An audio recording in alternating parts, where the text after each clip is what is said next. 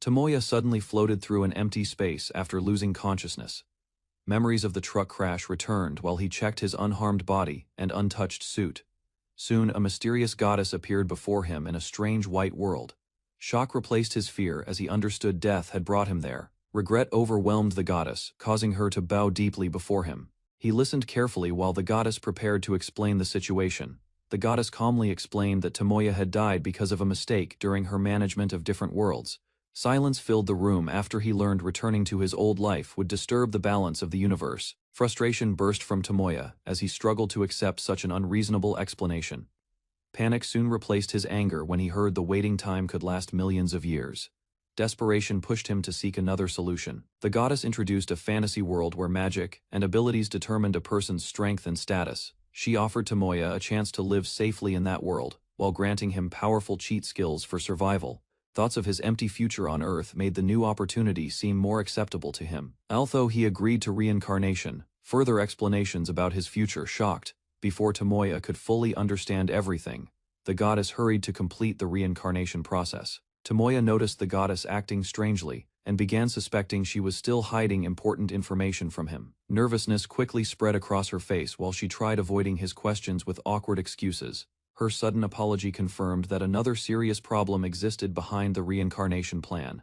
The goddess finally revealed that the Demon King had repeatedly destroyed the fantasy world through endless battles. He realized the goddess wanted his help to restore balance there. Tomoya accepted the goddess's request to help save the fantasy world. Without warning, the goddess transferred powerful cheat skills to him through a sudden kiss.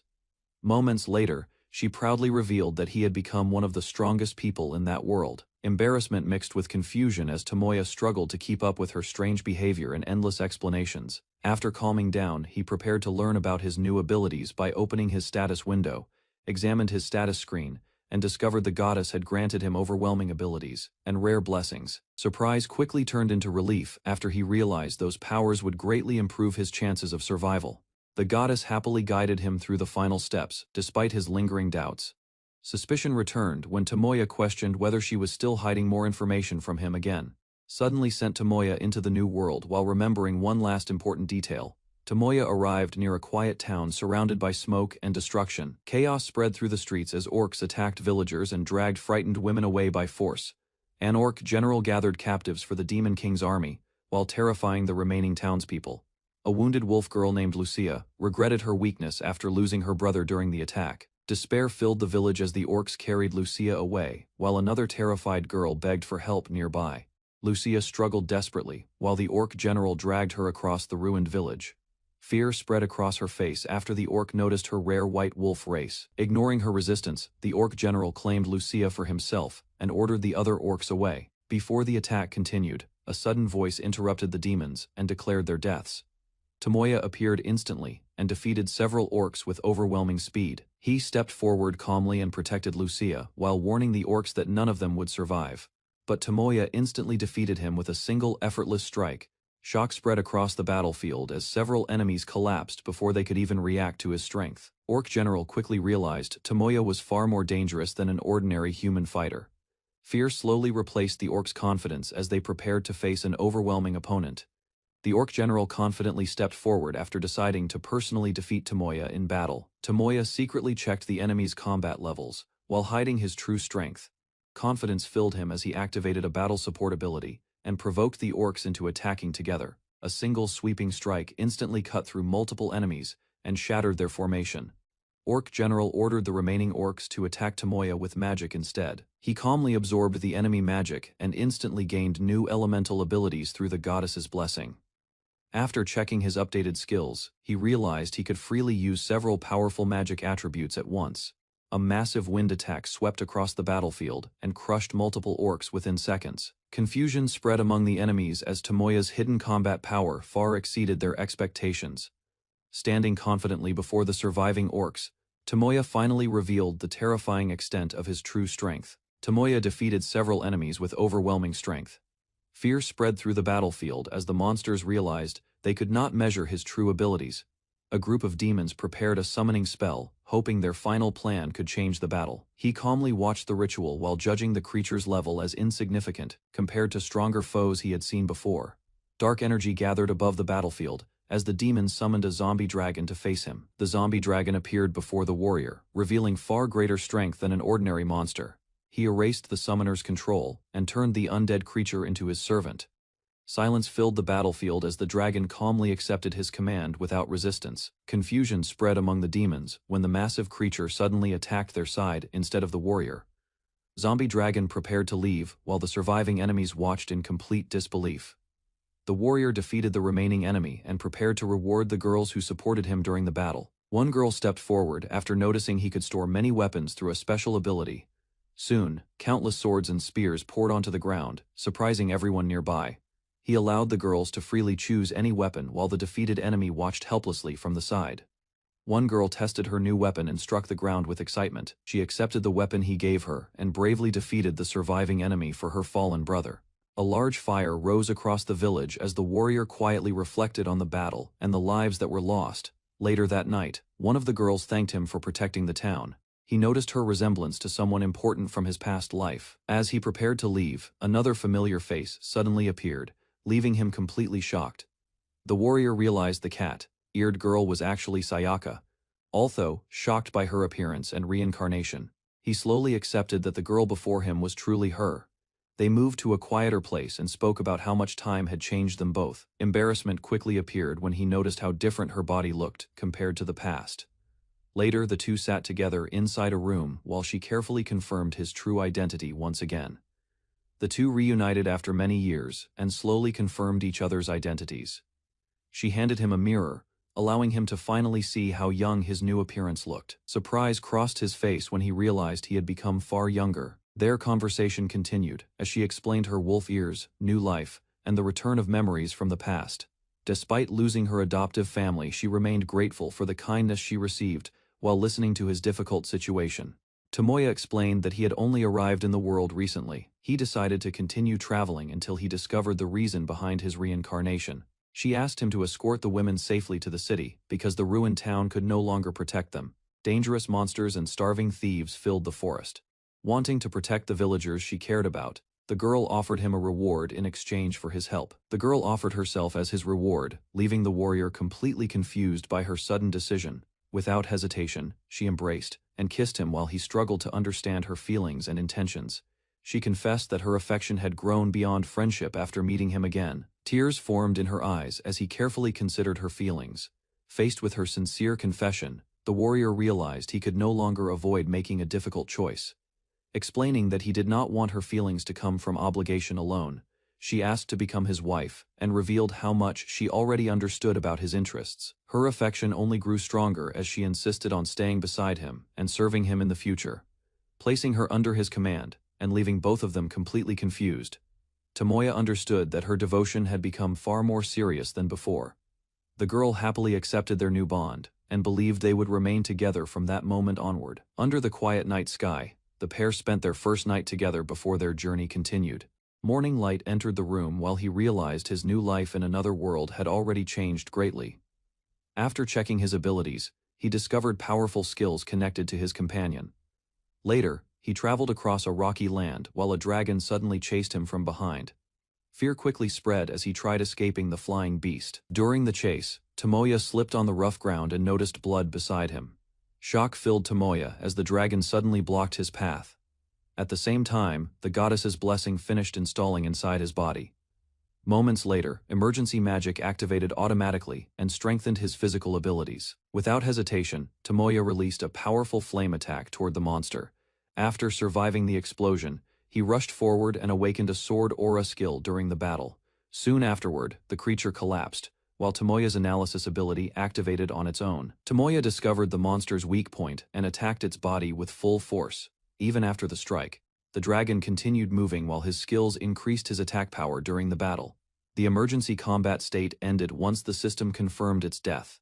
Additional experience points rapidly raised Tomoya's level beyond his expectations. New abilities healed his wounds completely and left his body far stronger than before.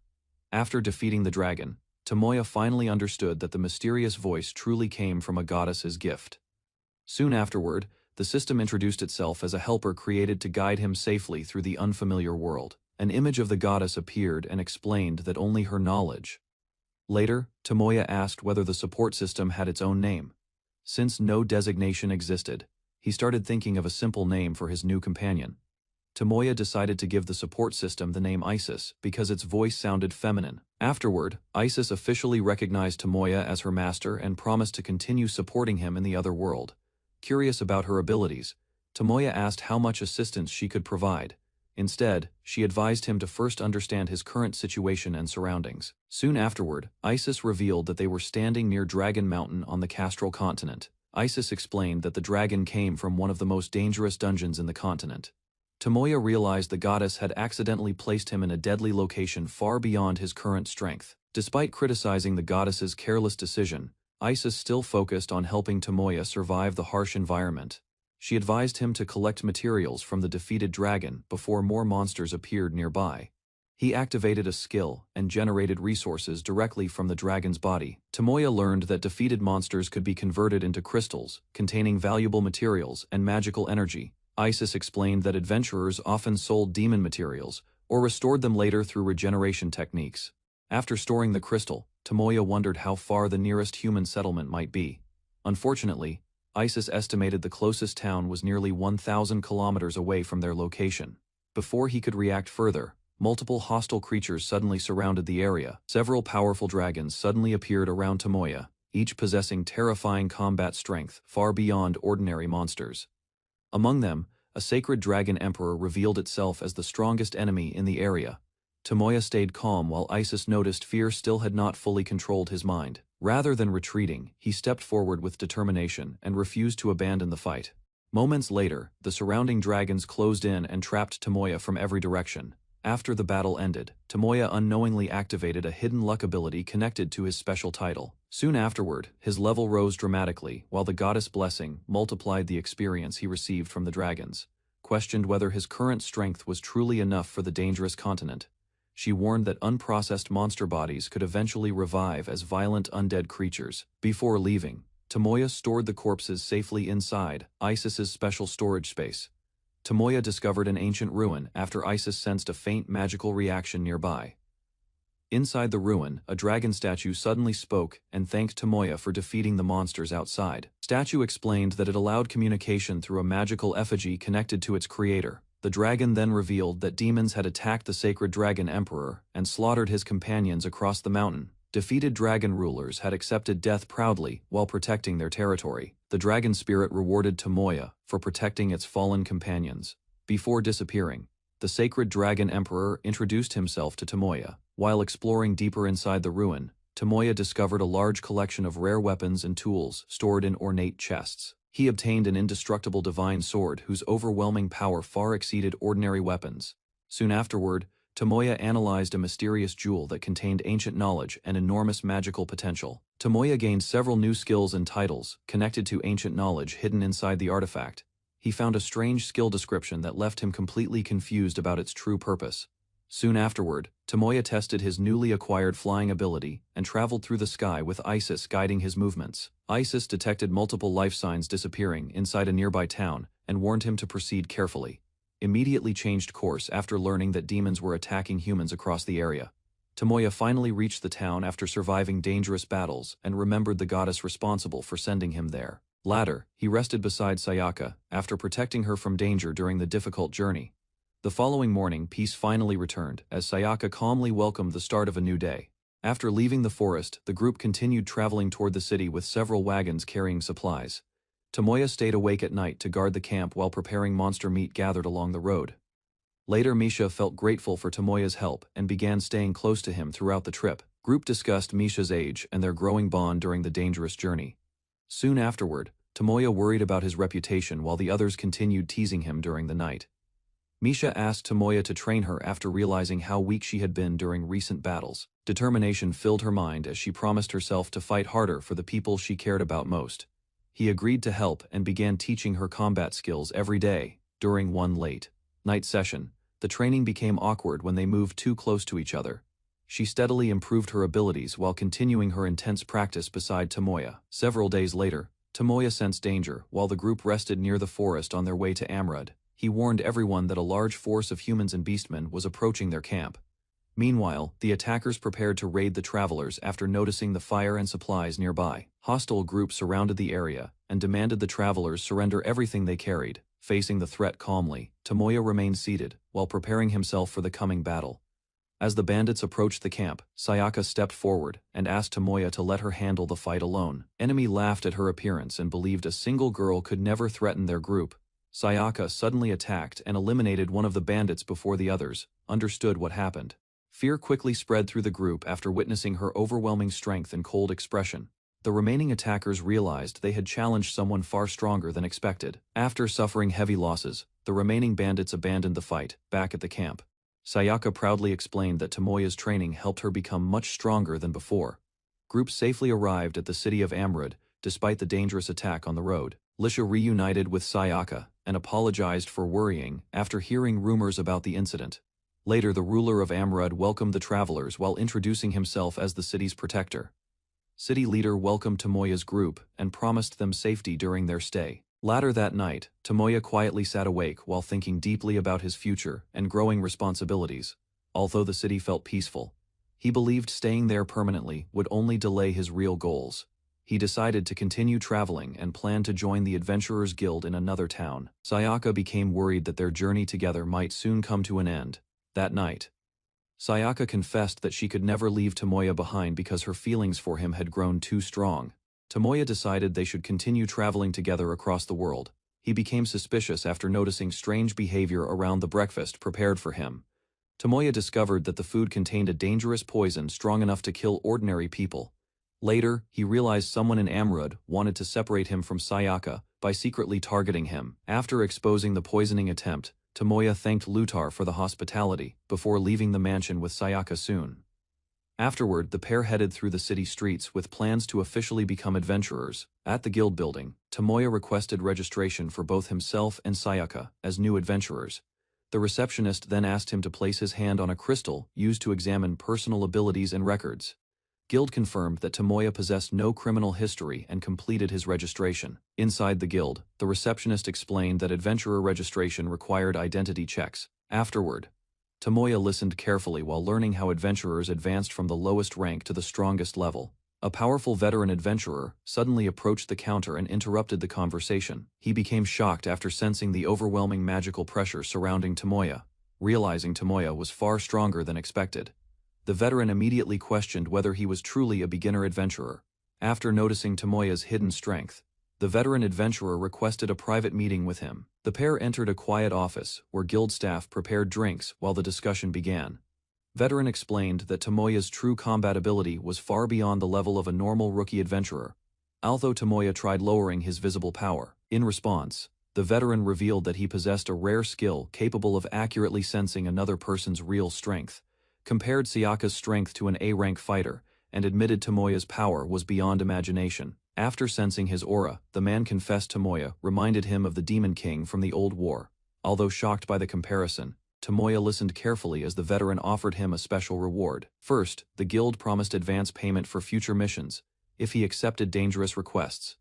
In addition, Tomoya received luxury accommodation while staying in Amrud. The guild offered Tomoya a rapid promotion, money, and special travel privileges in exchange for difficult missions. However, the veteran explained that only someone with Tomoya's hidden strength could complete the dangerous request. After thinking carefully, Tomoya considered whether accepting the mission would help his future journey. Soon afterward, the veteran decided to introduce Tomoya to another important person connected to the guild. Moments later, a maid quietly entered the room to welcome the visitors. Tomoya became surprised after a mysterious young woman entered the room, drawing everyone's attention with her calm appearance.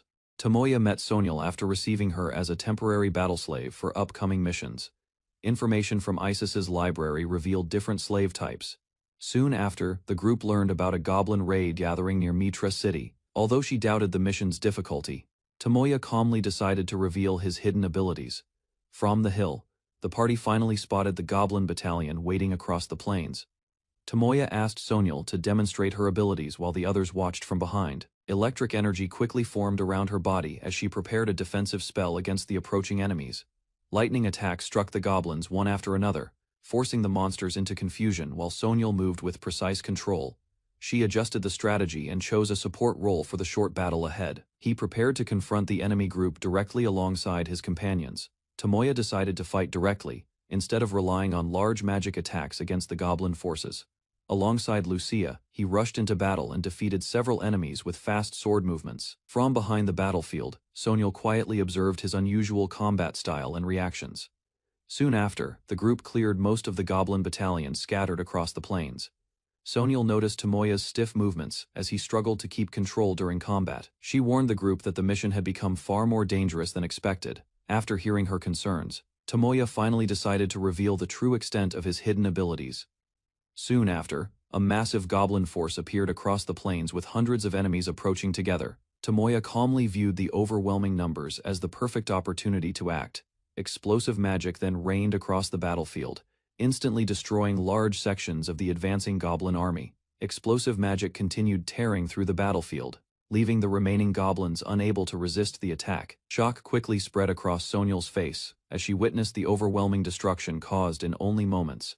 Group gained experience and their combat abilities increased from the successful mission. Although Sonyal questioned Tomoya's advanced fire magic, she realized his true strength exceeded her expectations. Before leaving the area, the party suddenly sensed another powerful disturbance rising from the center of the battlefield.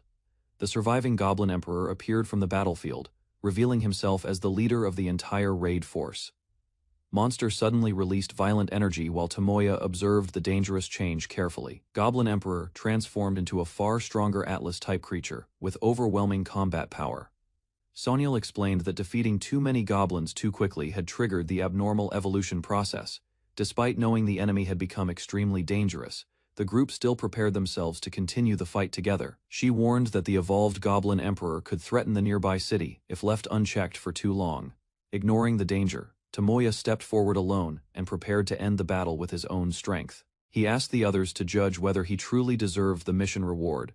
Concern spread across the group as they watched him approach the massive monster, without hesitation. The Goblin Emperor then charged forward furiously, beginning the decisive clash against Tomoya. Charged forward with tremendous force, attempting to crush Tomoya in a direct attack. Without showing fear, Tomoya stopped the monster's punch using only one hand.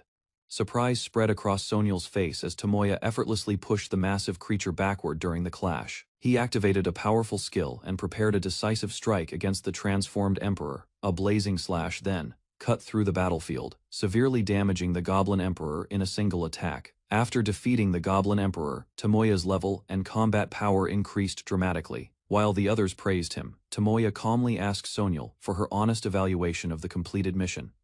Hesitation filled her expression before she finally decided to reveal a personal request to him. Gathering her courage, Sonyal asked Tomoya to purchase her and keep her by his side permanently. Soon after, the group returned to the trading company to settle the matter officially.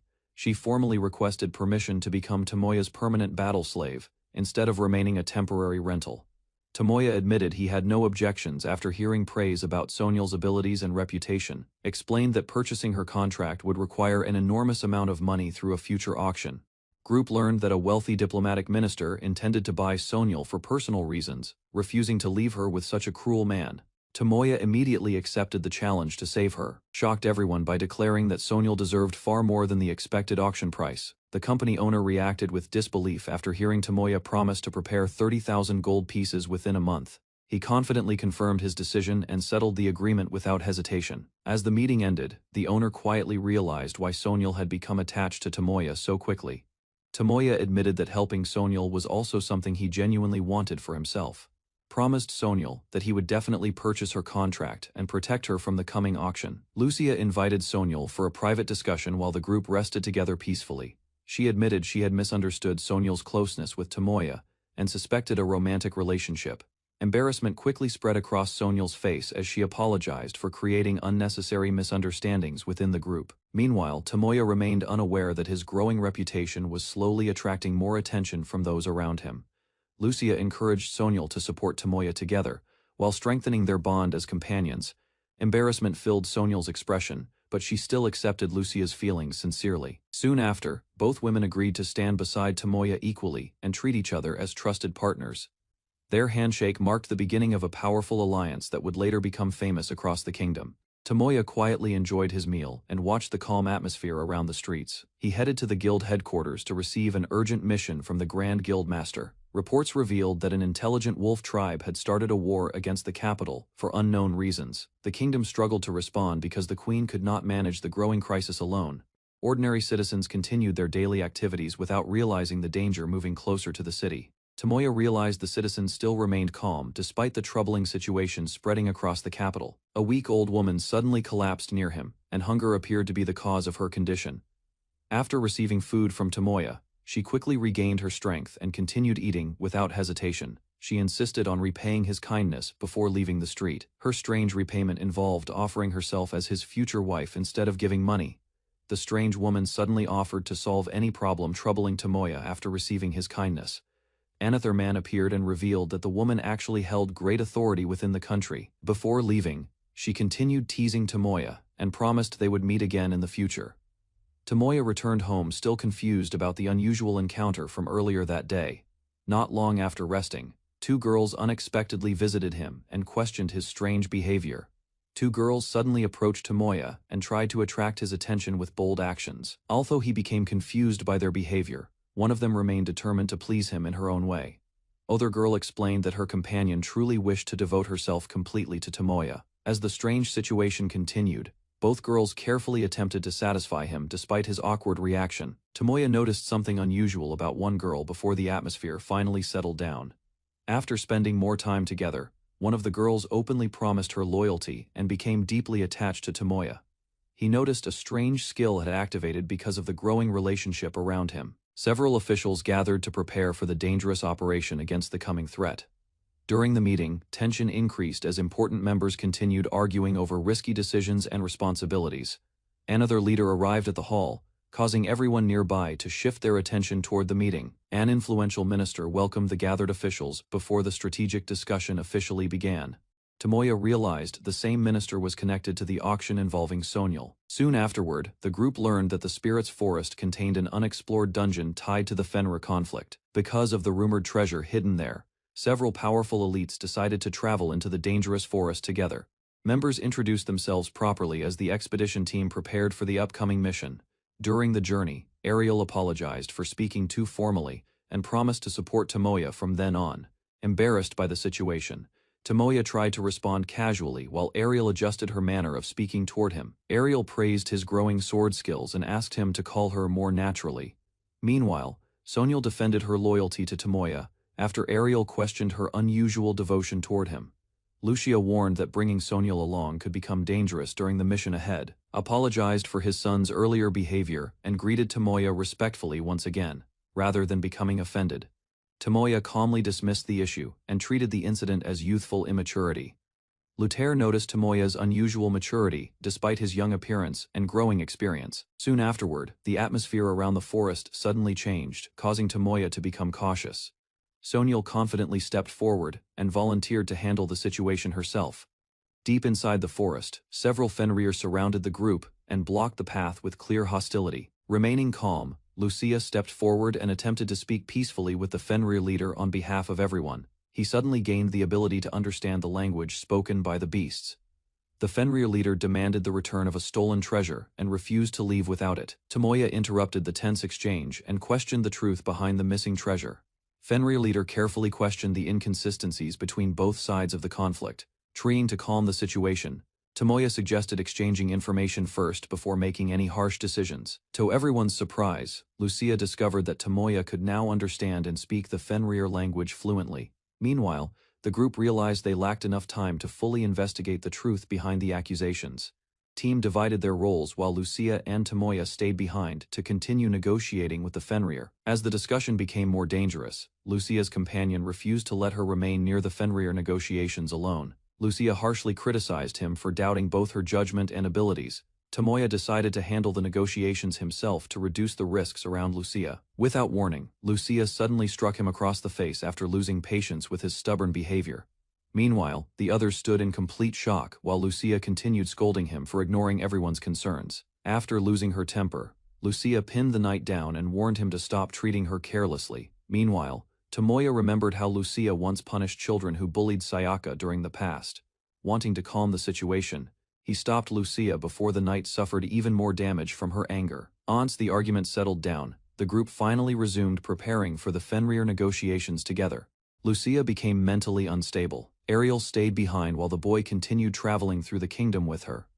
Although she could not understand the language well, Ariel slowly trusted his actions. During their journey, Ariel admitted she still lacked maturity despite trying to act like an adult woman. Soon, the boy revealed he was only 10 years old, leaving Ariel shocked by his appearance. Later, Ariel explained her developed body often caused others to mistake her age. Ariel felt insecure about her future because she could not improve her sword skills or behave like other adults. Meanwhile, the boy encouraged her by saying she already looked mature and adorable despite her worries.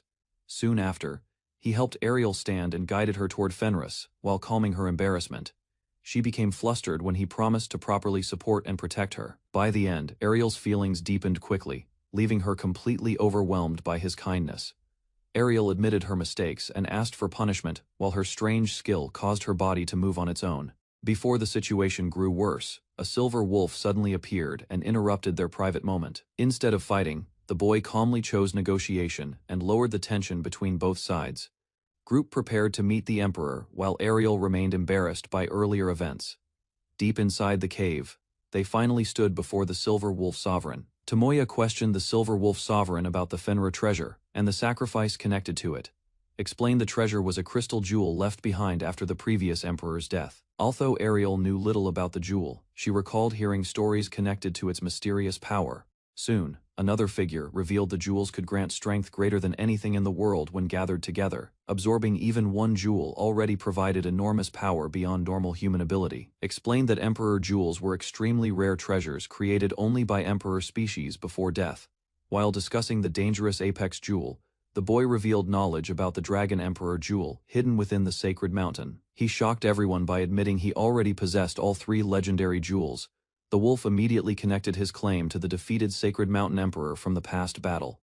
Silver Wolf Sovereign finally acknowledged the boy as someone far beyond an ordinary human, admitted he never planned to use the powerful jewels despite understanding their danger. Silver Wolf Sovereign decided to temporarily return the clan's jewel to him. Although worried about the future of the clan, the wolf trusted the boy to protect the treasure properly. Soon, the boy promised to recover the remaining jewel before enemies invaded the capital. Meanwhile, two small wolves approached them, surprising Ariel with their adorable appearance. The Silver Wolf Sovereign introduced the playful pups as the next generation of future emperors.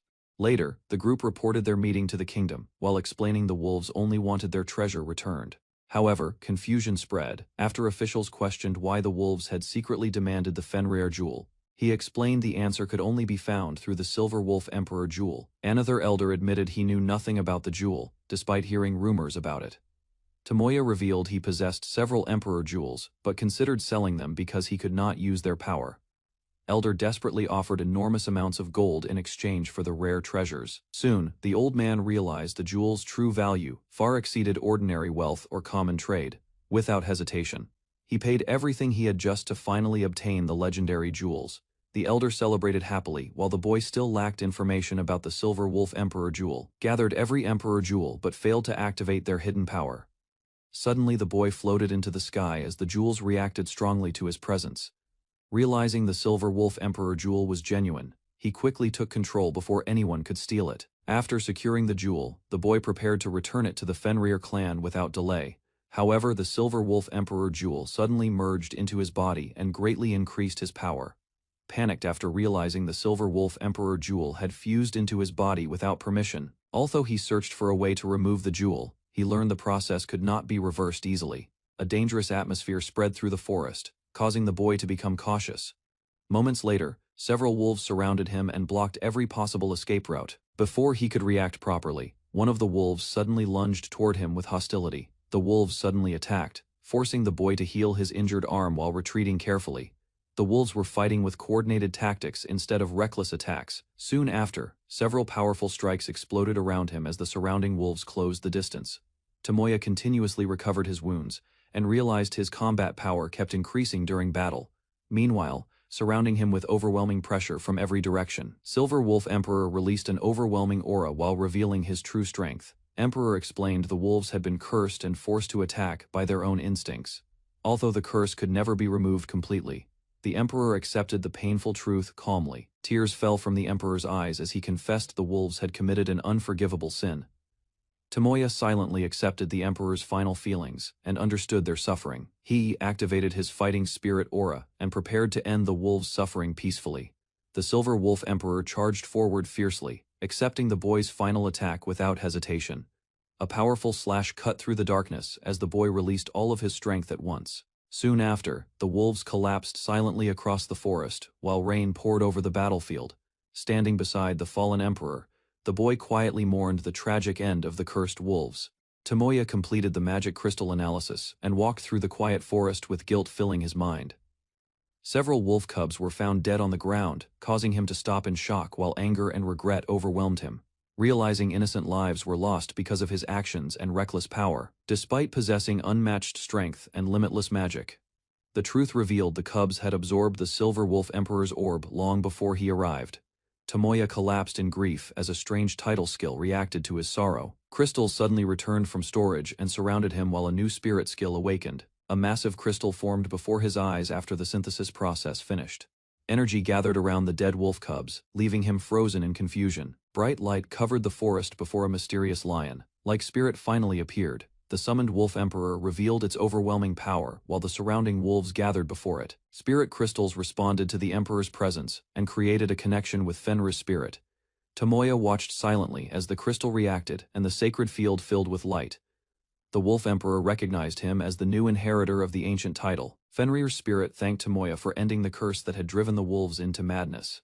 Explained that the curse had already doomed the wolves long before Tomoya arrived. The Wolf Emperor admitted its remaining consciousness would soon disappear forever. Before fading away, Fenrir entrusted the spirit crystals and the surviving pups to Tomoya.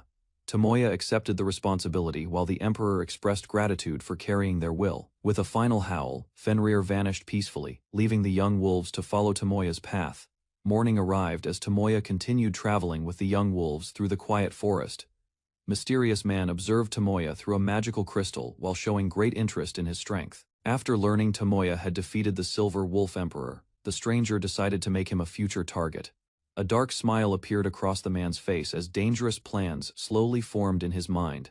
Meanwhile, another figure reacted violently inside a distant castle after receiving unexpected news. The nobleman panicked after hearing every magical orb in his possession had become worthless. Suddenly, a mysterious woman appeared inside the room and interrupted his frustration. She revealed that the Silver Wolf Emperor's true orbs had already been stolen by someone else. After examining the remaining spheres, the woman confirmed they were authentic, despite their impossible power. Suspicion filled her mind as she realized only a being close to the divine could create such extraordinary artifacts. The mysterious woman mocked the nobleman and reminded him that his only value was obedience. Boredom consumed her thoughts as she considered destroying the entire kingdom without hesitation. Meanwhile, Tomoya traveled toward the Silver Wolf territory after receiving guidance from the former emperor's family. Gigantic wolf suddenly appeared before the group, leaving Tomoya stunned by its enormous presence. The great wolf welcomed Tomoya calmly and acknowledged him as the new Silver Wolf Emperor. Giant Wolf revealed that its child had spoken about Tomoya before dying from the madness. Tomoya listened carefully and admitted he still did not fully understand the situation around the curse. After hearing the details, the wolf realized the disaster was caused by the Calamity Star Curse. Many wolves had already suffered from the curse after witnessing its effects countless times before. The terrifying power slowly consumed victims with endless bloodlust until their consciousness completely disappeared. Wolf explained that the curse was created long ago after a demon consumed madness within itself. Tomoya learned the Silver Wolf Emperor could never escape the curse once it fully took hold. Before parting, the wolf accepted the spirit crystal and finally found peace without regrets. Soon after, the wolf asked Tomoya to fulfill one final request involving an old companion. Name of Princess Hildegard from the Dorum Kingdom was quietly revealed before the meeting ended. Giant Silver Wolf asked for help reaching the palace where the queen remained trapped inside its massive body. After hearing the request, the young man learned the wolf no longer had enough strength. Soon, the girl accepted a glowing sphere containing the Silver Wolf Emperor's soul. Meanwhile, the young man realized the sphere would allow the wolf to possess Lucia's body. In the end, the wolf explained its consciousness would disappear once the sphere broke. Lucia understood the wolf's wish to meet its beloved once again, even if the reunion could never truly happen. With sympathy in her heart, she accepted the sorrow of losing someone important. He realized Lucia's soul had already vanished after reincarnating into another world long ago. After receiving the wolf's gratitude, Lucia suddenly felt a powerful change spreading through her body. Overwhelming energy erupted from Lucia, greatly increasing her strength beyond anything she had experienced before. Silver Wolf linked its consciousness to Lucia and warned her to use the borrowed power only when necessary. Lucia stopped because she still had unfinished business to handle first. Together, they visited the remains of Lucia's village, where only broken graves. Although sadness filled the area, Lucia thanked him sincerely for bringing her there one last time. At that moment, both of them quietly shared the same grief over lives that had already ended. Lucia kissed the young man and thanked him sincerely for helping her regain a second. Warm emotions filled her heart as she confessed her love, while hearing the name Sayaka, once again after so long, accepted her feelings and promised to spend more time with her under the name she treasured most. They returned to the castle where an important warrior had been waiting for their arrival, he for reaching a level of strength powerful enough to surpass ordinary silver fenris. The old warrior believed the young man would continue growing stronger and eventually rise far beyond his current rank. During their conversation, the young man revealed he had purchased a slave girl from a merchant earlier. Warrior officially transferred ownership of Soniel to the young man after the cancelled auction. Soniel happily accepted staying by his side as her new master. Before the discussion ended, the warrior suddenly brought up the mysterious disappearance of the godman once again. Reports revealed that the godman disappeared shortly after battling the Fenrid and was never seen again, later.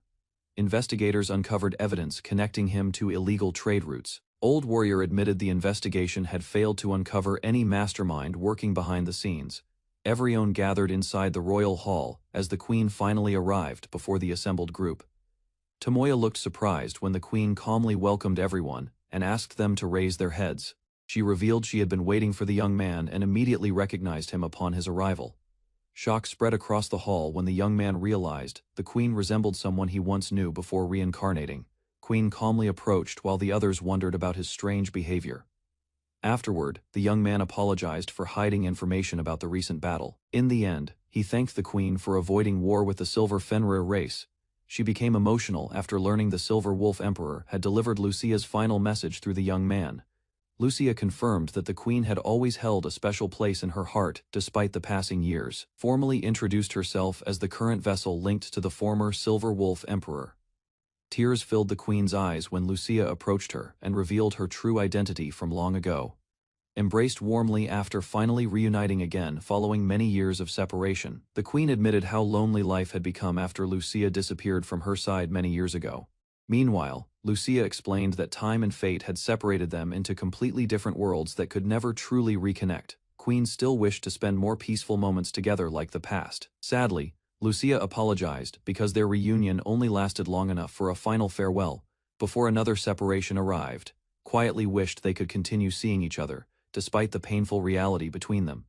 The queen begged Lucia to deliver a proper farewell before leaving once again after their long-awaited reunion. She slowly admitted she no longer intended to return to her previous life anymore. Violent tremors shook the castle while Lucia sensed an approaching danger from outside the city walls. Guards discovered something enormous had crashed into the inner district and caused massive destruction nearby. Gigantic wolf appeared within the city, towering over the surrounding buildings and spreading panic everywhere. The queen immediately recognized the giant wolf outside the castle and understood the danger surrounding the city. Tomoya knelt before the queen and prepared to escort her away from the collapsing area. He carried the queen through the air while the enormous wolf moved below the damaged buildings. She recalled happier days spent beside Charna before royal duties forced them apart. Charna admitted she avoided staying together because the queen would suffer for protecting a demonic beast. Spoke warmly about building peaceful homes together again if the army's power could still be used freely. Soon afterward, Charna quietly admitted the time for their final farewell had finally arrived at last. Tomoya thanked Charna sincerely for protecting him and promised to honor the debt carried within Lucia's body. Meanwhile, Hildegard tearfully exchanged final words with Charna while wishing for her friend's happiness and safety. Hildegard gently touched Charna's face and bid her a peaceful final rest. She honored the fallen wolf while celebrating the hero who protected the kingdom. Tomoya received the noble title Delta from the queen after protecting the kingdom from danger. Although worried about future threats, he accepted the responsibility to keep the country stable and prevent disorder. To avoid political problems, careful management of his land became his main duty. Later, he revealed his true origin from another world, surprising the queen. Meanwhile, ancient records connected his world to forgotten names from the past. The queen officially declared Tomoya as the Delta nobleman and prepared another reward for his service. Soon after, Ariel Soldat Ragustein pledged loyalty and requested permission to serve under his family. Unexpectedly, her royal position was removed, turning her into Tomoya's personal knight and servant. Without hesitation, Ariel abandoned her royal status to dedicate herself fully to him. Later, Tomoya accepted her decision and began working with her as his trusted companion. Late at night, Tomoya woke after hearing someone call from outside his room. Standing at the door, Ariel visited him because she could not sleep and wanted to stay nearby. During their conversation, she decided to reveal details about her painful past and former homeland. Long ago, the island kingdom of Markafork was destroyed after the Demon Lord's army invaded its territory. After escaping the disaster, Ariel survived for years by working as a mercenary and rental slave. Ariel explained that her uncle arranged her work through a slave trading house after her homeland collapsed. Regret filled her thoughts as she blamed herself for failing to protect her country and people. Slowly, she lowered herself before Tomoya and expressed complete loyalty toward him. With deep gratitude, Ariel promised to devote her life to serving and supporting her master for many years. Finally, Tomoya reached out his hand while she bowed respectfully before him. Tomoya noticed Ariel's strange condition, while his special skill affected both of their bodies and emotions. Under the influence of the skill, Ariel completely devoted herself to him without resistance. The next day, Tomoya visited a trading company to discuss Ariel's background and future care. Company owner revealed connections to the fallen Markafork kingdom through his family history. Surprisingly, the man later admitted that he had already lived for more than 100 years. The merchant explained that Markafork had been destroyed by demons long ago, despite sharing the same bloodline. After testing Tomoya's intentions, the old man apologized and showed respect toward Ariel's royal heritage. Tomoya then offered a large payment to officially secure Soniel's freedom and future safety. Meanwhile, Ariel questioned why such a successful breadwinner had ever been sold away from the company. In the end, Tomoya decided to focus on business matters, while recognizing Soniel's true value. He decided to inspect the slaves available in the trading company before making any purchases. Merchant gathered everyone together and prepared to introduce each candidate one by one. Soon, the first slave entered the office while the group quietly observed his appearance, introduced himself with strange confidence, and displayed an overwhelming physical presence, disturbed by the scene. Tomoya quickly ignored the first candidate and moved on to the next selection. A young beastkin girl suddenly rushed toward Tomoya and happily embraced him inside the office. The merchant explained that she was a rare species recently purchased from another noble family. Curious about her background, Tomoya listened as the merchant shared details about her unusual abilities and race. Her strength would greatly increase after reaching maturity, despite her small appearance. After finishing the introduction, the merchant prepared to send the girl back while she remained attached to Tomoya. Michelle stayed close to Tomoya while showing strong affection toward him inside the trading company. Unexpectedly, her feelings rapidly increased, causing Tomoya to become confused by the sudden attachment. Soon after, the merchant introduced another rare slave that had not appeared for many decades. A quiet ancient elf entered the room and calmly stood before everyone during the introduction. When asked about her age, the elf revealed she was over 700 years old, leaving Tomoya speechless. Ancient elf explained that only someone recognized by her race could become her true master. Tomoya used his appraisal skill and agreed to test her reaction through physical contact. Moment they touched hands, Tinalina reacted strongly and immediately clung closely to Tomoya in excitement. After seeing her feelings become genuine, Tomoya decided to purchase both Michelle and Tinalina together. Soon afterward, the two girls officially joined Tomoya and introduced themselves as his new companions. Tomoya arrived at a huge mansion after entering the new world. Inside the estate, a maid named Marianne welcomed him and guided him through the residence. Soon after, Marianne introduced herself as Tomoya's personal maid and caretaker. During their walk, the group learned Marianne had once been an adventurer before retiring from active missions. Later, Tomoya discovered Marianne was formerly an S-ranked adventurer, known for her outstanding combat strength. Maria continued guiding Tomoya through the mansion, while the others listened to stories about her reputation and past achievements.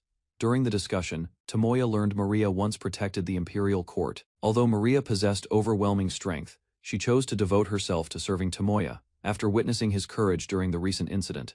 Later, Maria sensed the Dragon Emperor's power flowing inside Tomoya. She remained at the mansion to support Tomoya and supervise the maids during his absence. Maria explained her loyalty to Tomoya, and viewed serving him as more important than status or rewards. Tomoya placed its management under Maria's supervision while the others quietly observed. Soon after, Maria requested a formal slave contract to strengthen her connection with Tomoya and remain by his side. Although surprised, Tomoya accepted the agreement and completed the contract without hesitation. Following the ceremony, Maria felt an unfamiliar warmth while Tomoya's special ability continued growing stronger. His special ruler ability strengthened Maria and connected her power directly to his growing influence. Maria then explained that every maid serving Tomoya would work together under her guidance. Several girls from Lucia's village arrived at the mansion and officially joined the maid group under Tomoya's authority. The newly hired maids expressed gratitude for receiving protection, training. Meanwhile, Maria continued organizing the mansion while preparing the inexperienced maids for future duties. Tomoya listened as the maids thanked him for changing their lives and giving them a safer future inside the mansion. Later, he learned several girls had suffered after losing their home and being separated through slave trading. Lucia reacted angrily after hearing the painful details behind the girls' past experiences and hardships. Maids formally pledged themselves to Tomoya, while he accepted responsibility for protecting everyone under his care. That night, Tomoya spent private time with the newly accepted girls inside the mansion. Tina nervously approached Tomoya and hoped to create a memorable first experience with him inside the mansion. He calmly encouraged Tina to relax and act according to her own feelings and comfort. Gradually, Tina became less tense after realizing Tomoya intended to treat her gently, although Tina looked young because of her race. Tomoya understood her true age and listened carefully to her worries. Tomoya reassured Tina and remained considerate toward her emotions throughout the night. They grew closer during the night as they slowly shared their feelings and deepened their trust in each other. Tina asked Tomoya to continue treating her gently while remaining close beside him. Soon after, Ariel nervously entered the room and prepared herself for her own private time with Tomoya. He encouraged Ariel to relax and speak honestly instead of forcing herself to act mature.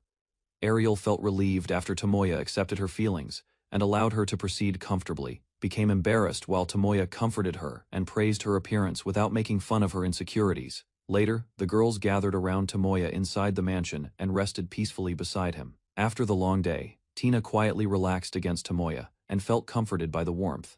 Another girl happily rested on Tomoya's lap while enjoying the calm atmosphere inside the mansion. Girls remained close together and appreciated the peaceful life they had finally gained. Tomoya's peaceful days with the girls began changing his life and making his adventures far more meaningful. Meanwhile, Tomoya realized his new life in another world had finally become stable and fulfilling. A man crashed into a strange world after a bright light struck the mountains.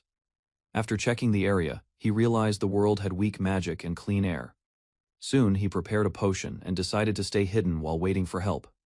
From a rocky hill, he sensed demonic creatures nearby and carefully observed the forest. Large ants appeared before him, revealing the dangerous wildlife living in the region. The man used the giant ants for an experiment and planted dangerous seeds among them. Soon after, far away, the guild headquarters became the center of many new requests after recent events increased activity across the city. A receptionist rewarded successful missions with crystal materials collected from completed jobs. Adventurer accepted stronger requests and prepared to sell the gathered crystals. Later he entered the forest again and hunted fierce hellhounds during another material collection task. A damaged dungeon stood open after another dangerous raid shook the underground ruins. Tomoya and his party defeated trolls and lizardmen before safely returning from the mission together. Receptionist informed Tomoya that the guild master wanted to meet him soon. She revealed that an S-rank request might appear while proudly mentioning her recent promotion. Later, Tomoya checked his growing abilities and realized his combat power had already surpassed 1 million. Tomoya reviewed his special skills and discovered that many hidden bonuses greatly increased his combat strength. Connected to him continued raising their own power as their abilities steadily improved each day. Several members still had not reached their limits despite gaining massive experience from repeated battles. Later, one companion suggested that Tomoya should finally take a break after handling constant missions.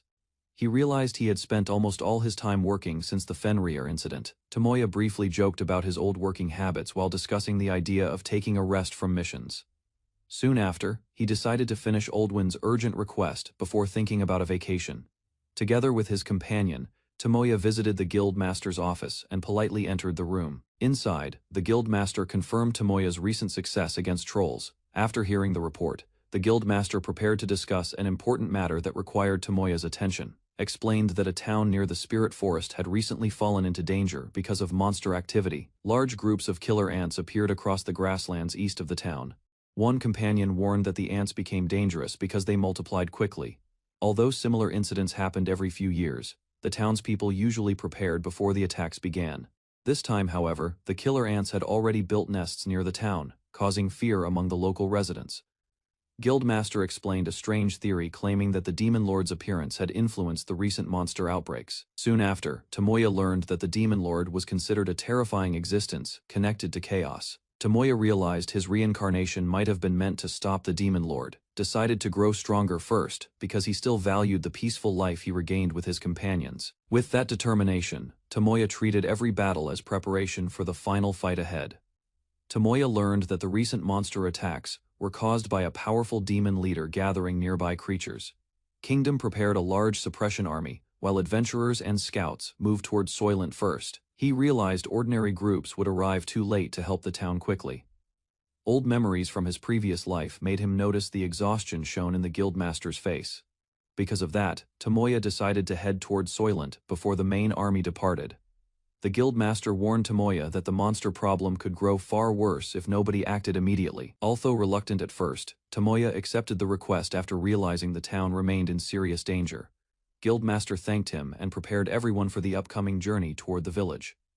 Meanwhile, Tomoya's group discussed the yearly killer ant outbreaks. One experienced fighter explained that the ants became extremely dangerous whenever large nests formed near human settlements, explained that a powerful allied army barely defeated the killer ants years ago after suffering heavy losses. Another fighter recalled a similar disaster during the Goblin Raid, when the Grand Kaiser appeared too late. They discussed how intelligent Kaiser species had recently started transforming into stronger forms more often. Tomoya connected the strange changes to the Demon Lord's appearance. Before the journey began, one maid insisted on preparing breakfast while helping organize the trip. Maria asked Tomoya for a small favor while preparing supplies for the upcoming journey. Soon after, Tomoya explained his idea of making dragon meat sandwiches as travel food for the group. She carefully prepared several kinds of sandwiches, creating meals suitable for long trips and battles. He noticed Maria's feelings toward him had grown much stronger over time. So Tomoya decided to avoid rushing into romance and focused on treating everyone fairly. Before departing, Maria warmly saw Tomoya off while the travel carriage waited outside the mansion gates. Meanwhile, the other girls quickly noticed Maria's cheerful mood after spending time with him earlier. Group openly admitted that everyone already understood Tomoya's importance to them. With preparations complete, Tomoya finally began the long journey toward Soylent. A quiet road led towards Soylent City, while the area remained unaware of the danger nearby. Lord Fredane reported that killer ants had formed nests close to the town after many residents were already killed. Deep inside the caves, countless ants gathered as their colony expanded faster than expected. Meanwhile, the young adventurer planned to coordinate with the city forces instead of attacking alone. After reaching town, the group entered a crowded cafeteria before beginning their investigation. Inside the cafeteria, the adventurers introduced themselves while the group reacted with surprise toward Sonyal's presence. Hearing the famous berserker's name left the young woman overwhelmed and unable to hide her embarrassment. Excitement quickly spread across the table as the adventurers admired Sonyal like a legendary hero. They explained that her spear techniques had defeated many powerful enemies before. Later that night, the young man avoided revealing his true origin while listening to their admiration for Sonyal. Party headed toward the killer ant nest while discussing the dangers waiting ahead. Advice about the ants as acid attacks forced everyone to stay careful with their weapons during the approach. Before long, giant soldier ants emerged across the field and blocked the group's path. After checking the monster's strength, the young adventurer stepped forward to face the creature directly. At the same time, the elf launched a fire spell that struck the killer ant with explosive force. She rushed forward together as the elf struck the killer ant before it could attack again. Another warrior quickly followed with a sharp slash that forced the monster backward across the ground. Meanwhile, the young adventurer organized the team and ordered everyone to protect Tina from danger. Another ant suddenly targeted Sonyal from behind, while the group struggled to react in time. Tomoya instantly released a powerful slash to stop the incoming attack. Powerful slash cut through the killer ant and protected Sonyal before the creature could strike again. Tomoya discovered a strange new sword skill from the fallen enemy. While examining the weapon, he realized the technique could attack distant enemies by bending the blade freely. He activated a scanning ability to inspect the tunnels hidden inside the nest. Search revealed countless hostile creatures waiting deeper underground as the dangerous mission continued. the scan revealed hundreds of killer ants hidden inside the nest.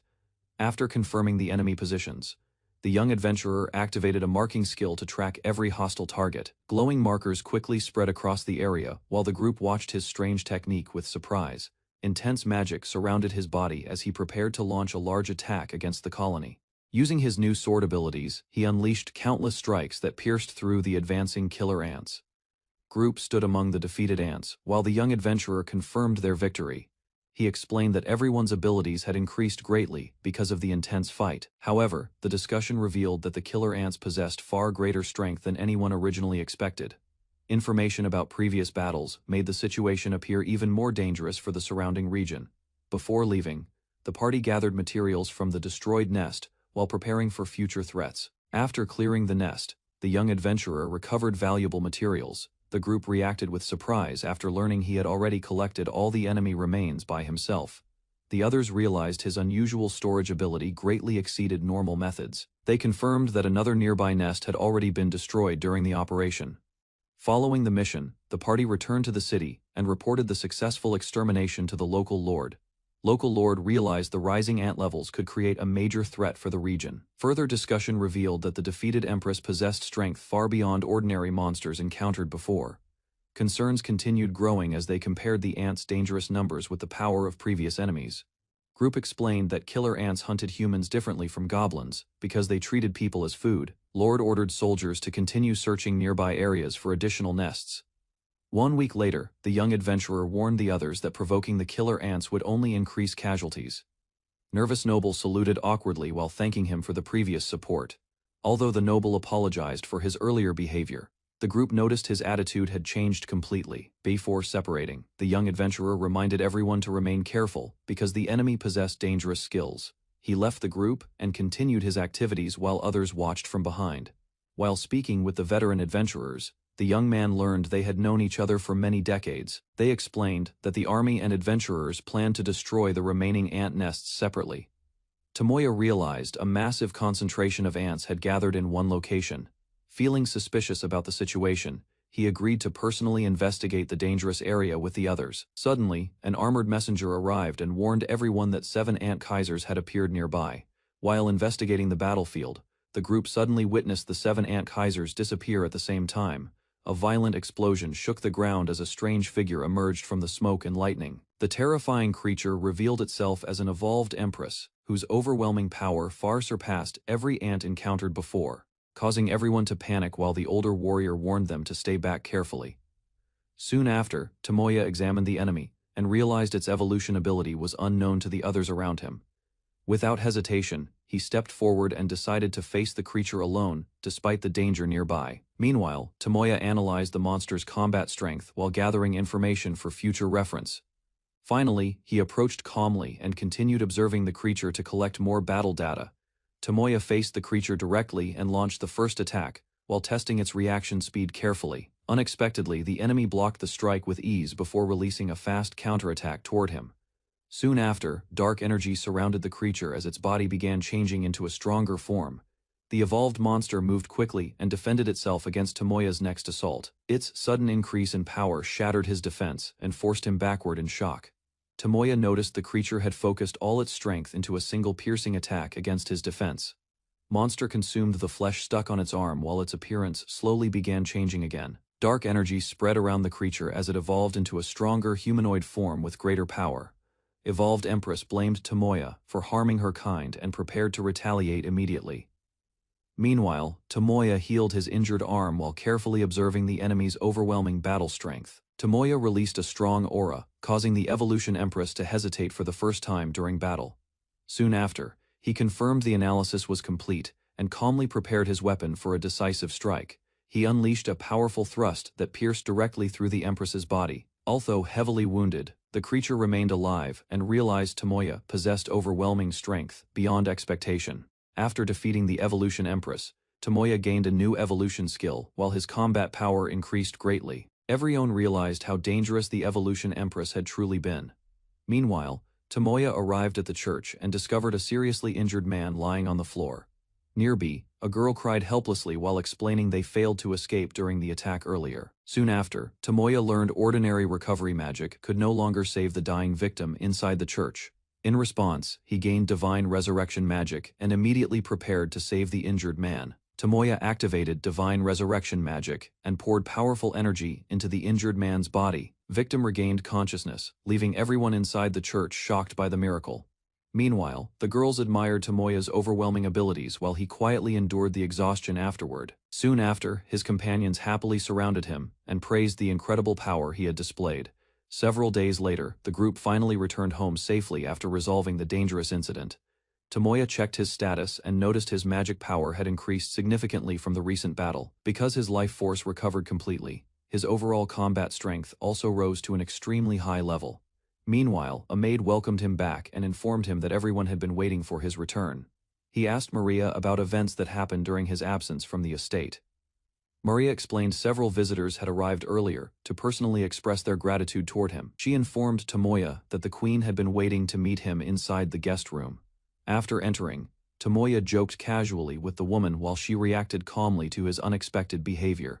Meanwhile, the queen explained she already knew Maria and admired her cheerful personality greatly. During their discussion, Tomoya learned the queen belonged to a long-lived dragon race from the past. Soon after, Maria interrupted proudly and refused to let anyone compare themselves with Tomoya's greatness. Tomoya discussed noble matters with the queen, while she remained determined to support his position fully. Soon after, the queen invited everyone to continue celebrating together with luxurious food and drinks. He relaxed alone in a bath after dealing with several exhausting events. While resting quietly, he suddenly heard visitors asking permission to enter the bathing area nearby. Two girls appeared happily and prepared to return to their original forms again. Tomoya discovered the girls had transformed into succubi, after their sealed powers were finally released completely. Meanwhile, they explained the curse had disappeared and admitted their previous behavior was caused by mischief. Although worried at first, the girls asked whether Tomoya hated them for becoming succubi afterward. Hearing those words, the succubi thanked Tomoya sincerely and promised to remain loyal to him. 4 years earlier, two women appeared together and tried to understand their strange situation. Memories returned, revealing their final moments before death and their connection to Tomoya, but were granted reincarnation instead of remaining in the world of the dead. Further details revealed that Tomoya already existed in their destination world, though his location remained unknown. Determined to reunite with him, the pair accepted the challenge and prepared to begin their search. The pair accepted reincarnation but requested stronger bodies, divine protection, and faster growth. Their demands surprised the god, yet he agreed and prepared their transfer. Moments later, both were summoned into another nation and assigned as heroes against the Demon King. After sending them away, the god realized their friend had already been reincarnated years earlier. Meanwhile, one of them arrived in Soylent Town and discovered her first mission had already been completed. Years of searching left the two women exhausted, hungry, and without money after losing their wallet. Doubts began to grow as they questioned whether their long journey had been for nothing. While discussing ways to earn travel funds, they overheard a nearby young man. The stranger casually mentioned Sato Shima, the person they had been seeking for years. Shock immediately replaced their frustration as they rushed toward him, desperate to learn more. Two women rushed toward the young man after hearing a familiar name and demanded answers. Realizing their excitement had caused trouble, they apologized and introduced themselves as adventurers. Their identities quickly drew attention, as they were recognized as famous rank heroes. Meanwhile, a week earlier, Tomoya relaxed after a series of major events and achievements. His companions received rewards and gifts, while life continued peacefully following their recent success. After recent battles, Tomoya distributed powerful legendary weapons to his companions to prepare them for future threats. Attention then shifted to the estate, where plans were made to train the maids and improve security. The maids gladly accepted greater responsibilities and promised to support the estate more effectively. Later, Tina approached Tomoya with a personal request involving her home village. Without hesitation, he agreed to help and prepared to leave as soon as she was ready. After hearing Tina's request, Tomoya decided to accompany her to the Forest of Spirits and search for her friend. To save time, he carried Tina and flew directly toward their destination. During the journey, Tina admitted she did not know the exact route to her village. Fortunately, Tomoya used one of his skills to determine the village's location. Relieved by his confidence, Tina trusted him completely as they continued their flight. Near the Forest of Spirits, Tina explained that a magical fog protected the hidden village from outsiders. Concerned about the barrier, Tomoya wondered whether they could pass through safely. Instead of hesitating, he tested the fog and searched for a way inside. Soon, a hidden path revealed itself, allowing them to move beyond the barrier. Ahead of them stood Tina's village, concealed among enormous trees and untouched by the outside world. After entering the village, Tomoya confirmed that the residents were safe and began gathering information. While he and Tina walked through the settlement, familiar faces quickly noticed their arrival. Soon, Tina reunited with an older elf who warmly welcomed her back home. The reunion brought relief as the villagers shared news and invited their guests inside.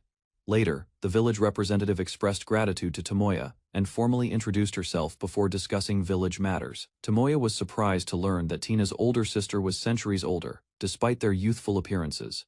Moments later, the sisters shared an emotional reunion after spending many years apart. Typhemia then revealed that their village had once been attacked by a powerful serpent, forcing the elves to use a risky spell. The spell saved the village but accidentally transported Tina away. As the discussion continued, Tomoya learned that Typhemia had become the village's chief during Tina's absence. Village barrier continued to weaken, allowing monsters to approach more frequently, despite temporary repairs. Typhemia believed Tina's return could restore the barrier and reunite the village. However, Tina explained that her lost power prevented her from taking on that responsibility. After inspecting the barrier himself, Tomoya realized the situation was far worse than expected. She proposed evacuating the villagers and asked Tomoya to shelter them at his estate.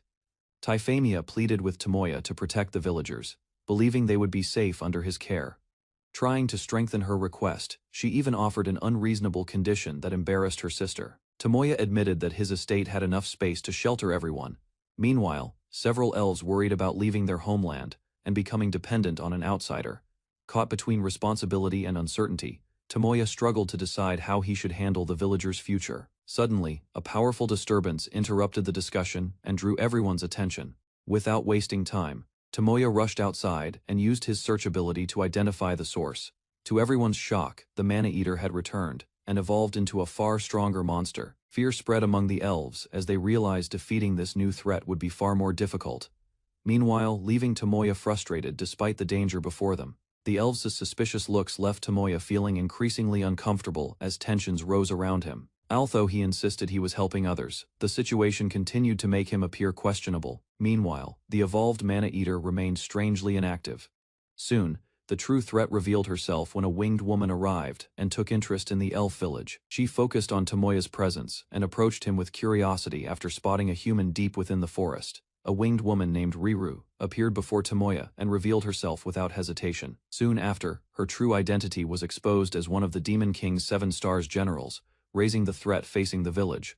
Tomoya encountered Lyrule, a high-ranking general of the Demon King's army, while 2 giant snakes watched from nearby. Instead of showing caution, he calmly examined the situation and considered the powerful creatures surrounding him. After assessing their strength, Tomoya made a decision and prepared to eliminate the snakes without hesitation. Doubt briefly appeared on Lyrule's face as she realized his confidence was genuine. Standing between the monsters, he released overwhelming power. The massive snakes could not resist and were instantly destroyed. Broken remains scattered across the area, shocked by the outcome. Lyrule stared at him while Tomoya remained composed after ending the threat. After defeating the giant snakes, Tomoya approached Lyrule and asked about her next move. She confidently relied on a special ability that had never failed before. Activating her charm skill, Lyrule expected the usual result. Tomoya appeared affected for a moment, causing her to lower her guard. The situation quickly changed when he revealed that he had only been pretending. His sudden reaction left her startled and completely vulnerable. A powerful subjugation skill spread its influence to nearby women, filling them with overwhelming devotion toward him. Soon afterward, the affected women gathered around Tomoya, accepting their new status while praising him without resistance. Lyrule and another woman completed the subjugation process. Both felt the effects immediately, and their loyalty toward Tomoya deepened as the skill took hold. Later, Tomoya gathered the women under his control. They accepted his authority without resistance and devoted themselves entirely to serving him. Their bond grew stronger, while every member fully embraced the influence of the subjugation skill and their new role at his side. Tomoya flew through the sky with several winged girls, testing his newly acquired angelic abilities while leading the group across the open air. After learning the spell from Lululu, he successfully copied and improved it, allowing everyone to travel freely above the land. Meanwhile, one companion reflected on past mistakes and accepted the consequences awaiting her, choosing to follow him willingly. Later, Tomoya thanked Isis for her support, realizing her assistance had helped overcome a temporary weakness in his abilities. Noticing he was near the Drimlock's royal palace, he changed direction and decided to pay the kingdom an unexpected visit. While flying near the border, Tomoya spotted a large battlefield where soldiers from Drumlu Kingdom and the Alorade Empire were locked in fierce combat. Recalling the long-standing conflict between the two nations, he quickly realized the gathering below was not a military exercise but a real war. From what he knew, disputes over territory and royal succession had pushed both sides into open confrontation, leaving him frustrated by the situation. Examining the map, he searched for a safe route to avoid the fighting and keep his companions away from danger. After considering his options, Tomoya decided to visit the queen first and learn more before choosing his next move. Upon arriving at the mansion, Tomoya and his companions were welcomed by the staff, who had already prepared everything for their return. As everyone settled in, he learned that several new girls would soon be joining the household, making the residence even livelier. Before long, two unexpected visitors entered the hall, drawing his attention with their familiar appearance. Recognition struck immediately when he realized the visitors were people he had encountered before, leaving both sides visibly surprised. A brief moment of thought, Tomoya identified them as Misaki and Shizune, two of the legendary heroes whose presence raised many new questions. The moment Tomoya confirmed their identities, Misaki and Shizune rushed toward him, overwhelmed by relief after their long separation. Tears filled their eyes as they clung to him, unable to hide the emotions they had carried for so long. Although surprised by the reunion, Tomoya welcomed them warmly and expressed his happiness at seeing them safe again. Once everyone calmed down, the group moved to a sitting room where they could finally talk in a more relaxed atmosphere. During the conversation, Tomoya explained that his appearance had changed, while the two heroes remarked on how much more mature and impressive he now looked. Tomoya learned that Misaki and Shizune had spent 2 years in this world and had continued searching for him the entire time. Hearing their story, he realized they had also been summoned as heroes, though their playful attitudes showed they had grown comfortable with their new lives. Soon afterward, the two explained that they served different nations, each carrying the responsibility of a kingdom's chosen hero. Another surprise followed when Luca revealed her true identity, prompting Tomoya to recognize a familiar connection from his previous life. As introductions continued, the group discovered several unexpected relationships, making the reunion feel even more remarkable. Sonil revealed her position as the second head maid, surprising the visitors with how much responsibility she now carried. Soon afterward, Tomoya noticed the collars worn by several girls and learned they had willingly chosen to stay by his side. Attention then shifted to Lululu, who explained that she had transformed into an angel after being rescued and accepted into the group. To clear up the confusion, Tomoya briefly summarized Lulu's past and the events that had changed her life completely. Rather than being shocked, Misaki became excited by the unusual story and jokingly imagined herself becoming part of Tomoya's growing circle as well. While the conversation continued, Misaki finally revealed that the feelings she carried from their previous world had never disappeared. Without hesitation, she made an outrageous request that caught Tomoya completely off guard and left him struggling to respond. Rather than stopping there, she began imagining an unlikely future in which she would remain close to him and support him in every way possible. The more she spoke, the more excited she became, turning her own fantasy into an elaborate dream that nobody could easily interrupt. Watching the scene unfold, Tomoya could only wonder how the discussion had drifted so far from its original topic. Misaki continued pushing her strange idea, imagining a future that left Tomoya completely overwhelmed and eager to end the discussion. Meanwhile, the others listened with amusement, casually encouraging the fantasy instead of helping him escape the situation. Not satisfied yet, Misaki expanded her plan even further, insisting that staying close to Tomoya was the natural outcome she preferred. Shizune took a more practical view, reminding everyone that promises and responsibilities still mattered despite the emotional reunion.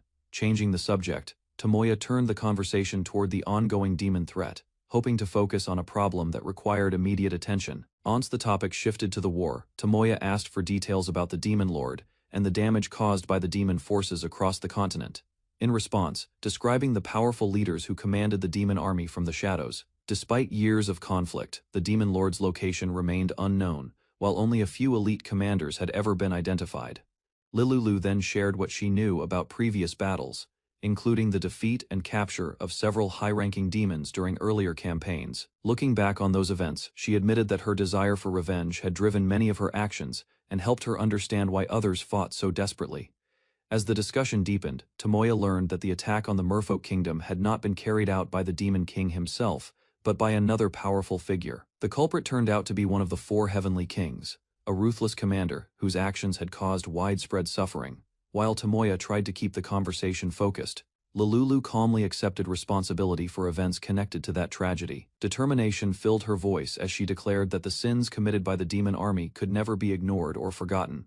Stepping forward, she vowed to face any accusation directly and accept whatever judgment others wished to place upon her. Unable to hold back any longer, the Merfolk princess suddenly confronted Lululu, forcing everyone in the room to watch the tense exchange. Rather than resisting, Lululu accepted the reaction in silence and listened to the pain that had been carried for so long. After expressing her feelings, the princess admitted that her hatred had finally faded, leaving only the memories of what had happened. One by one, the others shared their thoughts, and agreed that holding on to old grudges would only create more suffering. Relieved by the outcome, Tomoya encouraged everyone to move forward together and leave the bitterness of the past behind. With the tension finally gone, Lululu thanked everyone for listening and admitted how frightened she had been of facing judgment for her past. Before the mood could become too serious, Sonyal eagerly shifted the conversation toward helping Tomoya with matters of the heart, leaving Lululu embarrassed. Moments later, Sonyal dragged the princess away, insisting she was simply carrying out her duties while Tomoya watched in confusion. Once the room settled down, Misha asked Tomoya to explain what he meant when he mentioned his previous life. From there, Tomoya began describing reincarnation and the gifts granted by the gods, helping everyone understand the source of his unusual abilities. As the discussion continued, Tomoya explained that the blessings he received after reincarnation had given him a tremendous advantage from the very beginning. Before he could elaborate further, a maid entered the room and informed him that an unexpected visitor had arrived. Soon afterward, a royal messenger delivered a request from the queen, who wished to meet both Tomoya and the summoned heroes. The atmosphere changed immediately when the messenger revealed that the Alaradel Empire had officially declared war. Hearing the news, the group questioned why a nation that once relied on heroes would choose such a reckless path, realizing the conflict was growing more serious. The queen explained that tensions between the Empire and Drumro had existed for years, gradually turning border disputes into a larger conflict. Over time, trade routes became increasingly dangerous as raids and attacks disrupted travel between the two nations. Reports from the front lines eventually revealed that enemy forces possessed detailed knowledge of military supply routes and operations. After reviewing the evidence, the kingdom's leaders concluded that someone had been leaking confidential information to the opposing side. Tomoya then learned that suspicion had fallen on a noble named Godman, whose territory had become the center of several suspicious incidents. After hearing the accusation against Godman, Tomoya questioned whether a noble truly had the power to push two nations toward war. Faced with the queen's warning, Tomoya began considering whether he could really stand aside as the crisis continued to grow. Tomoya attended a meeting where the kingdom's leaders discussed moving the country's treasury to a safer location. The ruler withheld key information, fearing that revealing the truth would cause valuable allies to leave. After hearing the situation, Tomoya made it clear that he had no desire to take part in the nation's war. Although unwilling to join the conflict, he insisted that he would not tolerate being dragged into it against his will. Recognizing his strength, the leaders hoped for his support. Tomoya instead argued that the country's problems should be solved by those responsible for protecting it. Tomoya listened, as Charlotte explained the kingdom's danger and the threat posed by a powerful invading force. Rather than showing sympathy, he remained calm and questioned whether emotional appeals were meant to change his mind. Charlotte then shifted her approach and suggested that proper compensation could persuade him to support the country. Even so, she admitted that neither wealth nor authority was enough, leaving her with only a sincere plea. After reflecting on her determination, Tomoya softened his stance and acknowledged her feelings. Charlotte felt relieved when Tomoya finally agreed to help. With the decision made, he prepared to leave and handle matters in his own way. Before departing, Tomoya requested a reward for Charlotte's closest companion. At the same time, his abilities grew significantly through the Empress's support. Meanwhile, a report arrived describing fierce battles near the border, with enemy forces steadily advancing toward the capital. Without wasting time, Tomoya organized his companions, assigned preparations, and planned a journey to strengthen their group. Rather than heading directly to the battlefield, he chose to explore dangerous mountains first, intending to divide experience among his allies and increase their overall power. Before leaving, Tomoya assigned Misaki and Shizune to reinforce the border defenses, while he focused on other preparations. 2 days later, the pair returned with good news after helping the kingdom's forces repel enemy attacks at the front lines. Although the immediate threat had eased, Tomoya questioned why the empire had not completely withdrawn from the conflict. In response, his companions described a cruel nation whose rulers oppressed both neighboring lands and their own people. After hearing their account, Tomoya concluded that the country posed a danger to everyone around it. Tomoya checked on his companions and ordered the maids to take a well-deserved break from their duties. Meanwhile, the group continued training in the sacred mountain, gaining enormous amounts of experience and growing far stronger than before. To help them adapt to their newfound power, Soniel and Maria guided the maids through intensive combat practice. Concerned about their condition, Tomoya decided to give everyone a day off so they could recover from the sudden increase in strength. While the group rested, news arrived from the queen. As Tomoya prepared to hear the message, Maria happily expressed her gratitude for being able to support him. Reports arrived stating that the enemy had suddenly requested negotiations and compensation. Rather than accepting the offer immediately, Charlotte questioned whether such a greedy nation would truly surrender without another motive. Attention soon shifted to an abandoned palace where unusual activity suggested that a larger scheme was unfolding behind the scenes. At the same time, enemy leaders confirmed that Tomoya's allies were staying nearby, strengthening their interest in the situation.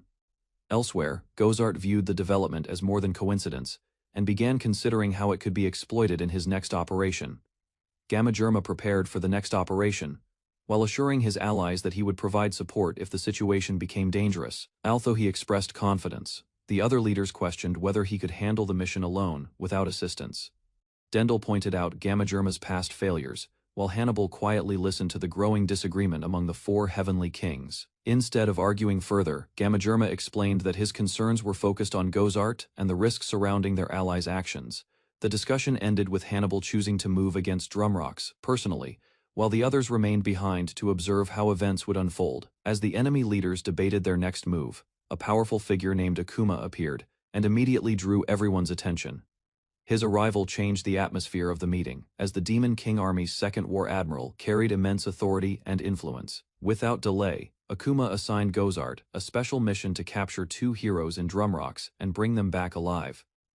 Gozart accepted the order at once. Meanwhile, Akuma revealed that the army required a powerful specimen to advance a dangerous magical project. After hearing the explanation, Gozart realized the heroes would likely become subjects for further experiments, all connected to the creation of an even stronger being receiving Akuma's orders. Dendel pledged his loyalty and prepared to begin the mission without hesitation. Meanwhile, Akuma reviewed information about Tomoya and concluded that his rapid growth could eventually threaten even the Demon King. To ensure success, Akuma secretly arranged additional support, unwilling to rely entirely on his subordinates for the operation. Dendel requested permission to take Bahamut with him and was assigned to lead the assault on Drumrocks alongside Hannibal.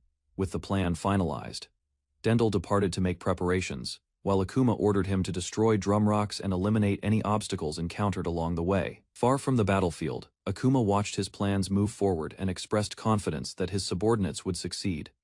Several peaceful days passed without any action from the Empire, allowing Tomoya and his companions to relax outside the city. During the outing, Misaki gathered the courage to admit her true feelings and apologized for hiding them for so long. Caught by surprise, Tomoya listened carefully as she openly revealed her desire to stay by his side. After receiving a positive response, Misaki became part of his growing circle of companions, though she could not resist teasing him about how easily he attracted girls. Misaki walked away from the conversation with a bright smile, feeling happier than she had expected after finally expressing her feelings. Meanwhile, Tomoya responded with light-hearted humor, easing the tension and making the atmosphere more comfortable for both of them. Seeing Misaki's success, she encouraged Shizune to stop hiding her emotions and be honest about what she truly wanted. Faced with that encouragement, Shizune struggled to gather her courage, knowing that delaying any longer would only leave her with regrets. At last, she confessed the feelings she had carried since childhood and sincerely asked Tomoya to accept her love in return. Tomoya accepted Shizune's confession, bringing joy to the group, overcome with excitement. She immediately embraced her new place among his companions. Not wanting to be left behind, Misaki jokingly reminded Tomoya to treat everyone fairly, while the others laughed at the unusual arrangement. As the conversation continued, The group discussed a special blessing that could only be granted once and required careful consideration. Their peaceful moment was suddenly interrupted when a strange noise echoed across the area, drawing everyone's attention. Moments later, aircraft appeared in the sky and launched attacks in the distance, realizing a new threat had arrived. As the distant attacks continued, Sonyal immediately transformed and prepared for battle, unable to ignore the growing threat any longer. Noticing her agitation, Tomoya asked Shizune to escort Sonyal back to the estate while he assessed the situation. Meanwhile, Misaki and Shizune concluded that the demon army had finally begun a large-scale offensive against the region. Refusing to remain idle, the two set out on horseback, determined to confront the enemy before more damage could be done. At the same time, reports flooded the capital describing massive airships attacking civilians. Reports revealed that countless monsters were advancing toward the city, with defenses collapsing and powerful creatures joining the assault. Back in the capital, the kingdom's leaders realized the attack had been carefully timed and immediately began organizing evacuations and emergency measures. As preparations continued, suspicions arose that the demon army might be cooperating with Auroradale to weaken their enemies. Meanwhile, in Arrodale, enemy commanders watched the invasion unfold and anticipated Drumrox's destruction from a safe distance. Despite supporting the operation, one leader questioned the next objective, wondering whether the attackers would strike Arrodale as soon as Drumrox fell. While observing the battle from afar, an enemy commander criticized Gozart's absence and claimed the invading forces should have already finished the mission. On the battlefield, Sonyal charged into the monster horde and unleashed devastating attacks, cutting through enemy ranks with overwhelming force. The surviving monsters watched in shock as entire groups were wiped out within moments, unable to understand who they were facing. Driven by anger, Sonyal continued her assault and scattered the remaining enemies, preventing them from advancing any farther. After clearing the area, she searched the battlefield for Gozart, determined to confront the enemy commander responsible for the attack. As the monsters retreated, Sonyal recognized an enemy banner and realized the commander she had been searching for was nearby. Moments later, she cut down the remaining monsters before a familiar figure stepped onto the battlefield and drew her attention. Shock quickly turned to anger when Sonyal recognized Gozart. Seeing her strength, he acknowledged her growth as the long-awaited confrontation finally began. A winged girl charged toward the demon warrior with her spear, hoping to strike first. Midway through the attack, she noticed the vast difference in strength and hesitated. The demon remained calm and mocked her reckless move. Meanwhile, she regained her footing and prepared herself for another attempt. Rather than finishing the battle immediately, the demon decided to spare her life and intended to take her captive, refusing to surrender.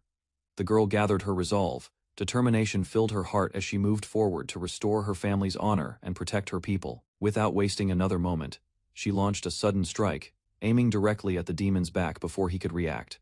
Her surprise attack failed when the demon instantly caught her weapon. A moment later, he lifted her into the air and mocked her lack of strength. While hanging helplessly, the girl refused to give up. Hatred and determination remained clear, despite the overwhelming disadvantage.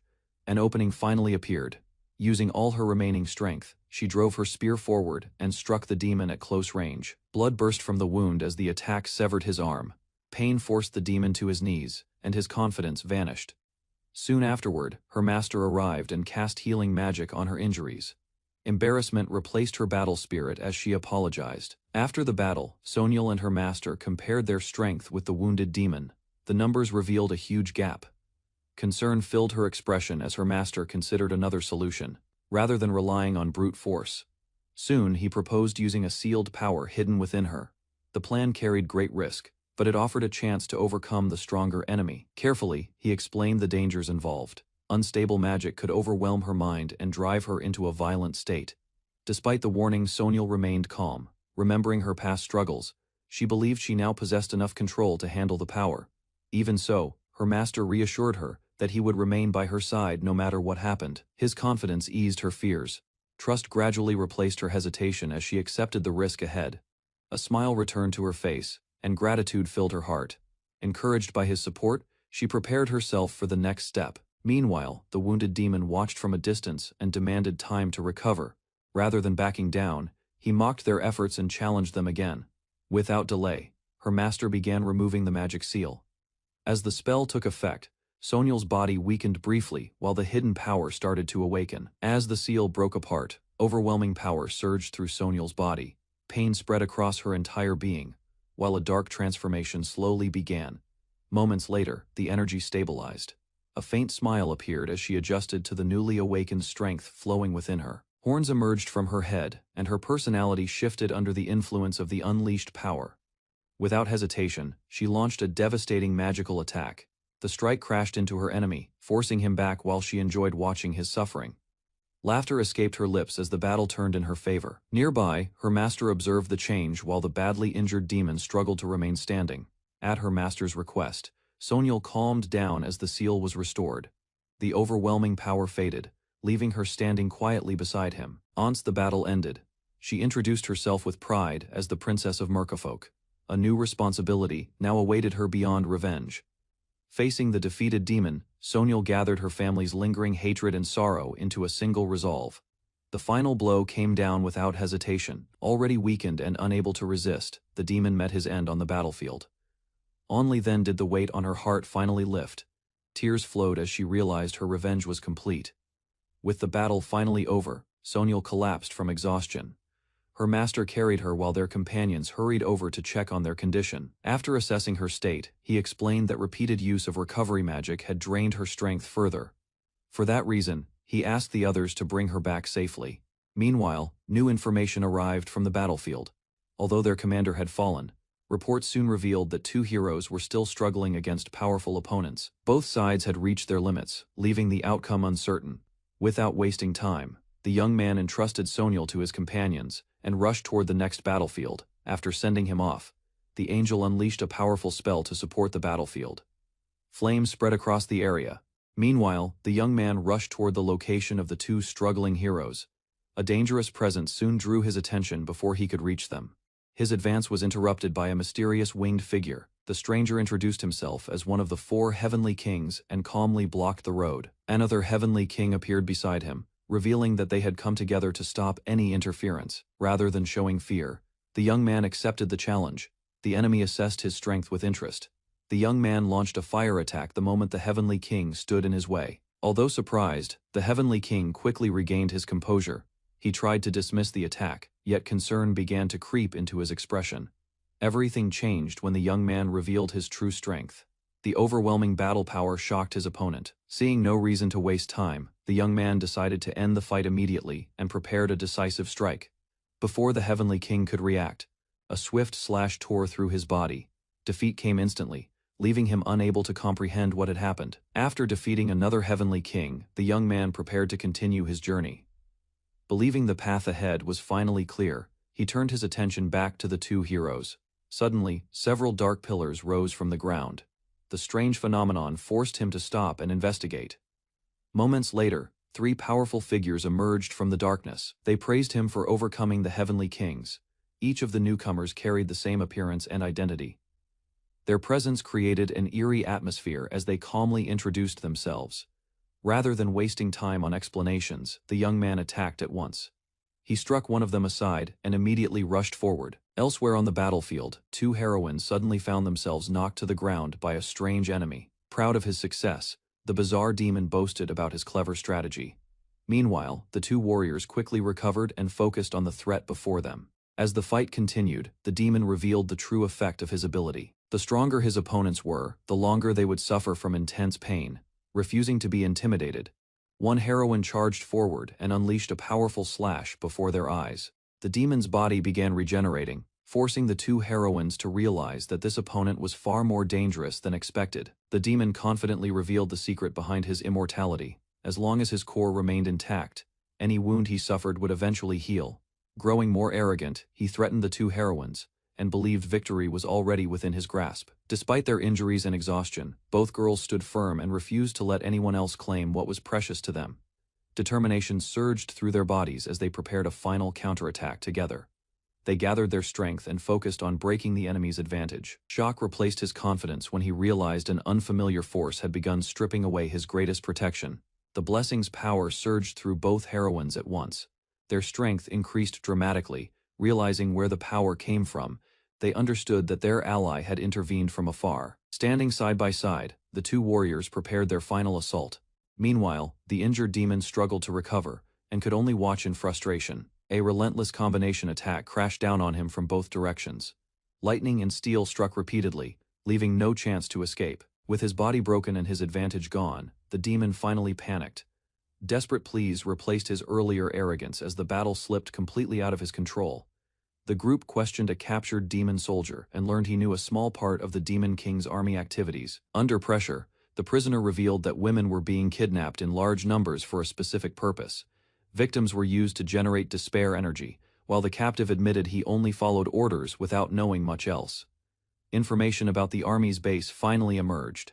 Its location was hidden in a remote mountain region deep within the Great Gasca Plains. A curse prevented the prisoner from speaking about the Demon King directly. Using a dispelling skill, the girl removed the restriction and prepared to uncover the final secret.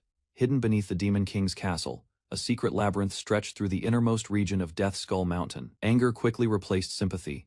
One of the warriors activated a powerful skill and struck the captive with a devastating blow before he could say anything further. The attack consumed the remaining strength that sustained his existence. His body collapsed and vanished, bringing the interrogation to an end. Tomoya returned after completing his task and reassured his companions that everything was under control. Soon after, new information emerged about the Demon Lord's strategy. The discovery caught the others by surprise and changed the mood.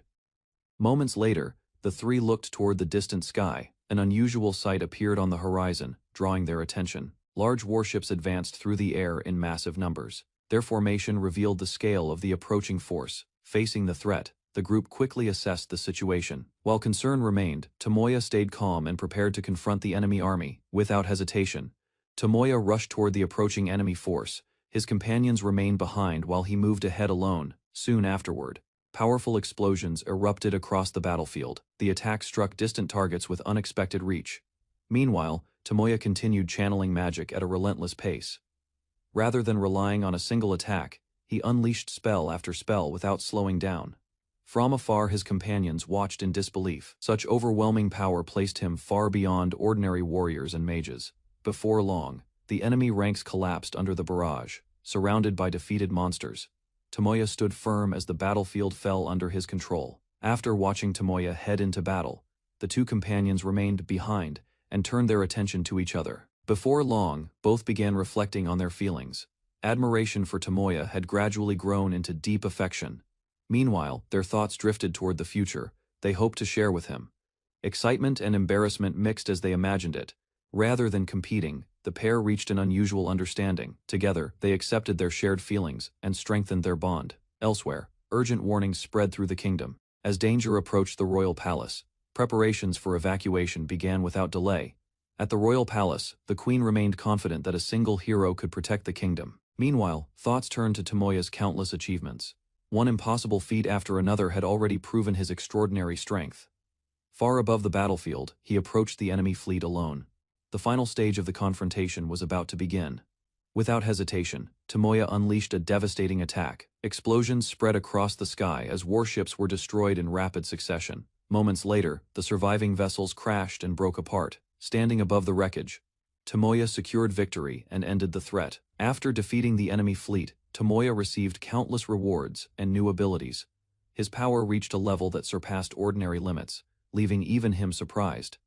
Meanwhile, a mysterious voice praised his achievement and declared him ready for greater challenges. Soon afterward, he returned to his companions. The long battle was finally over, and the journey home could begin. Standing before him, the two girls hesitated for a moment. Their expressions revealed feelings they could no longer hide.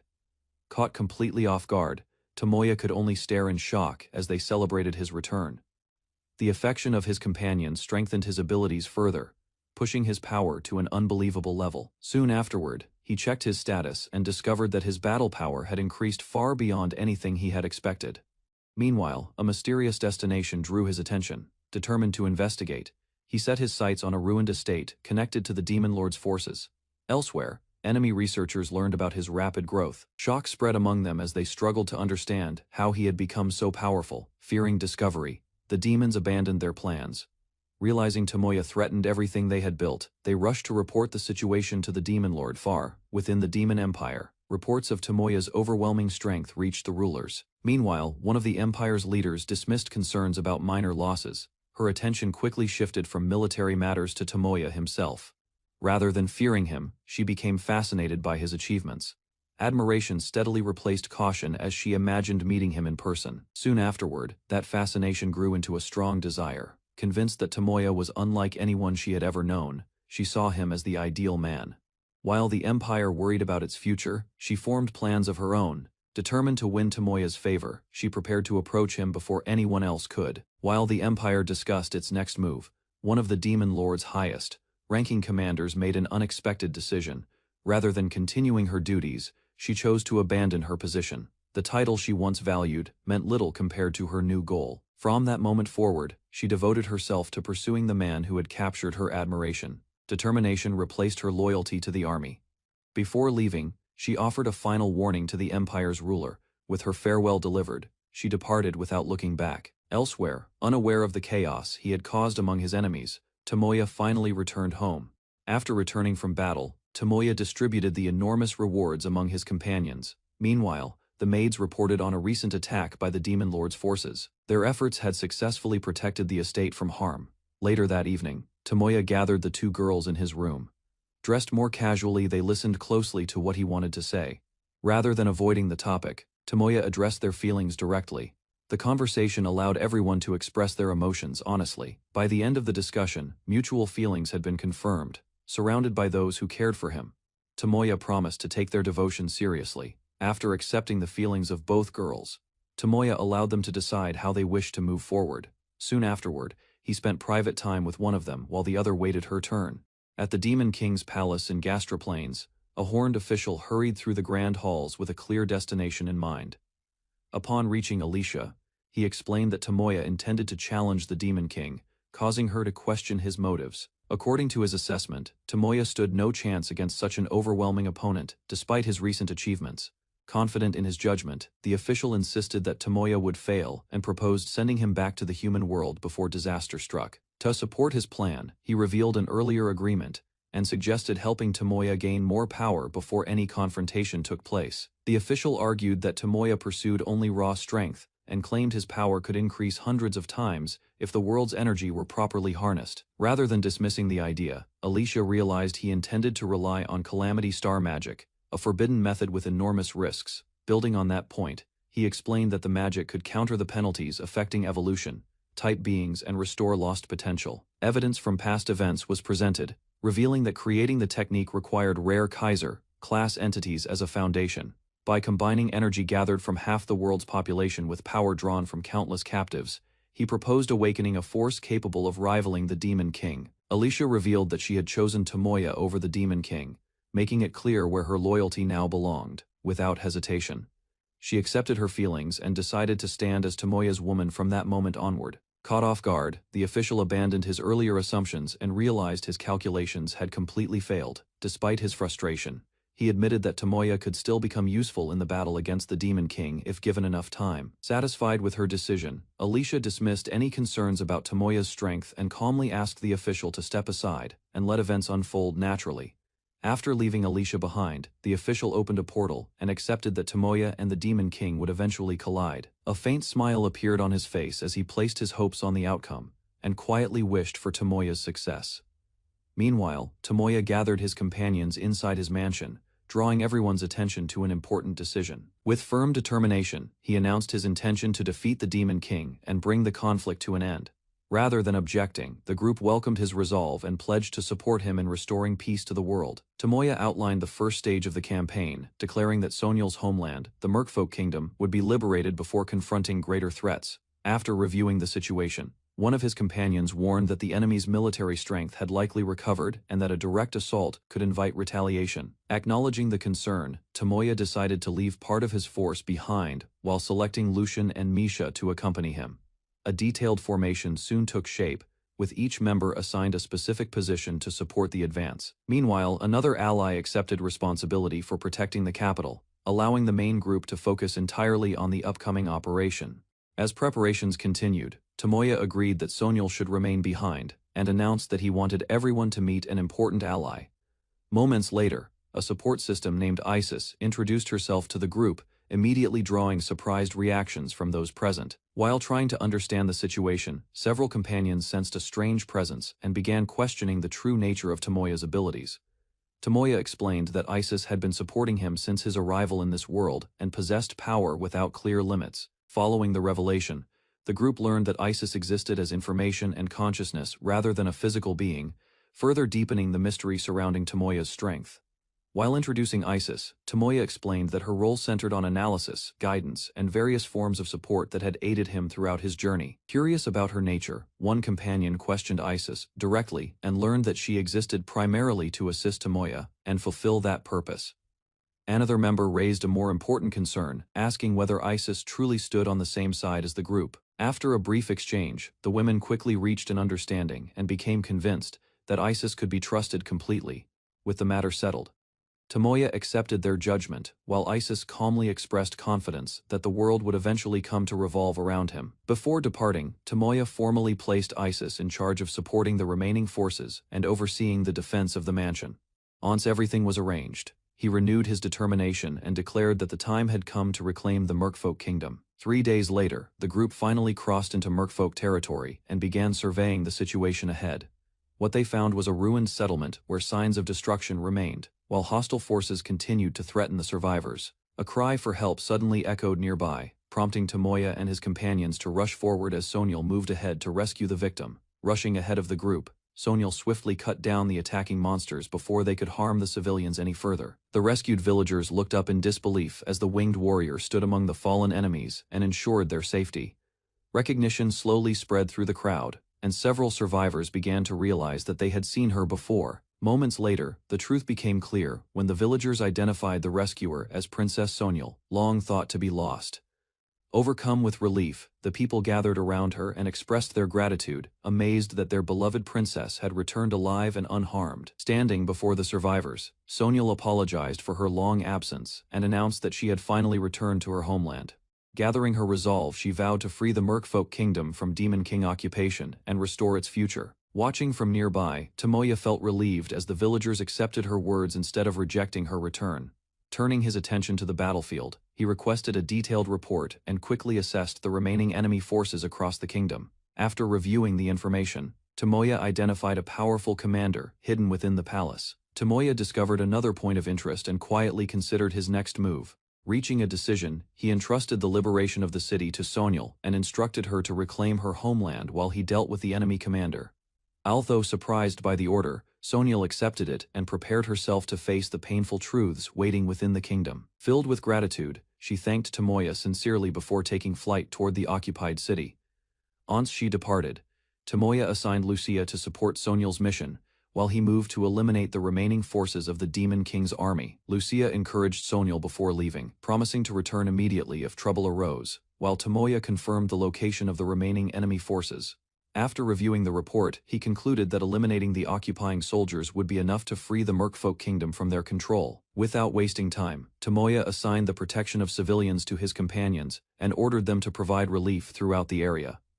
At the same time, he instructed Isis to distinguish enemies from survivors, so that attacks and healing could be carried out simultaneously. Once the plan was complete, Tomoya activated a large-scale spell and launched a coordinated assault against the occupying army. Tomoya unleashed a massive spell, sending countless beams of light across the battlefield while healing magic spread through the surrounding area. Guided by Isis's targeting, the attacks struck only enemy soldiers, cutting through the occupying forces with relentless precision. Nearby civilians watched in shock as their injuries disappeared and their strength gradually returned. Maintaining both spells at once, Tomoya continued eliminating hostile troops while restoring everyone caught in the conflict. As the operation progressed, his companions admired the flawless strategy, knowing that no enemy could escape the tracking magic now covering the kingdom. Tomoya continued his overwhelming assault, wiping out the remaining invaders, while ensuring the people witnessed the kingdom's liberation firsthand. With the battlefield under control, he quietly wished Sonyal success as she advanced toward the heart of the occupied city. Flying through the streets, Sonyal struck down every enemy in her path and pushed deeper toward the enemy stronghold. Before long, she reached a heavily guarded building, where the surviving defenders had gathered behind sealed doors. As the entrance opened, a mysterious figure welcomed her arrival, while Sonyal learned that 5 targets remained alive inside the chamber. Entering the chamber, Sonyal confronted the former minister, who had betrayed the kingdom, and discovered that he had survived in secret all along. Rather than denying his crimes, the old man proudly revealed that the ruler believed to be dead had only been a decoy. Shocked by the revelation, Sonyal demanded an explanation for his betrayal and the suffering inflicted upon his own people. Without remorse, he admitted that the kingdom had merely been a tool for achieving his ambitions and boasted about his actions.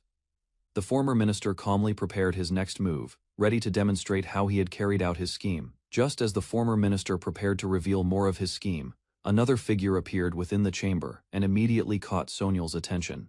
A demon girl stood before the royal couple, struggling to understand why her mother had died. Soon after, an elderly retainer revealed the truth. He had preserved Lady Sonia's remains by creating a flesh golem, hoping to keep her presence in the kingdom. Years earlier, his goal had been to make Sonia fall in love and become queen, but her heart already belonged to the king. Despite that failure, serving at her side as a loyal attendant fulfilled his deepest wish and gave meaning to his life. When the demon army threatened the kingdom, he saw an opportunity to finally reunite with Lady Sonia, and prepared himself for that end. The old retainer admitted that Sonia's death had never been part of his plan, as she had taken her own life before he could achieve his goal. Shock spread across the demon girl's face, while he explained that powerful magic had preserved Sonia's body and kept it from decaying. Anger quickly replaced disbelief. Without hesitation, she struck him and left a deep wound across his body. Pain overwhelmed the old man as she condemned his selfish obsession and the suffering it had caused. Fury continued to build within her, remembering her parents and the countless innocent lives lost. Overwhelmed by grief, the demon girl broke down in tears while her companions rushed over to comfort her. A sudden glow filled the hall. Before anyone could react, a familiar figure appeared before them. Recognition struck instantly as the woman revealed herself to be Sonia. Shock and hope spread across the room at the impossible sight. Unable to hold back her emotions, the girl ran forward and wrapped her arms around her mother. Their long-awaited reunion finally came to pass. Sonia apologized for leaving her behind and promised to remain by her side. Sonia's soul merged with her daughter, leaving behind a final message of love. Before her presence slowly faded away, tears streamed down Sonia's face as she accepted her mother's feelings and returned them with all her heart. The fusion completed successfully. As the light disappeared, Sonia gained a new power while the limits on her growth were removed. Nearby, Tomoya received praise for his quick thinking after using advanced spirit magic to make the reunion possible. Having analyzed the situation, he copied an ancient elven technique and awakened a new form of soul magic. After the battle ended, Tomoya spoke privately with Queen Sonia's soul and learned the reason behind her final decision. She explained that she wished to remain with Sonia forever, watching over her daughter instead of passing on alone. Using powerful soul magic, Tomoya fulfilled that wish, though he warned that the technique carried serious risks and could not be used carelessly. Accepting the warning, he promised to remember the dangers and avoid relying on such magic recklessly in the future. Once everything was settled, Tomoya and his companions gathered the survivors and informed the citizens that the kingdom had finally been liberated from the demon army. While assessing the aftermath, Tomoya noticed that most of the surviving citizens were young women, as many men had been killed during the demon occupation. Faced with the problem of housing and protecting the survivors, he began considering possible solutions for their future. Shizune proposed relocating 1,500 survivors to the Satojima territory. Although the idea divided the kingdom's population, she believed it was the most practical option. Further details followed as Sonyal described the land, opportunities, and important positions available within the territory. As the discussion continued, Shizune revealed a unique ability that allowed her to influence the consciousness of those who listened. Standing before the survivors, Sonyal delivered an emotional speech and asked them to help build a new home together. Soon afterward, plans were announced to establish a new kingdom in the Satojima territory, with Sonyal chosen as its ruler. As the migration began, Tomoya used newly acquired mental abilities to ease the survivors' fears and help them recover from exhaustion. Among those he assisted were several girls traumatized by slavery and the horrors they had endured during the invasion.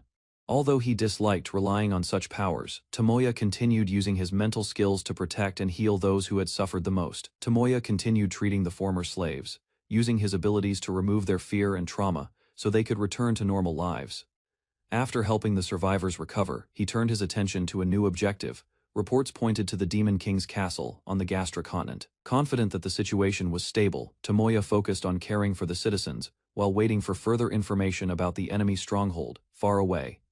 Activity began within a mysterious facility connected to the Demon King's forces, where a major operation was set into motion.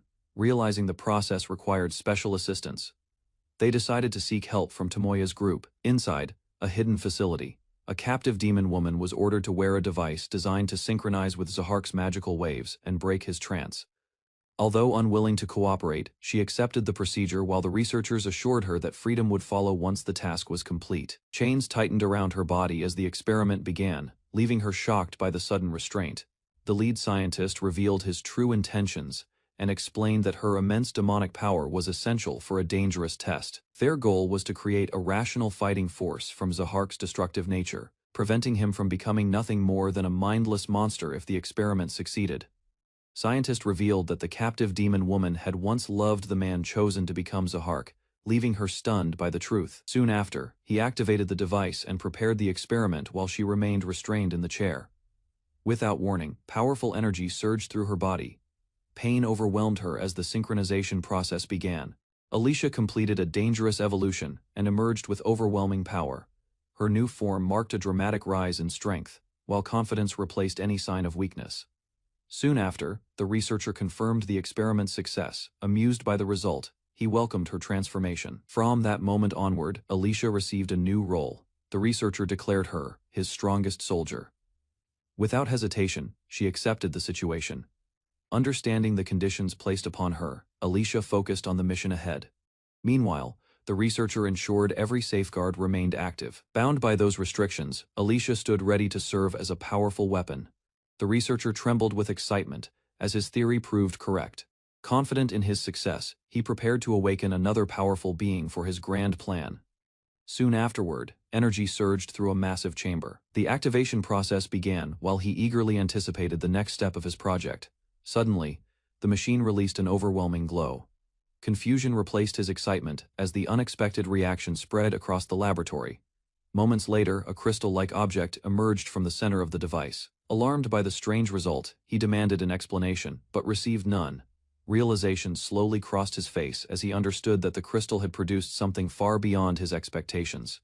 A strange figure emerged from the crystal and greeted the researcher as an old acquaintance. The unexpected appearance immediately shattered his confidence.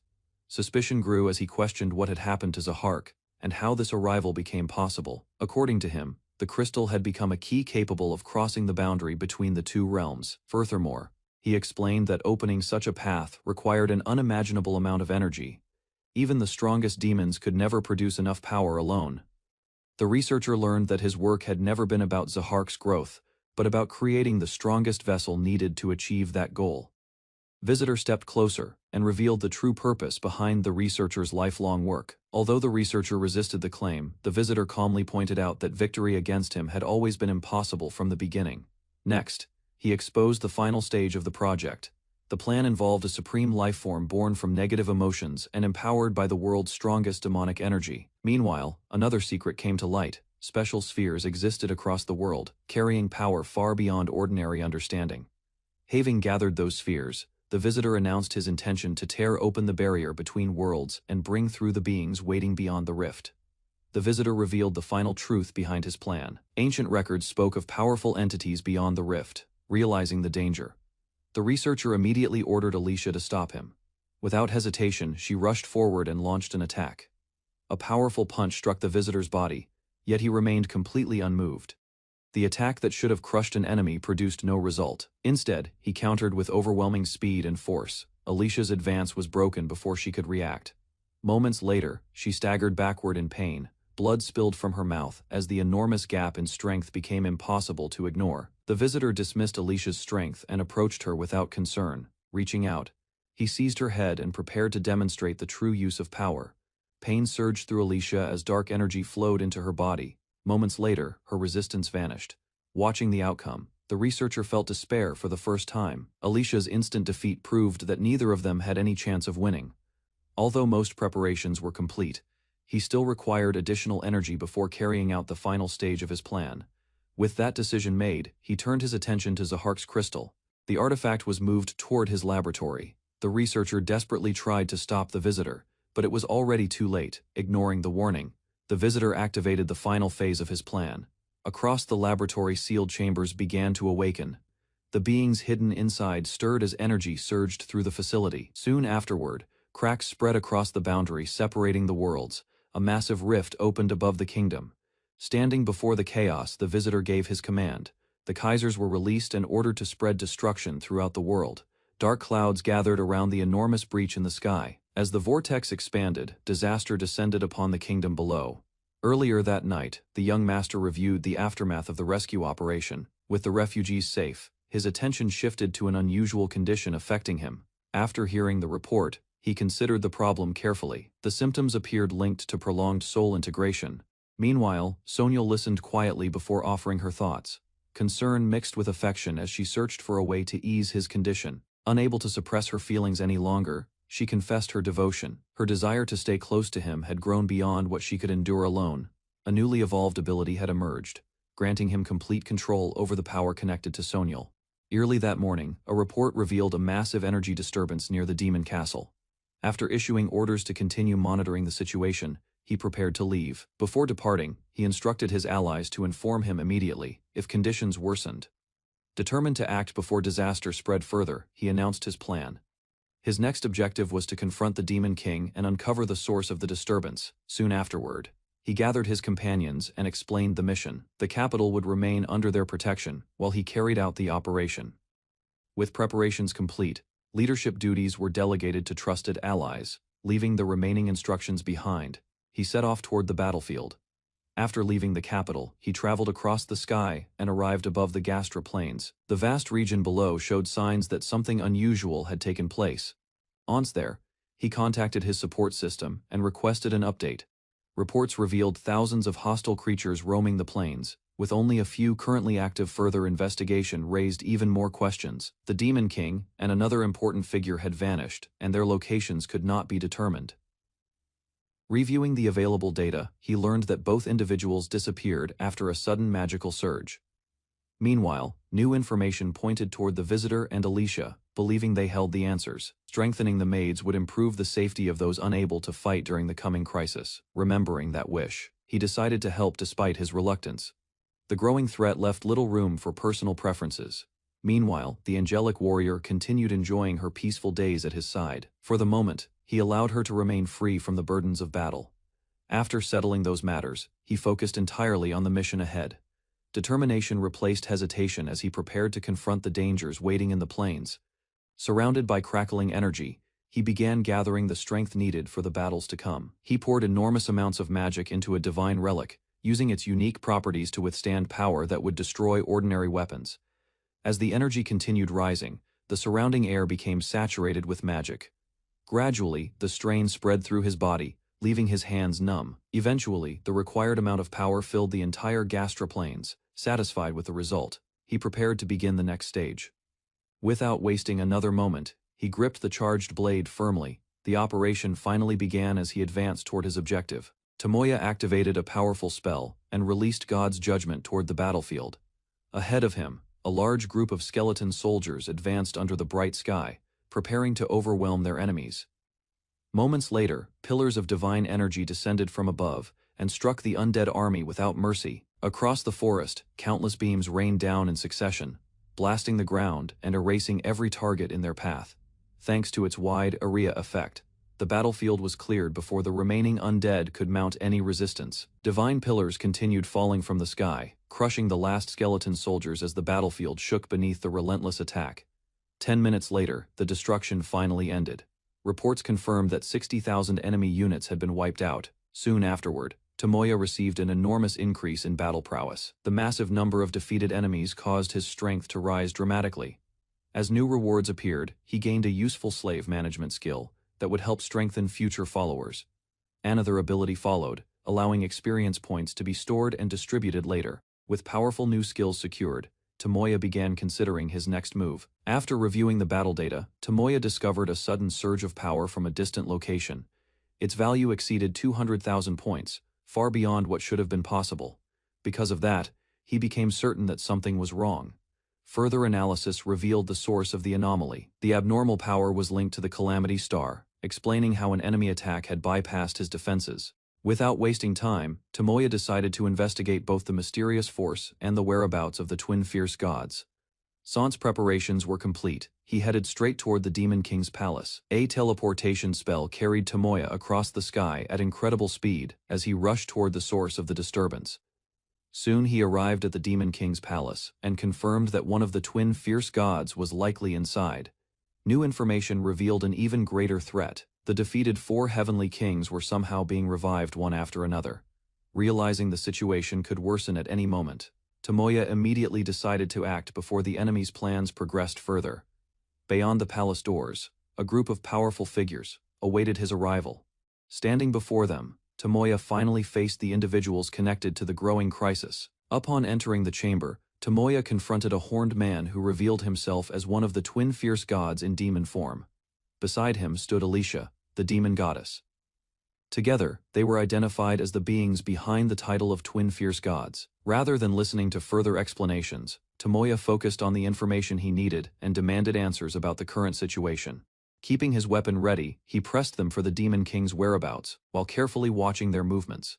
Without hesitation, Tomoya launched a sudden attack. The strike pierced his opponent's body, forcing the demon to recoil in shock. Despite his injury, the demon remained alive.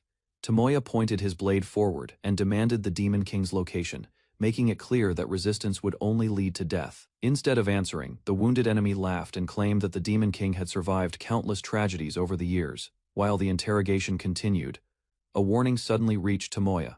Sensing that something was wrong, he decided to end the matter quickly. Divine power gathered around his weapon as he prepared a finishing attack without hesitation. A moment later, the strike crashed down with overwhelming force, tearing through the area and aiming to eliminate his enemy completely. As the attack descended, the wounded demon urgently called for Alicia. Responding immediately, she rushed forward to protect him from the incoming strike. Alicia released her power and intercepted the attack before it could reach its target. For a moment, it appeared that the twin fierce gods had successfully stopped the assault. Without backing down, she advanced toward Tomoya and prepared a direct counterattack while shielding her injured ally. However, Tomoya had already anticipated the move. Exploiting a rare opening, he pierced through her defensive ability and struck with perfect timing. The overwhelming attack engulfed the battlefield, leaving both enemies severely wounded. After defeating the twin fierce gods, Tomoya watched the smoke settle and confirmed that both enemies had finally been eliminated. Immediately afterward, several remaining hostile units appeared within the palace. Target markers locked onto every enemy at once as he prepared another attack. Dozens of magic circles formed behind him. From them, countless prism lasers were unleashed toward the newly arrived targets. Brilliant beams struck throughout the chamber, causing a series of violent explosions that swept across the area. Once the destruction ended, every enemy unit had been erased. The battle concluded with another increase in Tomoya's already overwhelming power. Although the battle was over, Tomoya could not shake his uneasiness. The enemy reactions were fading, yet a sense of danger remained. Multiple enemy signals had been detected in the Dronzer Kingdom, and they appeared nearly identical to the ones he had already defeated. Thousands of evolved demonic beasts and the presence of the twin fierce gods and 3 war gods had all been detected in the same region. Confused by the unexpected development, Tomoya searched for an explanation as the situation rapidly escalated. Moments earlier, powerful figures had gathered together. The enemies he believed destroyed were standing once again, preparing to move as a united force. Elsewhere, the revived twin fierce god anticipated Tomoya's arrival. Confident in his preparations, he planned to destroy everything in Dronzer Kingdom and leave only despair behind. At the same time, he revealed that countless demonic beasts had evolved into far stronger forms. The results of years of research were finally taking shape. His goal was to recreate an even greater demonic existence and surpass his previous achievements. Suddenly, the jewel reacted violently. Uncontrollable energy erupted from within his body, causing intense pain. As the transformation continued, his power expanded beyond expectations. The twin fierce god evolved into a new form known as the Evolution Emperor, having evolved into a higher existence. The twin fierce god proudly declared that he was approaching the level of a true god. Through an apex jewel and knowledge obtained long ago, he had learned how to create powerful crystals and accelerate evolution. After finishing his explanation, he ended the discussion and ordered his companion to return to their preparations. Believing success was within reach, he continued gathering power for Zahark's revival and the creation of a composite demon god, capable of challenging Tomoya.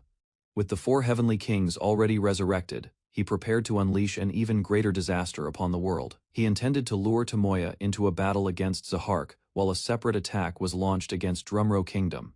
Certain that every detail had been arranged perfectly, he celebrated the plan and believed victory was already within reach. Around him, the revived 4 heavenly kings gathered alongside other powerful followers. Each of them eagerly awaited the coming conflict and the chance to prove their strength. Soon afterward, the 3 war gods joined the assembly. Encouraged by Tomoya's absence, the entire force prepared to advance without hesitation, standing before his army. The twin fierce god gave the final order. With overwhelming confidence, he unleashed the invasion. While hurrying to the capital, Tomoya was suddenly stopped by an unfamiliar figure who appeared before him. Moments later, the stranger released an overwhelming aura and challenged Tomoya directly. His appearance alone signaled that he was no ordinary opponent. At last, the man's identity was revealed. The powerful figure standing before Tomoya was Zahark, the demon king he had been searching for. A guardian detected unusual fluctuations in the dimensional walls surrounding the royal capital and warned that hostile forces were approaching.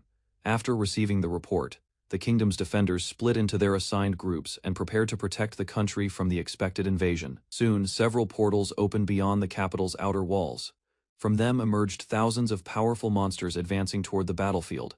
While observing the enemy army, the defenders confirmed that most were high-ranking evolved monsters with overwhelming numbers. Further inspection revealed an even greater threat, as every monster possessed terrifying combat power far beyond ordinary expectations. Several warriors expressed their determination to prove the results of their training and become more useful to their master during the coming battle. Meanwhile, thoughts of personal rewards and future recognition revealed how deeply they admired and trusted the man they served. Suddenly, one defender spotted a familiar enemy commander among the invading forces and immediately drew everyone's attention to him. Soon after, more notorious figures appeared beside the commander, confirming that multiple powerful enemies had joined the assault.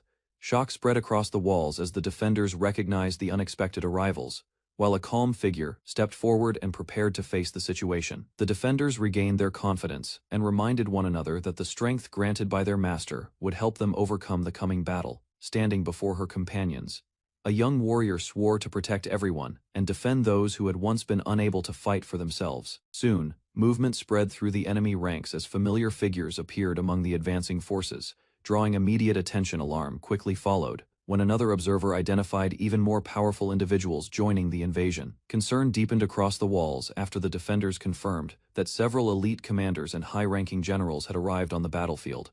As the tension grew, several winged warriors appeared and playfully accused one of their allies of betraying their side, briefly lightening the atmosphere. Soon afterward, the commander dismissed the distraction and ordered everyone to begin their counterattack against the invading army. Following the command, the defenders spread out across the battlefield while maintaining proper distance and formation. At the front line, a group of warriors activated enhancement abilities and prepared to launch their assault. Without hesitation, one fighter charged forward and unleashed a powerful strike, cutting through the enemy ranks as the battle finally began.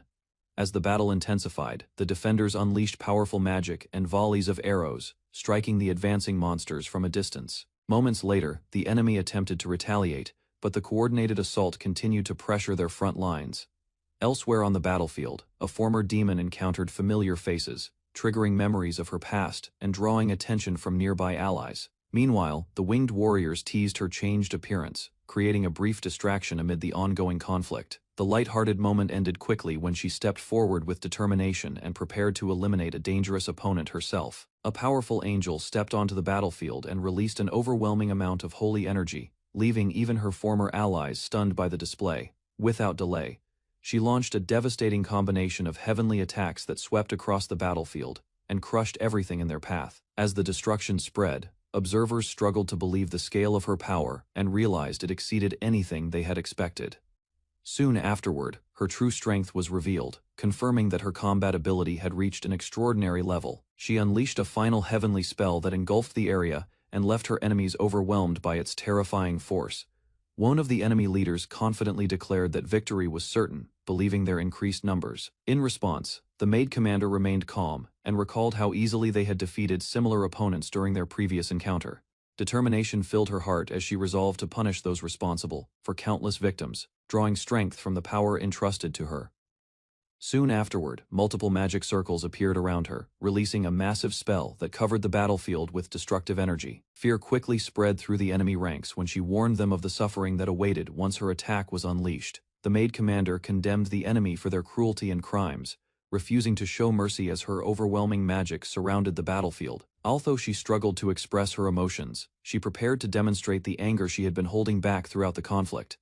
A devastating spell was unleashed moments later, engulfing the enemy forces in an explosion of destructive power that shattered their formation. Confusion spread among the surviving commanders as they watched their troops disappear under the relentless assault. At the same time, another warrior activated an advanced skill and struck down powerful opponents. The maid commander ordered her allies to focus all their strength on a powerful enemy whose abilities had been greatly enhanced beyond normal limits. Frustrated that she could not fight at full capacity, she released her true power and stepped onto the battlefield with overwhelming confidence. Without hesitation, she charged forward and struck the enemy leader before he could properly react to her sudden assault. At the same time, her companions launched coordinated wind-based attacks that cut through enemy forces and disrupted their advance. Witnessing the defenders' immense strength, the remaining enemies realized the battle was turning against them. 3 powerful enemy commanders stepped forward and proudly revealed themselves, believing their combined strength would turn the battle in their favor. In response, the defenders decided to stop holding back and demonstrate the results of the intense training they had undergone. Ariel moved first, unleashing a devastating strike that sliced through the enemy ranks while displaying her overwhelming combat ability. Immediately afterward, another ally joined the assault and summoned multiple copies of the kingdom's strongest warrior to support the attack. The battle escalated further as a massive explosion erupted across the battlefield, overwhelming the enemy forces and shattering their formation. Another elite defender stepped forward and declared her confidence before activating a powerful transformation granted by her master's training. Moments later, her body transformed into a massive lightning tiger, causing her combat power to rise to an extraordinary level. With a thunderous roar, she unleashed a devastating attack that struck the enemy commanders and left them shaken with fear. After the assault ended, the defenders confirmed that every enemy target had been successfully eliminated from the battlefield. Relief spread among the victors as they reflected on their success and credited their master's power for helping them overcome the invasion. With the invasion defeated, the commander stood before a mountain of fallen enemies and praised everyone for their efforts in securing victory. Far from the battlefield, a researcher reviewed the results of a secret project and expressed shock at the extraordinary strength displayed by the transformed subjects. Meanwhile, another experiment reached completion, as preparations were finalized to transfer a soul into a specially prepared vessel. The procedure succeeded without complications, allowing the soul to awaken within a powerful new body suited for its purpose. After confirming the success of the project, the researcher began considering a future plan involving Tomoya, believing it could produce even greater results. Inside a hidden laboratory, the researcher revealed that he had preserved Alicia's cells and developed a method to recreate her body whenever necessary. After restoring her memories, he awakened Alicia and informed her that a new mission awaited beyond the laboratory. Soon afterward, he ordered her to travel to the kingdom of Dronzer and carry out a task that he described as his final command. Shock filled Alicia as she learned the true objective, the complete extermination of all slaves connected to Tomoya Satoshima. With preparations complete, the researcher instructed her to use a transfer magic tool, while he remained behind to bid farewell to the world. Just as Alicia prepared to depart, she suddenly struck the researcher, bringing his plans to an unexpected end.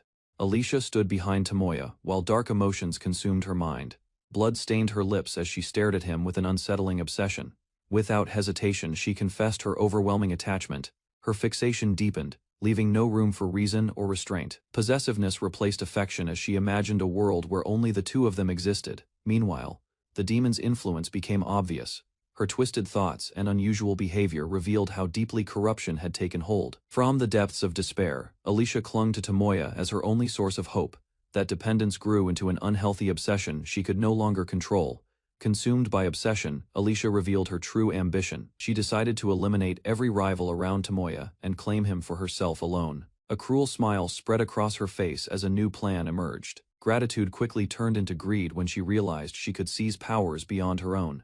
Using the gift she had gained, Alicia began drawing strength from her target. Confidence filled her as the transfer started successfully. Rather than showing remorse, she embraced the transformation. The growing power only reinforced her twisted devotion. While her victim cried out in pain, Alicia absorbed the stolen power and moved one step closer to her goal. The immense power flowing through her body strengthened both her confidence and ambition. Excitement quickly turned into madness as the newly gained strength surged without limit. Declaring victory, she cast the weakened demon aside and celebrated her evolution. Across the chamber, the defeated figure collapsed onto the floor. Even while suffering fatal wounds, she refused to accept such a miserable end. Far away from the battlefield, Alicia's thoughts remained fixed on Tomoya. Her obsession endured despite everything, driving her forward with a single desire. Standing face to face, two figures prepared for a conversation that could shape the next stage of the conflict. Inside the Demon King's castle, Zahark examined Tomoya closely. The changes brought by his transformation were immediately obvious. Rather than wasting time on words, Tomoya prepared for battle. Determination filled his eyes as energy gathered around him. Without warning, he launched a swift attack. Zahark welcomed the challenge, eager to test newly acquired abilities. The clash unfolded in an instant. Expecting an easy exchange, Zahark was caught off guard when Tomoya's strike pierced through his defense. Before he could recover, Tomoya released another powerful technique, causing energy to erupt across the battlefield. A massive explosion shook the castle halls. When the smoke cleared, Tomoya calmly watched the aftermath. To his surprise, Zahark emerged from the destruction unharmed. Amused by the attack, the demon acknowledged Tomoya's strength while revealing his own resilience. Moments later, Zahark's wounds vanished completely. His recovered body and increased power made it clear that defeating him would not be simple. Recognizing the danger of endless regeneration, Tomoya reconsidered his approach. Meanwhile, Zahark challenged him directly, eager to continue the fight. Without waiting any longer, the demon rushed forward at full speed. The next exchange began as both fighters prepared to test their limits. Zahark launched a relentless assault, striking from every angle. Despite the pressure, Tomoya avoided each attack. Frustration began to build as every blow missed its target. Zahark pressed forward aggressively, determined to force a decisive exchange. Meanwhile, Tomoya received support from an ally who started analyzing Zahark's body. Knowing he needed more time, he focused on surviving the battle. Instead of continuing the clash, Tomoya changed tactics. He attempted to distract Zahark with questions while waiting for the analysis to finish. Zahark revealed his motivation. More than anything else, he desired the title of the strongest being in the demon world. While exchanging blows, Zahark revealed the source of his ambition. Years of humiliation had fueled his desire to stand above every creature in existence. Rather than dismissing those feelings, Tomoya listened carefully. He questioned whether endless pursuit of power was worth the suffering it brought to others. From his perspective, strength ruled everything, and only the powerful could escape oppression. As the battle continued, he challenged Tomoya's beliefs. To Zahark, seeking greater power was the only path to freedom and respect. Even so, he believed there was a difference between understanding the desire for strength and blindly surrendering to it. Tomoya admitted that he could not condemn Zahark's desire for strength, having received blessings himself. In the middle of their exchange, Tomoya struck decisively. The sudden attack caught Zahark off guard and forced him backward. Rather than praising his ambition, Tomoya pointed out the consequences of his actions. Countless innocent lives had been lost because of Zahark's pursuit of power. Memories of the people affected by the conflict filled Tomoya's mind. Their suffering strengthened his resolve to bring the battle to an end. With his decision made, Tomoya stepped forward confidently. No matter the cost, he vowed to defeat Zahark and protect those who remained. At last, the analysis was complete. Tomoya learned that every regeneration damaged Zahark's body further, and repeated healing would eventually lead to his death. Instead of relying on powerful attacks, he used smaller strikes to force Zahark to regenerate again and again. Each recovery weakened the demon more than before. Gradually, the accumulated damage began breaking down his body despite his efforts to endure. Soon Zahark's condition visibly deteriorated. His massive frame trembled as the strain of constant regeneration pushed him toward collapse. Desperately clinging to his pride, he continued proclaiming himself the strongest champion of the demon world. Refusing to accept defeat, Zahark gathered the last of his strength. His pride remained unbroken as he declared himself the true king of demons. Moments later, the accumulated damage reached its limit. A violent explosion consumed Zahark, bringing the long battle to its final conclusion. As the dust settled, Tomoya received confirmation of the demon's death. Along with the victory came immense rewards, causing his power to rise dramatically. New titles and abilities continued to appear one after another. Even Tomoya was surprised by the scale of the growth he had gained. With greater responsibilities waiting elsewhere, Tomoya decided to leave immediately and reunite with his companions. After the battle ended, Tomoya contacted his allies to learn the situation on the front lines. Far away, Maria delivered an update on the remaining threats. Aside from the missing twin war gods, the battlefield had largely been secured. Hearing that his companions were safe eased Tomoya's concerns. Although everyone had endured a difficult fight, with the crisis resolved, Tomoya announced Zahark's defeat and prepared to return home. He also made a simple request for a warm meal upon his arrival. Maria happily agreed and promised that everyone would be waiting for him. Soon afterward, Tomoya left the ruined castle behind and began his journey back. Just as Tomoya prepared to leave, Zahark rose once more in a monstrous form. Even on the verge of death, the demon refused to abandon his obsession with strength. Dark energy surged through the chamber as Zahark declared himself the true Demon King. His transformed body granted him one final burst of terrifying power. Realizing the danger of a direct hit, Tomoya carefully assessed the situation while avoiding a reckless clash. The monster's attack slammed into the ground, sending debris flying everywhere. Despite the destruction, Tomoya remained calm and uninjured. Having identified the creature's weakness, Tomoya drew his weapon and made his decision. Preparing for the final blow, Tomoya activated a powerful skill and charged forward. Even Zahark seemed surprised by the sudden change in momentum. Their attacks collided head-on, shaking the battlefield. Neither side backed down as both fighters poured everything into the clash. The strain quickly began affecting Tomoya's body. Despite the pain, he continued pressing forward while searching for the perfect opening. In a decisive moment, his attack tore through Zahark's defenses. The massive demon staggered as severe damage spread across his body. Although the skill came with a heavy cost, Tomoya refused to stop, knowing victory was finally within reach. To Tomoya's surprise, Zahark's body began changing once again. Instead of collapsing, the demon absorbed the remaining power and grew even stronger.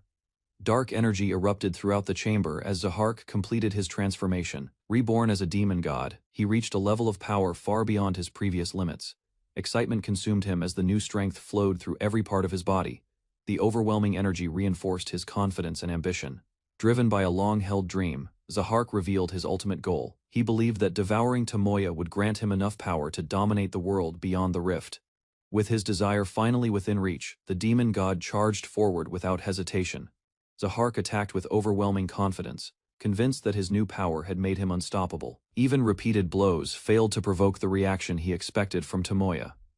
Amusement slowly turned into confusion as his opponent remained calm.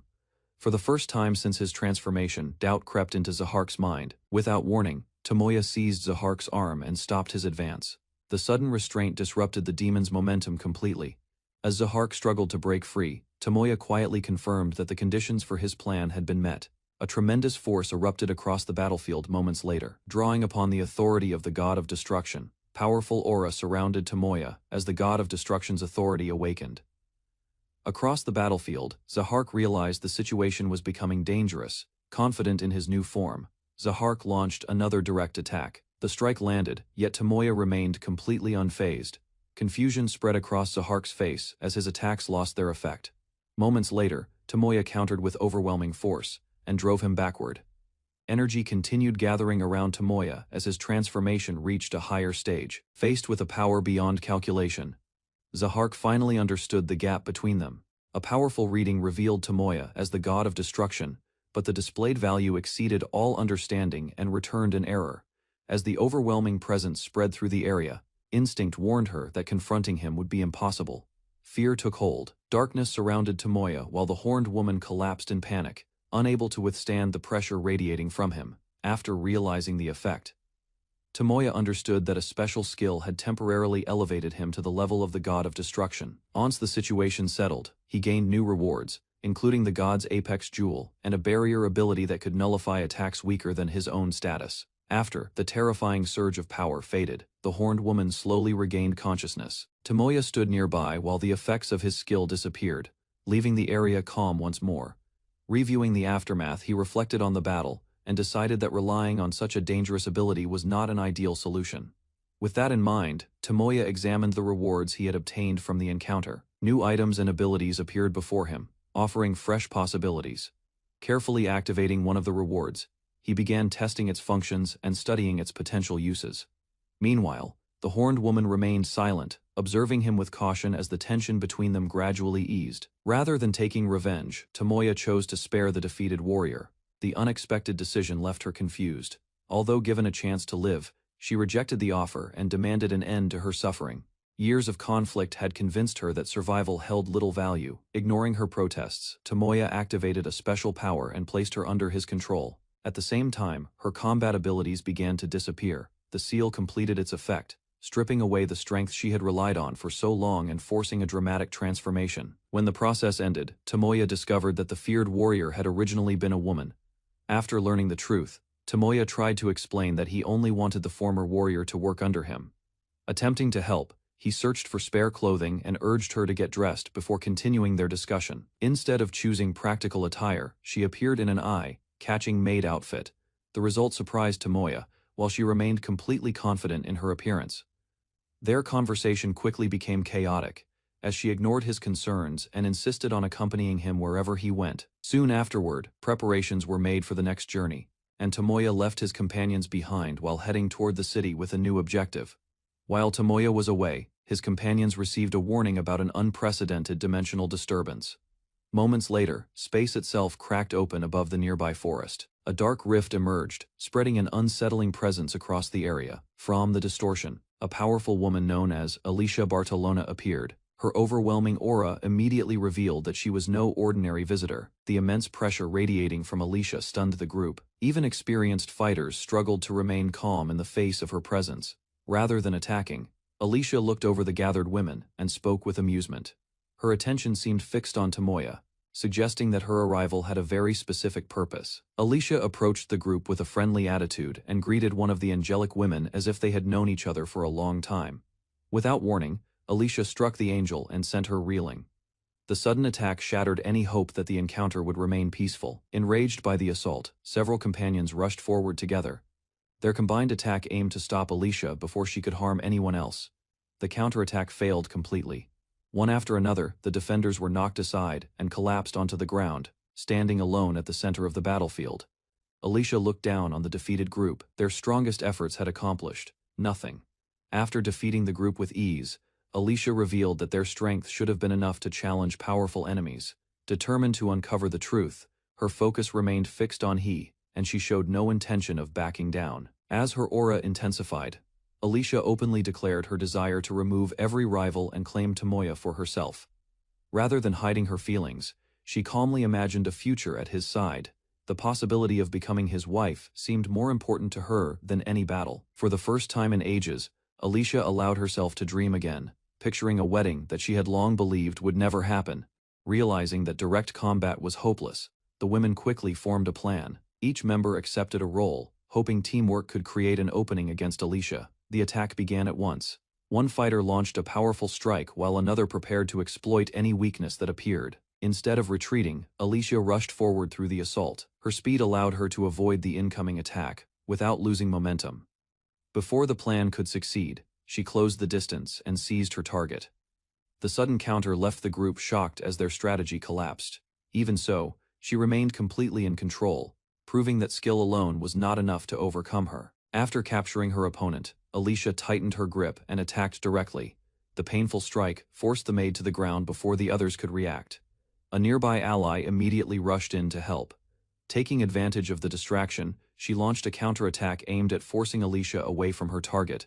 The effort achieved little. Alicia avoided the assault with ease and continued treating the battle as if it were nothing more than a game. Moments later, she retaliated with a powerful kick that sent another challenger flying across the battlefield. Refusing to surrender, the remaining fighter unleashed a devastating technique. The shattered remains of the attack scattered around her, proving that even a powerful technique could not stop her. Another warrior charged forward and continued fighting despite the hopeless odds. The desperate assault ended with her being thrown back once again. As the battle dragged on, Alicia's strength continued to rise. The growing gap in power convinced the defenders that victory was becoming impossible.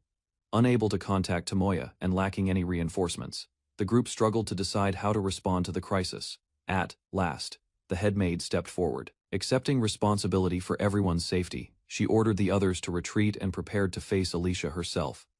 Alicia mocked the exhausted defenders and pointed out the overwhelming gap in strength. To her, the outcome of the battle had already been decided. Despite the hopeless situation, the head maid refused to retreat. She instructed the others to recover while preparing to confront Alicia alone.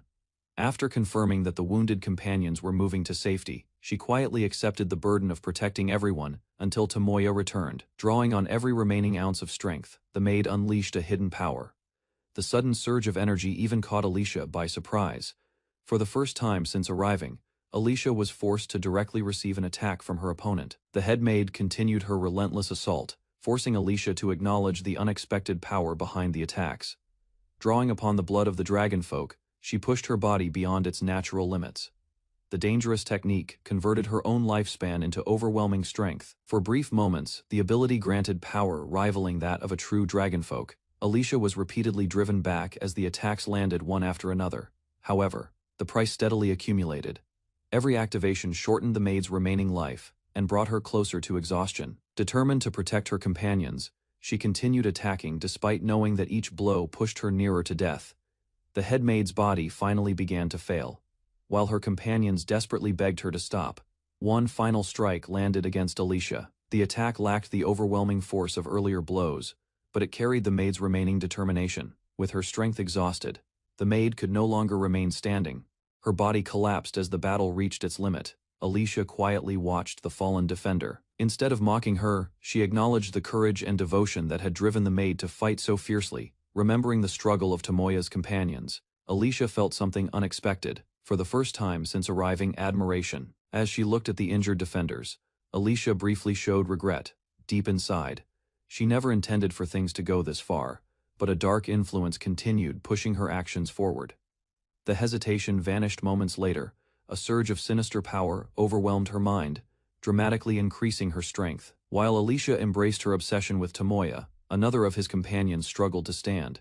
Clinging to her faith, the young woman declared that neither she nor the others could afford to die. Her determination remained unshaken even against impossible odds. Remembering Tomoya's kindness and courage, she held firmly to a single belief, no matter how desperate the situation became. Hope remained alive as Tomoya finally answered the desperate call, arriving just before Alicia could strike again. A horned woman was suddenly struck by a powerful attack, leaving a massive wound in her body. Shock spread across her face as the unexpected blow disrupted the battle. Meanwhile, a hidden skill activated automatically. A new body began to form, while emergency conditions removed previous restrictions to ensure survival. Soon afterward, a large magic circle appeared in the sky. Under its influence, a mysterious object descended toward the waiting group. From the object emerged a small girl connected to mechanical wings. Strange energy surrounded her as several figures watched in silence. Without hesitation, the newly arrived being moved into action, marking the beginning of a powerful intervention. After confirming the battle was over, the mechanical girl praised everyone's efforts and announced the start of a recovery program for the fallen. Her first target was Marianne Victoria, whose life had been lost during the conflict. The group watched closely as preparations began. With several systems activated, a powerful resurrection spell spread across the battlefield and surrounded its target with light. Moments later, signs of recovery appeared. Relief grew among the gathered companions as Marianne slowly regained her condition. Although her lifespan could not be fully restored, the process succeeded. Soon afterward, Marianne returned to life, bringing hope to everyone present. A sacred resurrection spell ignited across the battlefield. Powerful divine energy gathered around the fallen woman as the revival process reached its final stage. She regained her form while the surrounding magic slowly faded away. Shortly afterward, the mechanical girl informed her that her exhausted lifespan had been restored with an additional 1,000 years. Realizing what had happened, Marianne approached her savior and expressed deep gratitude. Respect replaced her confusion as she accepted her second chance at life. Moved by Marianne's loyalty and determination, the mechanical girl acknowledged her noble spirit and urged her to value the life she had regained. After accepting the advice, Marianne promised to treasure her restored life. The mechanical girl then shifted her attention toward another unfinished matter. Standing alone on the battlefield, the small guardian prepared to deal with the horned woman whose condition had been left unresolved during the recovery efforts. Suddenly, the demon woman revealed her overwhelming strength and declared her confidence. Rather than showing concern, the mechanical girl calmly explained that she had simply chosen not to appear earlier. The demon woman responded with suspicion and frustration. As tensions rose, the guardian introduced herself as an AI support system created to assist life in another world. Facing the horned woman directly, the mechanical girl revealed that she had been watching events from the very beginning. Instead of accepting the offer, the demon woman mocked the claim and prepared for battle. Without warning, she launched a fierce attack. The mechanical girl avoided serious harm and responded before the assault could continue. A strange ability activated and began absorbing the darkness within her opponent. Agony spread through the demon woman as the process took effect. Gradually, the corruption buried deep inside her heart started to break apart. Forced away from the battlefield, she struggled to understand the unfamiliar change. As the corruption was pulled away, Alicia suffered intense pain. Rage and confusion overwhelmed her, while the dark force resisted being separated from its host. Observing the reaction, the mechanical girl concluded that stronger measures were necessary. She calmly prepared the next stage of the purification process. Meanwhile, Alicia's body continued to be consumed by the accumulated darkness. The realization confirmed that the corruption had grown far beyond normal limits. Determined to save her, the mechanical girl unleashed a harsher method. Powerful energy restrained Alicia, while extracting the source of the corruption from within. Strange visions appeared as the extraction advanced, bringing Alicia closer to freedom from its control. As the extraction continued, countless undead warriors suddenly emerged from the darkness. Their appearance transformed the battlefield into a dangerous sea of enemies. Several companions prepared to fight, alarmed by the overwhelming numbers. Despite their concern, the mechanical girl remained completely calm. Without hesitation, she activated multiple high-level spells. At the same time, vast magical energy gathered around her as she targeted the undead army. Moments later, a devastating attack swept across the battlefield. Brilliant power erupted outward and engulfed the advancing horde. The spectators watched in astonishment as the mechanical girl continued displaying unimaginable magical abilities. The final wave of destruction struck the battlefield, leaving a massive crater behind. With the undead army eliminated, attention returned to Alicia's purification. Deciding the process had gone on long enough, the mechanical girl prepared a direct solution. In an instant, she unleashed a precise martial technique and struck Alicia at close range. Alicia collapsed in pain while the mechanical girl calmly assigned her companions to watch over her condition. Drawing upon multiple combat records, the small guardian began the final purification stage, determined to remove every remaining trace of darkness from Alicia's body. Drawing on multiple abilities at once, the mechanical girl merged several powerful spells. The gathering energy shocked even the experienced observers watching nearby. Once the preparation was complete, she unleashed the attack without hesitation. Brilliant streams of magic surged forward toward the trapped target. At the same time, a multi-layered barrier sealed Alicia inside a restricted space. Escape became impossible as the purification entered its decisive phase. An overwhelming lance of holy power pierced through the darkness surrounding her. Every remaining trace of corruption was struck by the concentrated assault. Soon afterward, a massive explosion consumed the battlefield. Thick clouds and raging energy filled the sky as the final purification reached its climax. As the explosion faded, the mechanical girl declared the purification complete. The remaining darkness finally lost its hold, leaving the battlefield silent. Without wasting time, she prepared one final divine procedure. Complex magic circles formed around her as the restoration process began. Sacred energy flowed into Alicia's body and repaired the damage caused by the corruption. The final traces of darkness vanished under the overwhelming holy power. Moments later, Alicia collapsed peacefully onto the ground. For the first time, her expression showed neither pain nor hostility. The companions gathered around her in disbelief. Realizing that Alicia had truly been saved, they decided to bring her back to the mansion and continue her recovery there. Back at the mansion, Alicia was placed in a room to recover while the others watched over her. During the discussion, Isis explained that strict conditions had prevented her from intervening sooner. Further details revealed that the rules were created by her creator to prevent interference before critical situations reached a certain level of danger. Despite the complicated regulations, Isis admitted she found them amusing. The unusual circumstances had allowed her to participate at the perfect moment. Later attention returned to Alicia as she rested on the bed. The group quietly checked on her condition and awaited her recovery. While recovering in the mansion, Alicia questioned why she had been saved, despite being an enemy. Those words broke through Alicia's remaining doubts. Overwhelmed by emotion, she finally released the pain she had carried for so long. Soon afterward, the discussion shifted to Tomoya. Isis revealed that she could not meet him yet, because certain circumstances still prevented their encounter. Before leaving, Isis asked that the truth remain secret for the time being. The others reluctantly accepted her request, and kept the matter to themselves. To protect future relationships, she suggested presenting the outcome as Alicia's own decision to surrender and change her path. Just as the situation seemed settled, Isis made an unexpected announcement. Alicia listened in confusion as the small guardian revealed her next plan. Without hesitation, Isis began removing Alicia's demonic traits.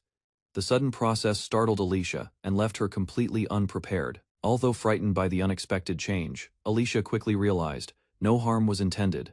The dramatic reaction drew attention from far beyond the room, bringing the peaceful atmosphere to an abrupt end.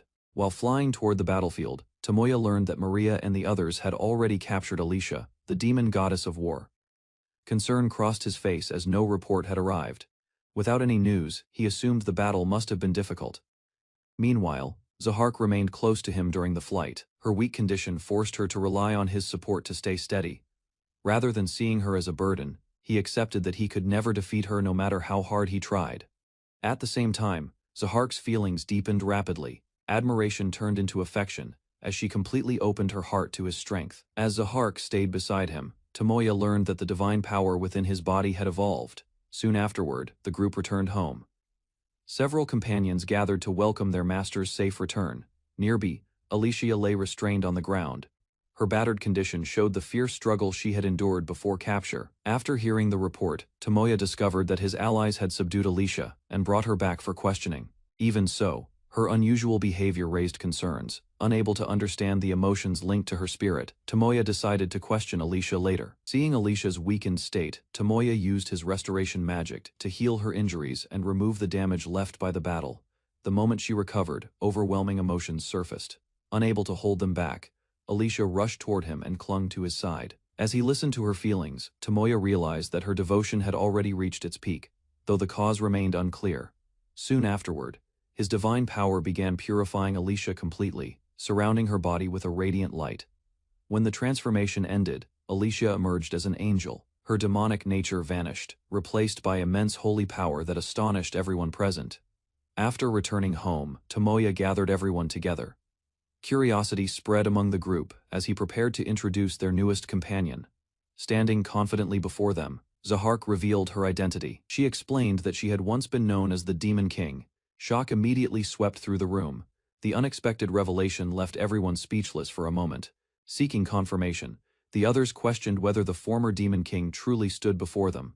Tomoya calmly confirmed the truth. Rather than denying her past, Zahark accepted responsibility. She explained that demons had manipulated her actions and vowed to atone for the suffering caused by her existence. After hearing Zahark's confession, Tomoya acknowledged her right to choose how she would live from that moment onward. Without hesitation, Zahark pledged her life to him. The declaration reflected her complete trust and unwavering loyalty. Alicia stepped forward and revealed that she shared the same resolve. Both women were prepared to sacrifice everything for their chosen lord. Memories of countless deaths and ruined lives weighed heavily on them. The burden of their past actions remained impossible to erase. Even so, Alicia believed redemption could begin through sincere effort. Standing together, she and Zahark sought a way to atone for the world's suffering. As Zahark and Alicia knelt before him, Tomoya sensed their true feelings through the spirit link. After giving it some thought, he concluded that neither woman would return to their former ways. Regret still remained. Although the past could never be erased, he believed people should be judged by who they chose to become, rather than seeking death as punishment. Tomoya argued that such an ending would solve nothing and bring no comfort to those who suffered. Instead, he urged them to create happiness. Their path to redemption would be helping others smile more than they had ever caused tears. Tomoya encouraged Zahark to stop dwelling on the past. Instead of seeking punishment, he urged her to use her strength to protect people and bring them happiness.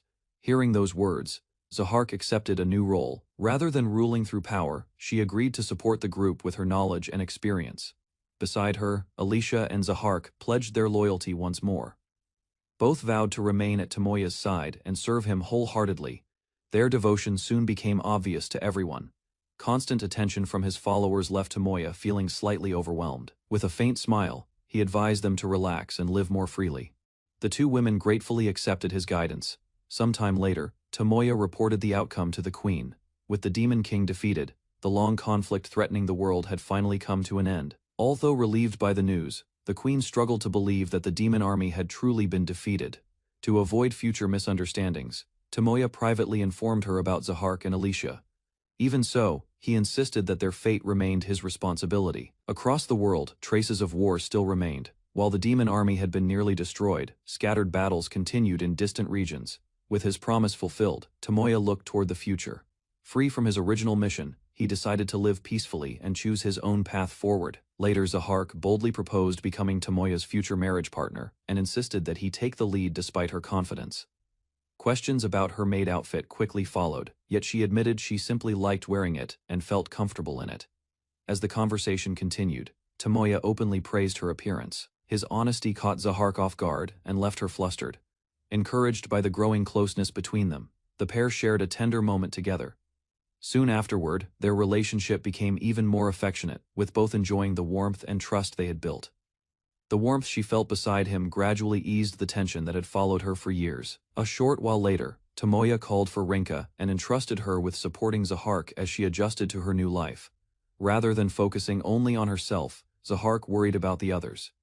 She asked Tomoya not to neglect the companions who had always stood by him. Soon afterward, a divine blessing removed the last traces of hostility within her. At the same time, her sealed combat abilities were fully restored. Although peace now filled her heart, she remained ready to fight whenever the need arose. The next day, Tomoya complimented Alicia's appearance. Though embarrassed by the praise, she happily accepted his kind words. Their conversation soon grew more personal. Alicia expressed her desire to remain by his side, while Tomoya reassured her that he would never abandon her. As their bond deepened further, a new transformation occurred. Alicia evolved into a powerful demonic, winged angel, gaining immense strength and new abilities.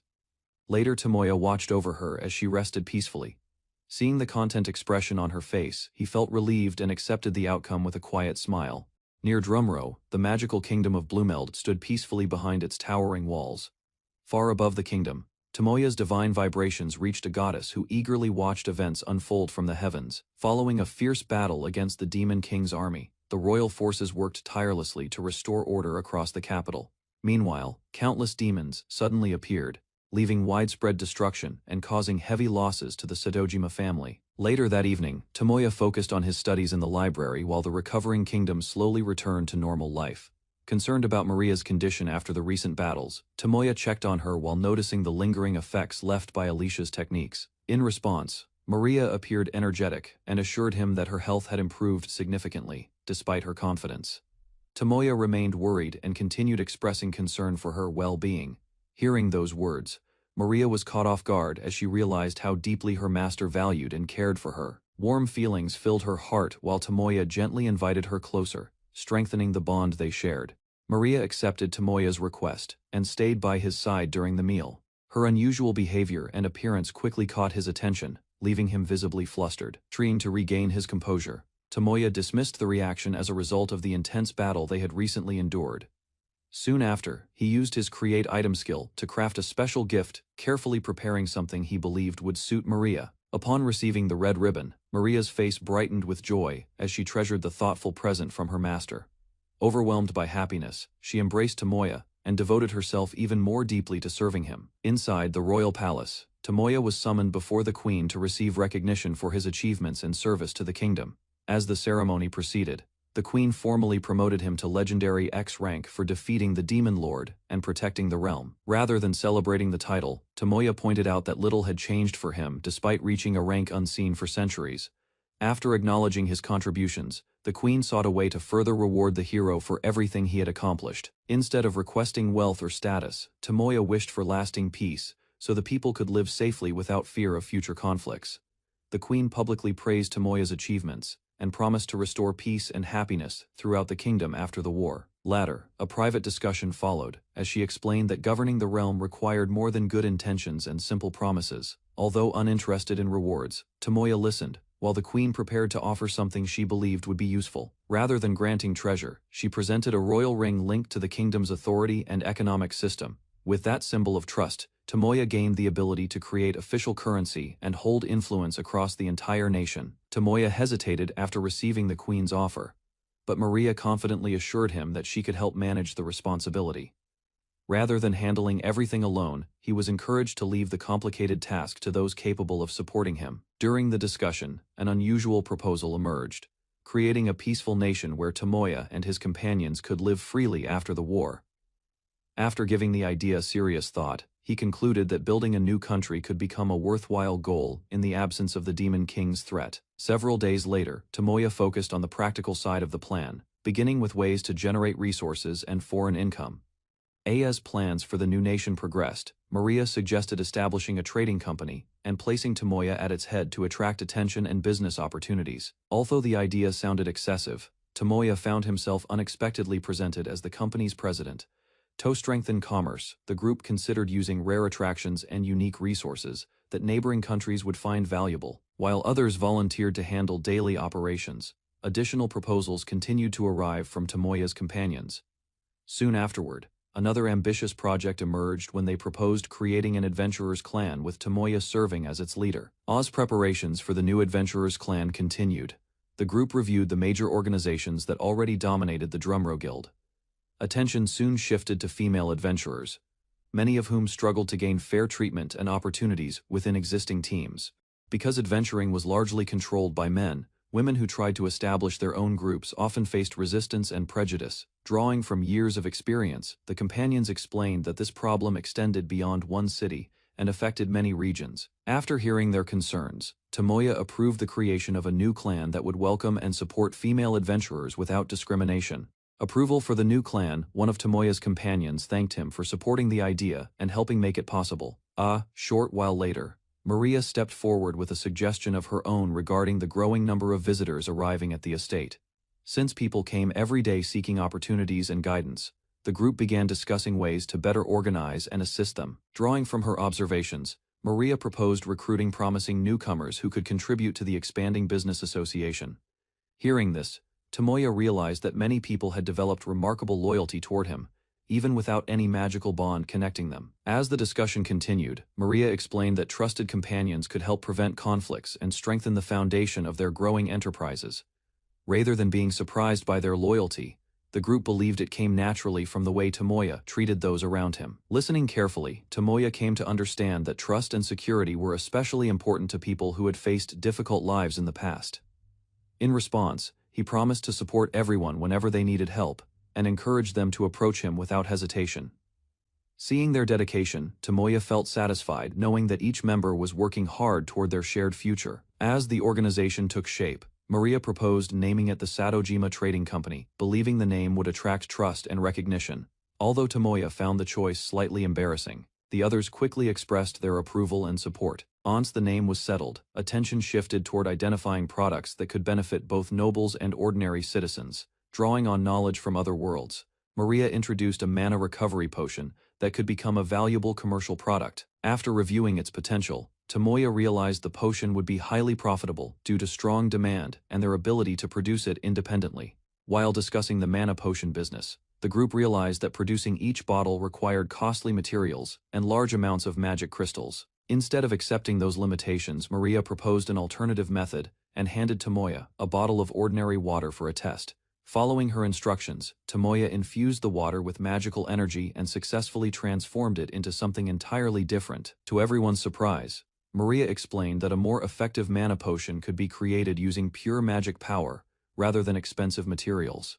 From that discovery, the group began studying the world's spiritual nature to better understand how the new method worked. Maria explained that the new potion-making method demanded an enormous amount of magical power, making it impossible for ordinary people to reproduce.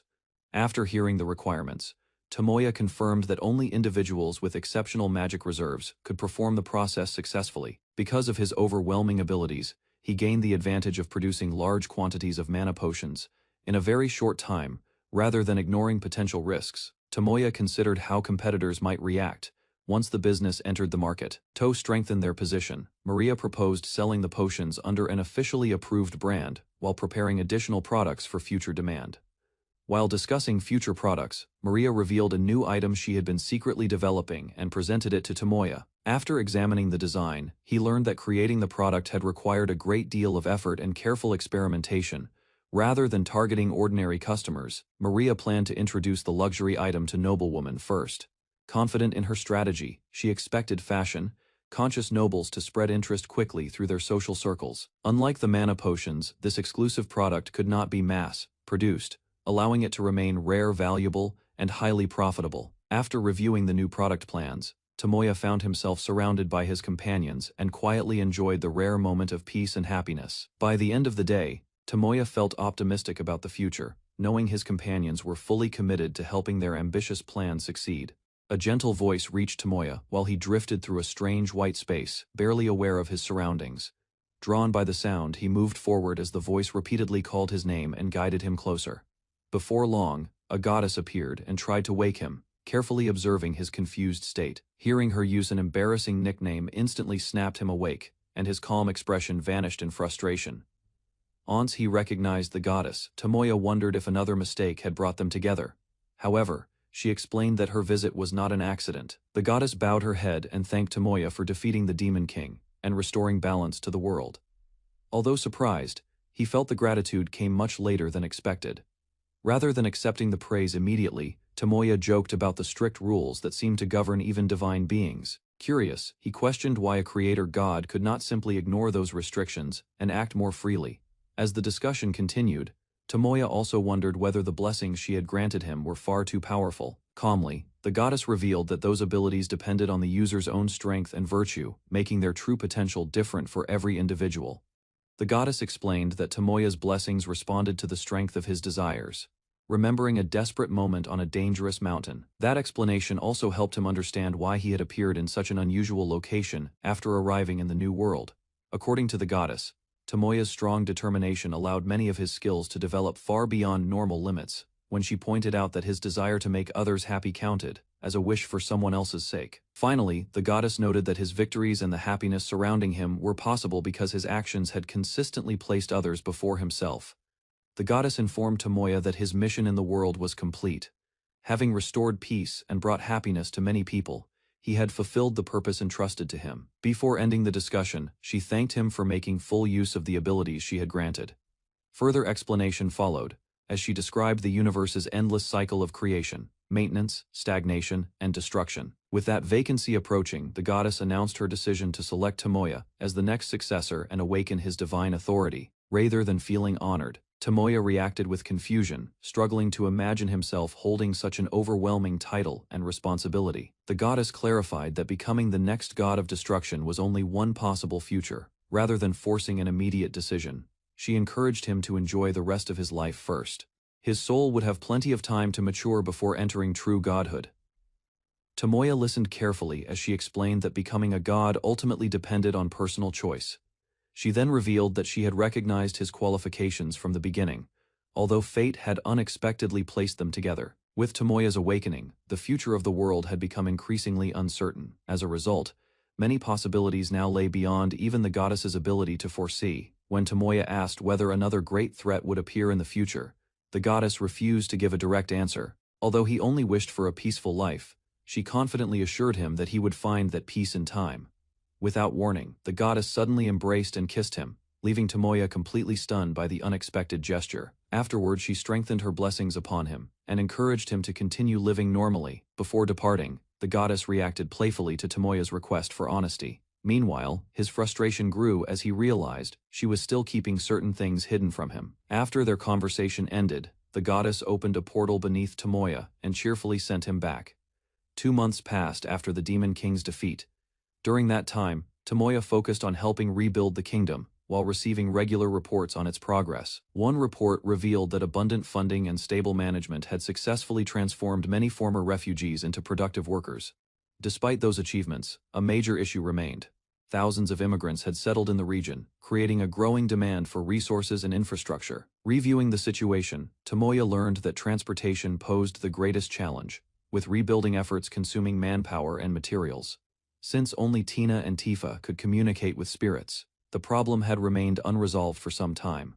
After hearing the details, Tomoya considered supplying additional magical power himself. However, the forest residents explained that they were unable to negotiate directly with the spirits. Confident in his vast magical reserves and recovery abilities, Tomoya believed he could handle the burden if more energy was required.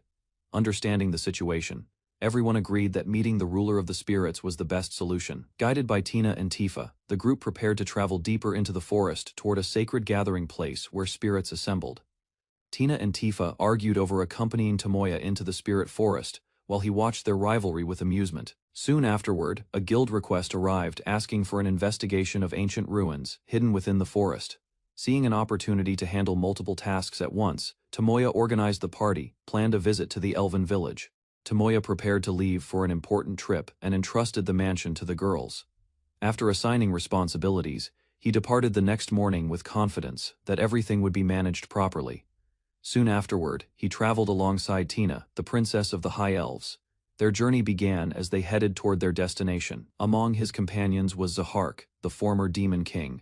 Beneath her calm appearance, she often revealed a softer side when relaxing. Despite her innocent look, she possessed a mischievous and unpredictable nature. Having regained the magic she once held as a demon, she carried herself with grace and supported Tomoya throughout the journey. While traveling with his companions, Tomoya decided to test one of his transfer magic abilities. During the flight, he reflected on Miseri, his former girlfriend, reincarnated into the same world she had spent years searching for him, and the memory deeply moved him. Along the way, Tina's fellow elves from her village gathered and joined the expedition. Their numbers increased as more companions arrived to support the mission. After assembling the group, Tomoya guided everyone above the Forest of Spirits and headed toward their target location.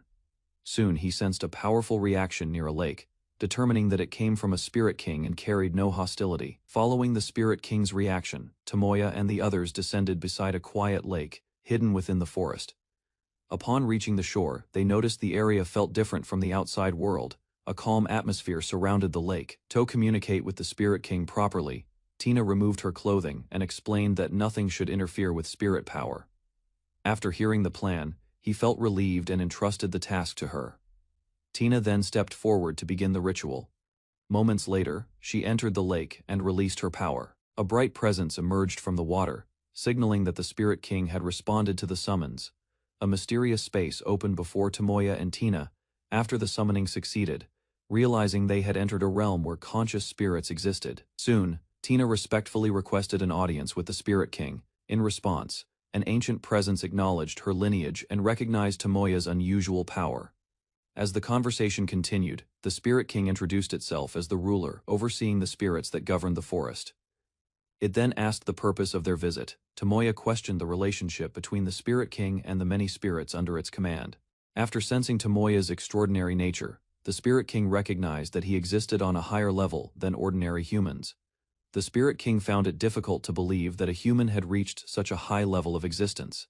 After hearing the explanation, the Spirit King suggested a direct comparison of power. Tina encouraged the test, believing it would reveal the truth more clearly than words. Accepting the challenge, Tomoya released a portion of his divine energy. Waves of immense power spread through the realm. Almost immediately, he realized the display was overwhelming the Spirit King. Concern crossed his face as the pressure continued to build. Unable to withstand the force, the Spirit King panicked and desperately tried to stop the demonstration. Surprised by her appearance, Tomoya learned that she had not expected a god to descend into the forest personally.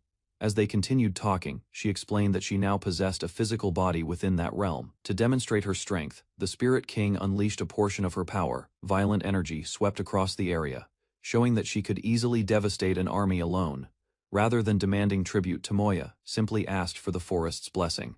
The request surprised the Spirit King. Impressed by his generosity, she gladly granted access to everything within the forest. In return, Tomoya offered some of his own magical power, completing the exchange peacefully. After completing the agreement, Tomoya discussed the use of forest resources. For the time being, he chose to gather only the plants needed for construction. Concerned about disturbing the ecosystem, he asked whether harvesting the plants would cause problems.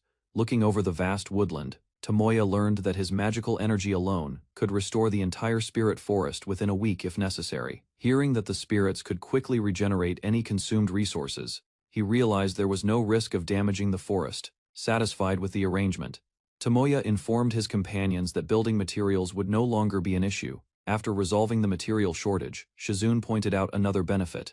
The forest could also provide edible plants. While discussing reconstruction plans, Tomoya mentioned the need to wait for selected crops to mature. Curious about Shizune's confidence, he asked about a crop she had been keeping secret. Rather than explaining immediately, she promised that the discovery would surprise him. Her certainty convinced Tomoya that the hidden crop must be something valuable. The possibility sparked his interest and raised his expectations. With that matter settled, he shifted his attention back to the main objective. The group then decided to continue their investigation of the ancient ruins. Tomoya assigned Alicia and the elves skilled in transfer magic to continue investigating the forest while he organized the rest of the group. As the teams separated, one companion noticed Alicia staying unusually close to him, giving the impression of a devoted wife. Hearing the remark, the angelic woman calmly admitted that Alicia's behavior resembled that of a married partner. Although Alicia denied the comparison, she still chose to remain near Tomoya as the discussion continued. Meanwhile, a maid stepped forward with a suggestion, directing Tomoya and Misaki toward the ruins, while showing careful attention to the mission. After assigning the investigation teams, Tomoya accepted the maid's proposal and entrusted her with managing the remaining work while he headed for the ruins with Misaki. Watching him prepare to leave, the maid quietly wished for a different outcome but kept her thoughts to herself. Before departing, Tomoya offered a few words of encouragement, causing her to become flustered despite trying to maintain her composure.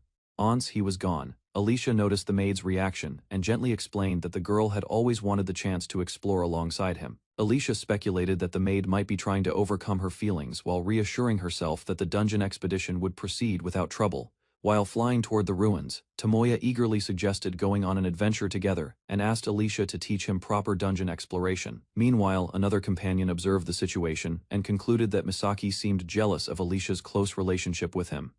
Rather than rejecting the idea, Misaki reflected on the customs of the world and considered that such relationships were not entirely unreasonable. For a brief moment, she imagined a future where all the girls remained by Tomoya's side, sharing a peaceful life together. Returning to reality, Tomoya wondered what Misaki truly thought while preparing for the next stage of their journey. After a long flight, Tomoya and Alicia finally reached the ruins and found an ancient structure standing alone on a massive rocky platform.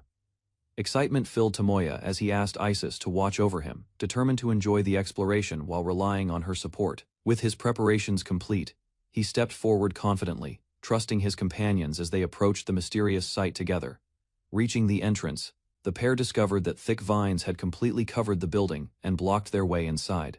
Ready to clear the obstacle, Tomoya considered burning the plants away, but Alicia quickly pointed out that the old pillars depended on those vines for support. Ignoring Alicia's warning, Tomoya unleashed a powerful fire spell and engulfed the vine-covered entrance in flames. As the fire spread across the structure, Alicia quickly realized the situation was becoming far more dangerous than expected. Rushing to stop him, she explained that the plants were supporting the ruins and that excessive damage could bring the entire building down. After receiving a stern scolding, Tomoya apologized and listened, while Alicia reminded him to think more carefully before acting. Accepting the lesson, he agreed to be more cautious, while Alicia advised him to rely on Isis and pay closer attention to his surroundings. After clearing the entrance, Tomoya and Alicia finally stepped into the ancient dungeon and began exploring its interior. Without hesitation, Alicia rushed forward and cut down a stone monster with a swift strike before it could threaten them. More creatures emerged from the shadows, yet she continued fighting calmly, defeating each enemy while Tomoya observed from behind. Watching the battle unfold, he realized how much stronger and more skilled Misaki had become through her combat experience. As the dungeon grew quieter, Misaki explained that her unique ability allowed her to wield any weapon effectively, making it easy to adapt to different battles. While watching Misaki fight, Tomoya remembered the weapon she had lost and wished he had a way to restore it. Unexpectedly, a new blessing activated, granting him abilities related to item creation and weapon evolution.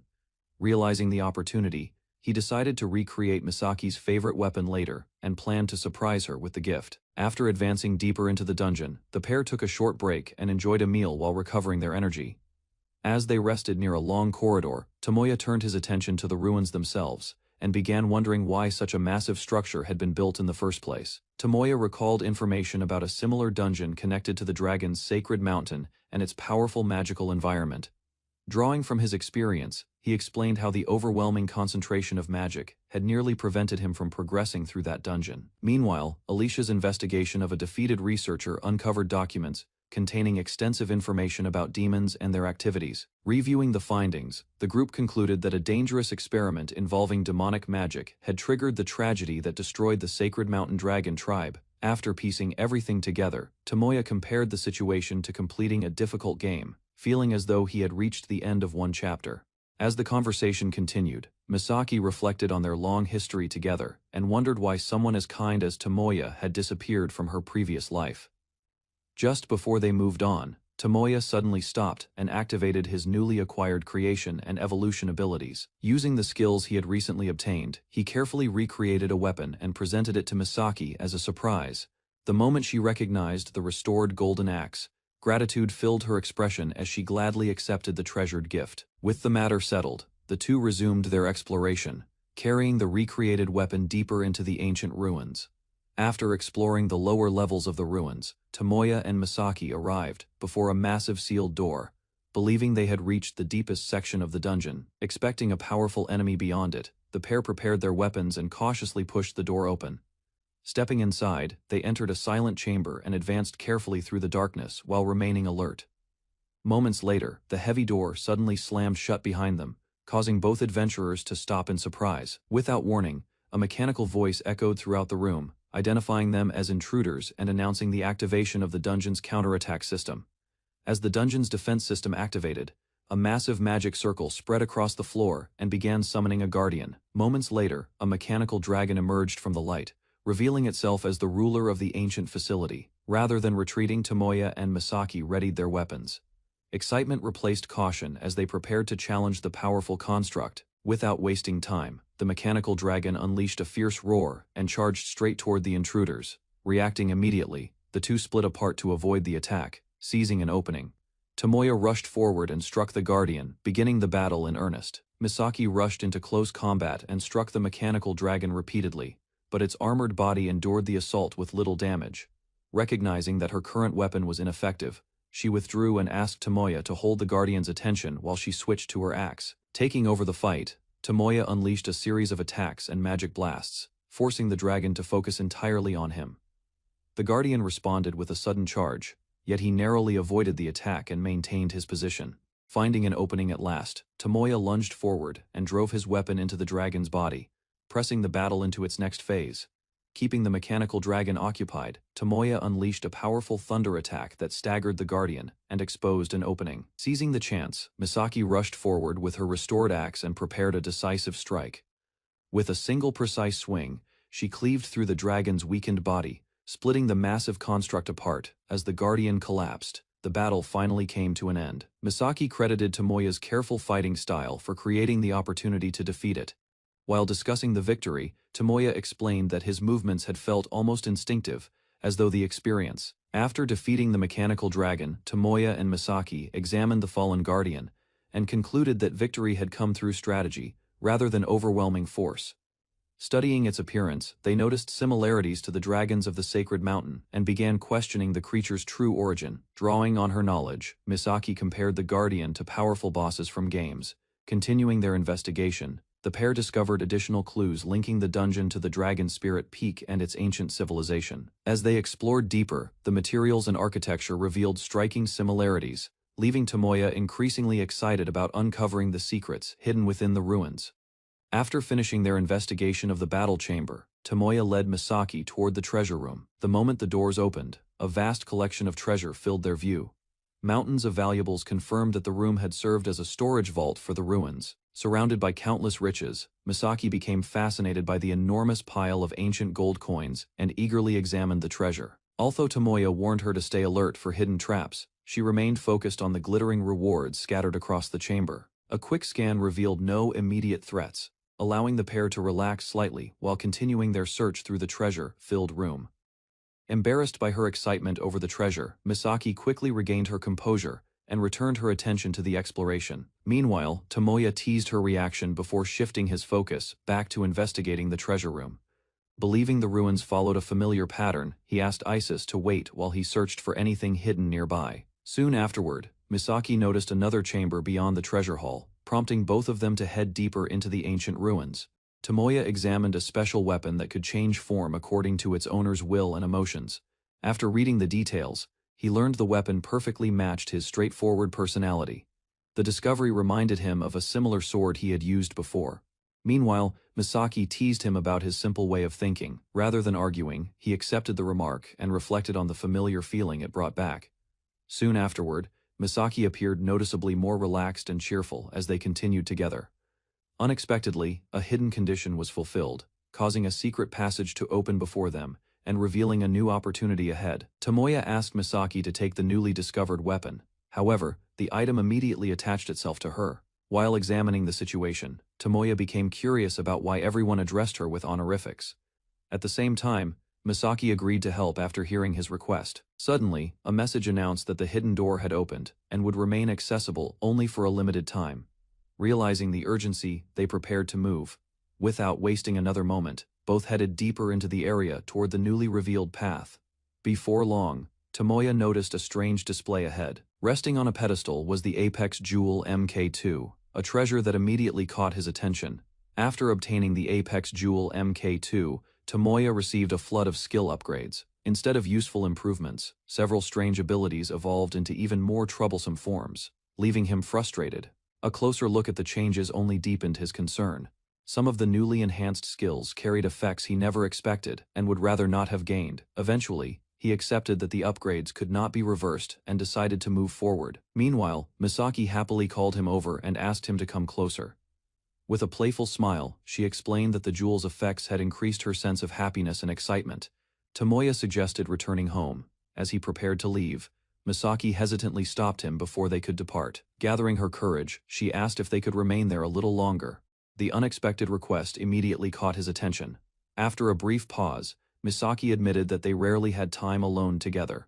More than anything, she wanted to enjoy a quiet moment with him before heading back. Rather than refusing, Tomoya explained that certain customs existed among the group. In the end, Misaki clarified that it was not a strict rule anyway. Hearing that, Tomoya agreed to stay, allowing the two to spend a little more time together. Accepting Misaki's request, Tomoya decided to spend more time with her, wanting to make the moment special. A playful remark left Misaki flustered for a second, though her smile quickly returned as she followed his lead. Soon afterward, Tomoya carried her away and headed toward a place where they could relax without interruptions. Curiosity replaced her confusion as they moved. Moments later, they arrived beneath a breathtaking star-filled sky, surrounded by endless lights and a glowing moon. Both admired the peaceful scenery, resting comfortably in his arms. Misaki felt completely at ease. Far from everyone else, the two quietly enjoyed their private time together. While gazing at the starry sky, Tomoya reflected on his past life. Compared to the loneliness he once carried, his new life had given him companions and happiness he never expected. As those thoughts surfaced, Misaki openly expressed feelings she had been unable to share before. Hearing her words, Tomoya decided it was time to stop hesitating. Determination replaced uncertainty as he prepared to reveal his true feelings. Beneath the moonlit sky, he proposed marriage to Misaki. The sudden declaration completely caught her off guard. Instead of immediately celebrating, Misaki became overwhelmed by another concern. Thoughts of the other women close to Tomoya quickly entered her mind. After hearing Misaki's concern, Tomoya confidently explained that he intended to take responsibility for everyone who had become important to him. What began as an ordinary existence had gradually turned into a future surrounded by people who cared about him. Rather than choosing between them, Tomoya resolved to make everyone happy. His decision came from a sincere desire to protect the bonds he had formed. Although she criticized his reasoning, Misaki could not hide her joy. The proposal itself meant far more to her than the awkward explanation behind it. In the end, happiness won over embarrassment. Smiling through her emotions, Misaki accepted the moment. After making up his mind, Tomoya decided to use one of his special creation abilities. Holding Misaki close, he prepared a gift to symbolize the promise they had just shared. The item formed a spiritual bond between them and strengthened the connection they already felt. Rather than stopping there, Tomoya attempted to follow a marriage tradition from his previous world. Caught completely off guard, Misaki froze as she tried to understand what had just happened. The significance of the moment slowly began to sink in. Overwhelmed by joy, she threw her arms around Tomoya and held him tightly. At last, her happiness could no longer be contained. Still holding Misaki in his arms, Tomoya decided that if he was going to make a commitment, he would eventually do the same for the others who shared his life. Hearing his decision, Misaki expressed her gratitude. Beneath the glowing night sky, the two quietly shared a heartfelt moment together. Later, they returned to the mansion. Inside, several members of the household were already waiting, creating an unexpectedly lively scene. Strange reactions from those around him suggested that something had changed while he was away. To his surprise, every woman present was already wearing a ring identical to Misaki's. The discovery left him wondering how the rings had appeared so quickly. Before long, the truth became clear as everyone realized the effects of his proposal had spread far beyond Misaki alone. Because of the divine blessing linked to the ring, identical rings appeared on the fingers of the other women connected to him. Along with the rings, the feelings and words from Tomoya's proposal had somehow reached everyone directly. Although the explanation sounded unbelievable, the evidence left little room for doubt. Tomoya could only accept that the strange event had really happened. New title and powerful bonuses activated within him. The massive increase in strength left Tomoya stunned by yet another outrageous upgrade. The sudden growth left him wondering whether the world's rules had completely broken around him. What was meant to be a personal ceremony soon expanded into a massive national event scheduled for 3 months later. Meanwhile, peaceful days returned to the mansion. Surrounded by the people closest to him, Tomoya enjoyed a calm and happy life, while waiting for the future to arrive. One day, a young girl quietly approached him, with a serious expression. Something important seemed to be on her mind. Gathering her courage, she expressed a sincere desire to stay by Tomoya's side and support him as much as possible. Before leaving, the young girl gently shared her feelings with Tomoya. Holding onto his hand, she wanted him to remember that someone would always care deeply about him. With that farewell, another chapter in Tomoya's extraordinary journey came to a close, while the next adventure waited just beyond the horizon. Tomoya visited the pioneer village and observed how it had grown through the arrival of many immigrants. Soon after, he met Sharo, a former mercafolk immigrant. She reported that the village was peaceful and that everyone had enough work. Meanwhile, the discussion turned to transportation. Current plans focused on solving the shortage and supporting future growth. After reviewing the situation, an immigrant management system was implemented to help organize and protect the women living in the settlement. Rather than expanding his harem, Tomoya chose to share the benefits of his abilities and improve opportunities for the village's children. Tomoya explained that he had already proposed to everyone and had no intention of increasing the number of love slaves carelessly. Suddenly, villagers rushed in with alarming news.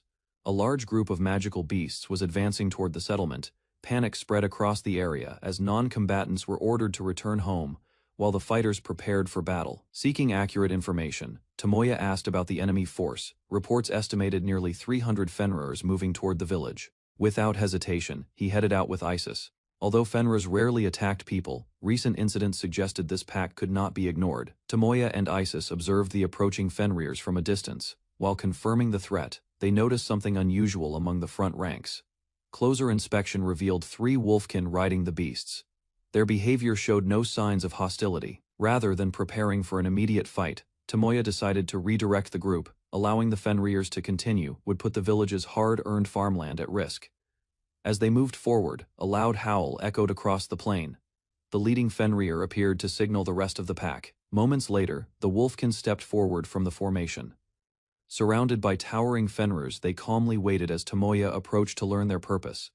Standing before the wolfkin group, Tomoya examined the 3 girls who had arrived with the Fenrirers. Without warning, the youngest girl rushed forward and embraced him. Her reaction left Tomoya completely stunned. Soon afterward, the other 2 joined in, surrounding him with affection. Confusion quickly spread as Tomoya struggled to understand what was happening. Amid the unexpected welcome, the girls continued clinging to him. Their excitement contrasted sharply with his bewildered expression. The wolfkin had not recently arrived in the area, revealing that the situation was far more complicated than Tomoya first believed. Still overwhelmed by the sudden attention, Tomoya denied having children. Isis suggested learning the girls' identities before jumping to conclusions. Realizing they had startled him, the 3 wolfkin stepped back and prepared to explain themselves properly. First, they revealed that their connection to Tomoya came through their mothers, who had conceived after receiving his help in the past. Shirayuri introduced herself and stated that she was searching for a husband to bear his descendants. Next, Priscilla cheerfully declared her intention to have children with him. Finally, Charlotte identified herself and thanked Tomoya for assisting the werewolf tribe long ago. Charlotte finally revealed the truth behind their origins. Her explanation connected the 3 girls to powerful figures Tomoya had encountered in the past. To Tomoya's shock, they were descendants of the former Silver Wolf Emperor and the Phantom Silver Wolf Emperor. For a moment, he could only stare in disbelief. Even Isis was left speechless by the unexpected revelation. After recovering from the surprise, the group moved to the village hall. There, they prepared to hear the full story behind the girls' journey. During the discussion, Charlotte explained that both she and Priscilla had once died. Their survival, she claimed, was linked to Tomoya's past actions. The 3 girls explained that their return to life was connected to Tomoya's awakening. His divine powers had unknowingly influenced events long after his previous encounters. Hearing the explanation, Tomoya immediately noticed contradictions in the timeline. The details did not seem to match what he remembered about the former wolf emperors. As the discussion continued, the girls pointed toward a sacred forest and identified Tomoya as Priscilla's father, adding another layer to the confusing story. Without hesitation, Priscilla announced her plan to have children with him and strengthen her bloodline. Charlotte admitted teaching her descendants, prompting Tomoya to blame her for the strange family education. According to ancient rules, those carrying exceptional potential were naturally drawn to his lineage. To support her claim, she explained that fate itself guided these individuals together. Their meeting was not coincidence, but the result of forces beyond ordinary understanding. Although surprised, Tomoya listened as she pointed out several talented people already living around him. After giving it some thought, he began naming candidates. Maria stood out because of the dormant Dragon Ken power hidden within her. Next, attention turned to Ariel and Soniel. One possessed remarkable growth potential, while the other carried sealed transcendental abilities from a lost nation. Charnalot continued listing the extraordinary individuals connected to Tomoya. Among them were Misha, a rare divine beast, and Tina. The explanation expanded further as she mentioned Lululu, Alicia, and Zahark. Each possessed an unusual background that set them apart from ordinary people. Attention turned to heroes and reincarnated individuals. Their arrival in the same world seemed to follow an invisible path leading toward Tomoya. Even Lucia was included among those linked by destiny. Her connection strengthened the idea that many important figures had gathered around him. After reviewing every example, Tomoya reflected on the pattern. What once appeared to be random encounters now seemed guided by fate itself. According to the story, her previous life had been tied to someone who deeply loved both him and Shirayuri. Curiosity quickly shifted to another mystery. Tomoya questioned why the girls had come seeking him, and what they meant by wanting children. A past catastrophe had wiped out most of the pack, leaving only a small number of females alive. Faced with the consequences of his earlier actions, Tomoya agreed to hear them out. Their affection had already grown remarkably strong, despite meeting him only recently. Finally, Shirayuri explained that spiritual beings like herself faced unusual circumstances. Because of that, she believed having descendants with Tomoya would not be difficult at all. A new divine blessing suddenly activated, removing the restrictions that had limited Shirayuri and Charnalot. Before Tomoya could fully process that revelation, another notification appeared. The blessing of the Creator God continued to evolve, suggesting even greater changes ahead. Additional improvements soon followed, increasing various effects tied to Tomoya's abilities. Encouraged by his response, Shirayuri promised to support him as a wife. Meanwhile, Priscilla enthusiastically declared that she would do her best as well. With the atmosphere growing more serious, the girls presented their request. They asked Tomoya to form an official bond with them. After listening to the Wolfkin's explanation, Tomoya was interrupted by Maria, who had quietly arrived and learned about the situation. Soon afterward, she reported a surprising discovery. The Fenris that had accompanied the three girls had transformed into women. Meanwhile, Tomoya considered how the newly transformed Fenrirs could contribute to the village.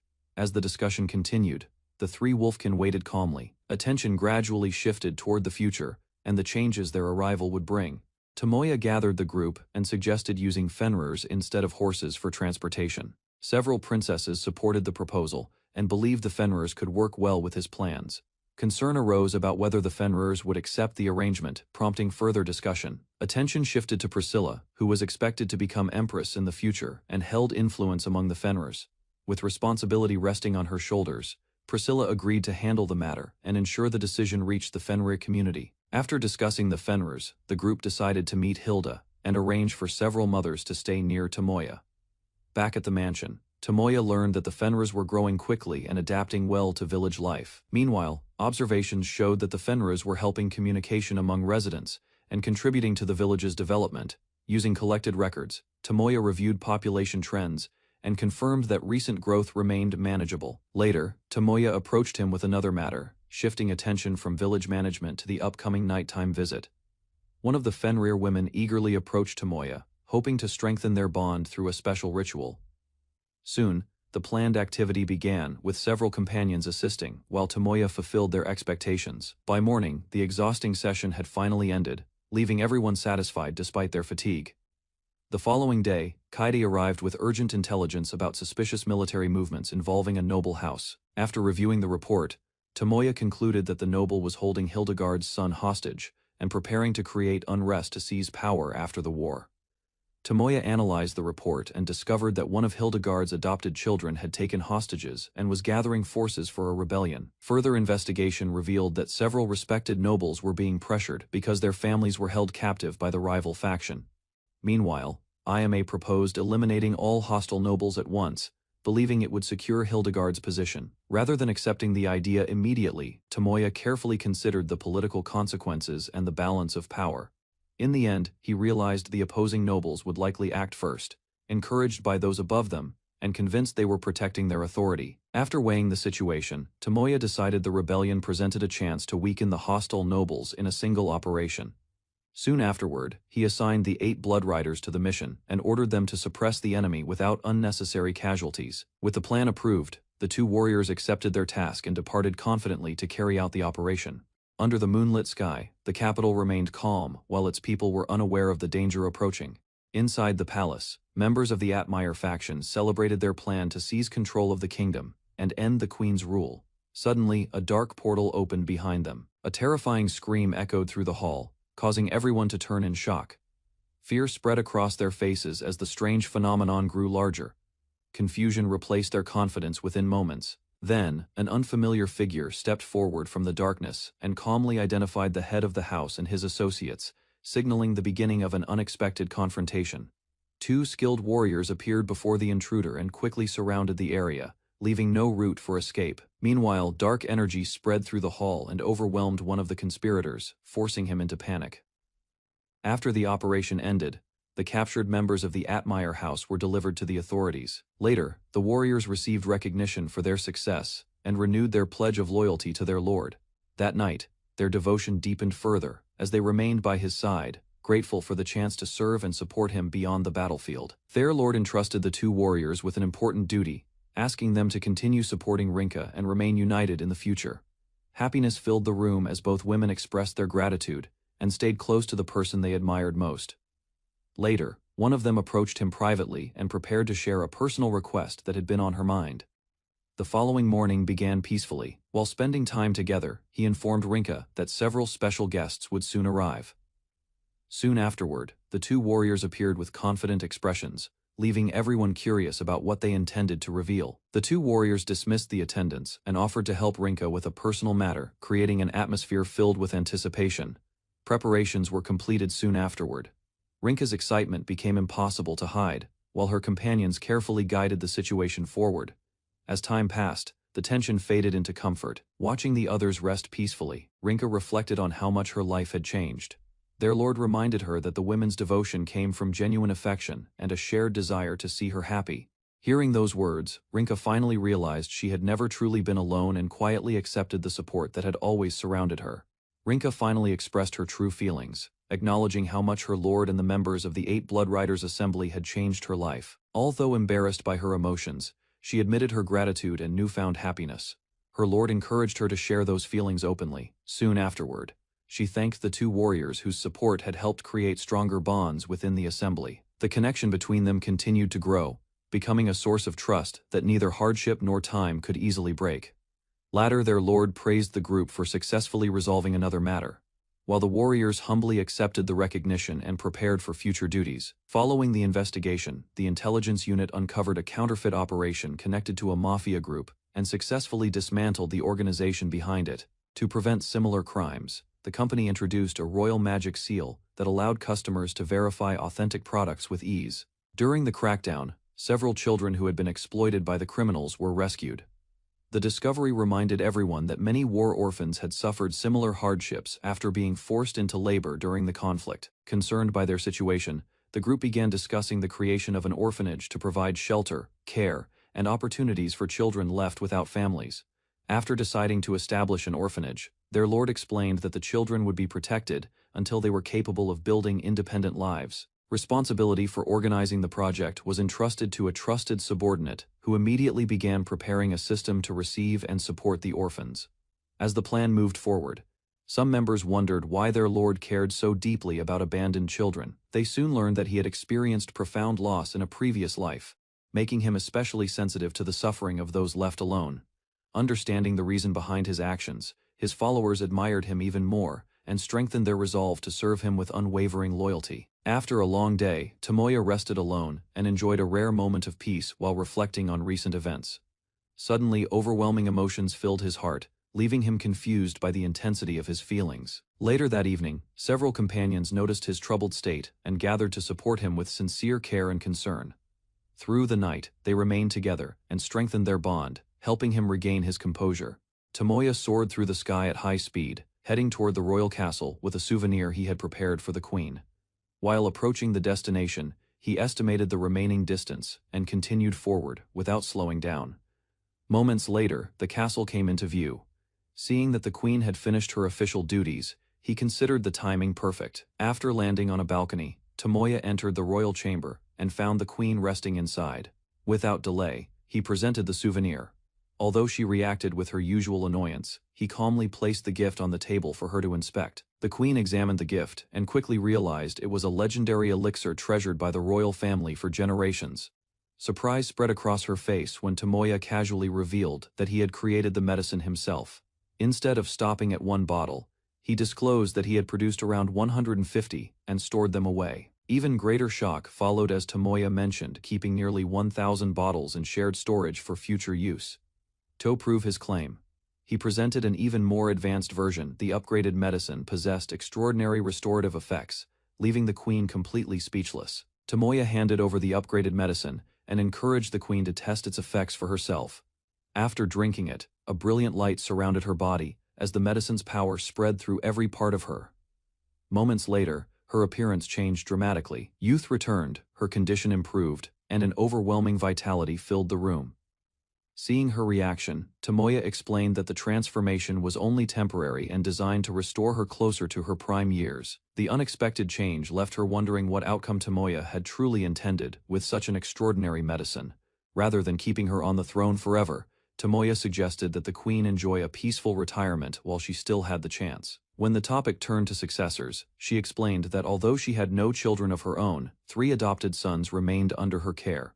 Expecting that answer, Tomoya revealed that he had already investigated a noble house causing trouble behind the scenes. Evidence soon followed. He exposed a conspiracy involving rebellion, hostage-taking, and a plan to seize control of the kingdom. With the threat removed and the truth uncovered, Tomoya encouraged the queen to choose one of her capable sons to inherit the throne. The queen fell silent for a moment, caught off guard by Tomoya's unexpected proposal and concern for her future. Soon afterward, a genuine smile appeared on her face. For the first time in years, the idea of retirement no longer seemed impossible. Tomoya explained that helping her settle her affairs was simply his way of repaying a long-standing debt of gratitude. As the discussion continued, sadness surfaced beneath her smile. Most of her old companions were gone, leaving only a few people she could still trust. Not wanting her to face loneliness, Tomoya hinted that another important person remained by her side. Without warning, Tomoya opened a dark portal inside the chamber. The queen turned toward the unfamiliar presence with growing curiosity. From the portal emerged a woman from the queen's distant past. The unexpected reunion left her frozen in disbelief as old memories resurfaced. Tears gathered in the queen's eyes when the visitor expressed a wish to stand beside her once more. As a trusted friend, unable to hold back her emotions, she rushed forward and embraced the woman she thought she had lost forever. As the reunion settled, warmth returned to the room. The long separation finally ended, and the queen found herself surrounded by a precious bond once again. Watching the reunion unfold, Tomoya quietly stepped back. Seeing the two women together confirmed that his plan had worked perfectly. Meanwhile, the queen's happiness continued to grow. Reconnecting with a cherished companion filled a void that had remained for many years. Although pleased with the outcome, Tomoya had not expected events to develop so favorably or so quickly. After reflecting on everything that had happened, the queen finally made her decision and resolved to step down from the throne. With her future no longer burdened by duty, she looked forward to peaceful days ahead, spending time with friends and enjoying the freedom she had long been denied. Just as the queen began looking forward to her new life, a divine blessing suddenly activated and restored her body to the age of 16. While discussing future plans, a new problem emerged. Her youthful appearance made participation in Tomoya's upcoming wedding seem unavoidable. To address the situation, Tomoya called upon one of his trusted companions, an ancient elf with extensive magical knowledge. After listening to the circumstances, the elf proposed a special solution and began preparing a spell to assist the queen. Moments later, powerful magic filled the room. An astral form separated from the queen, marking the start of an unusual method to resolve the dilemma.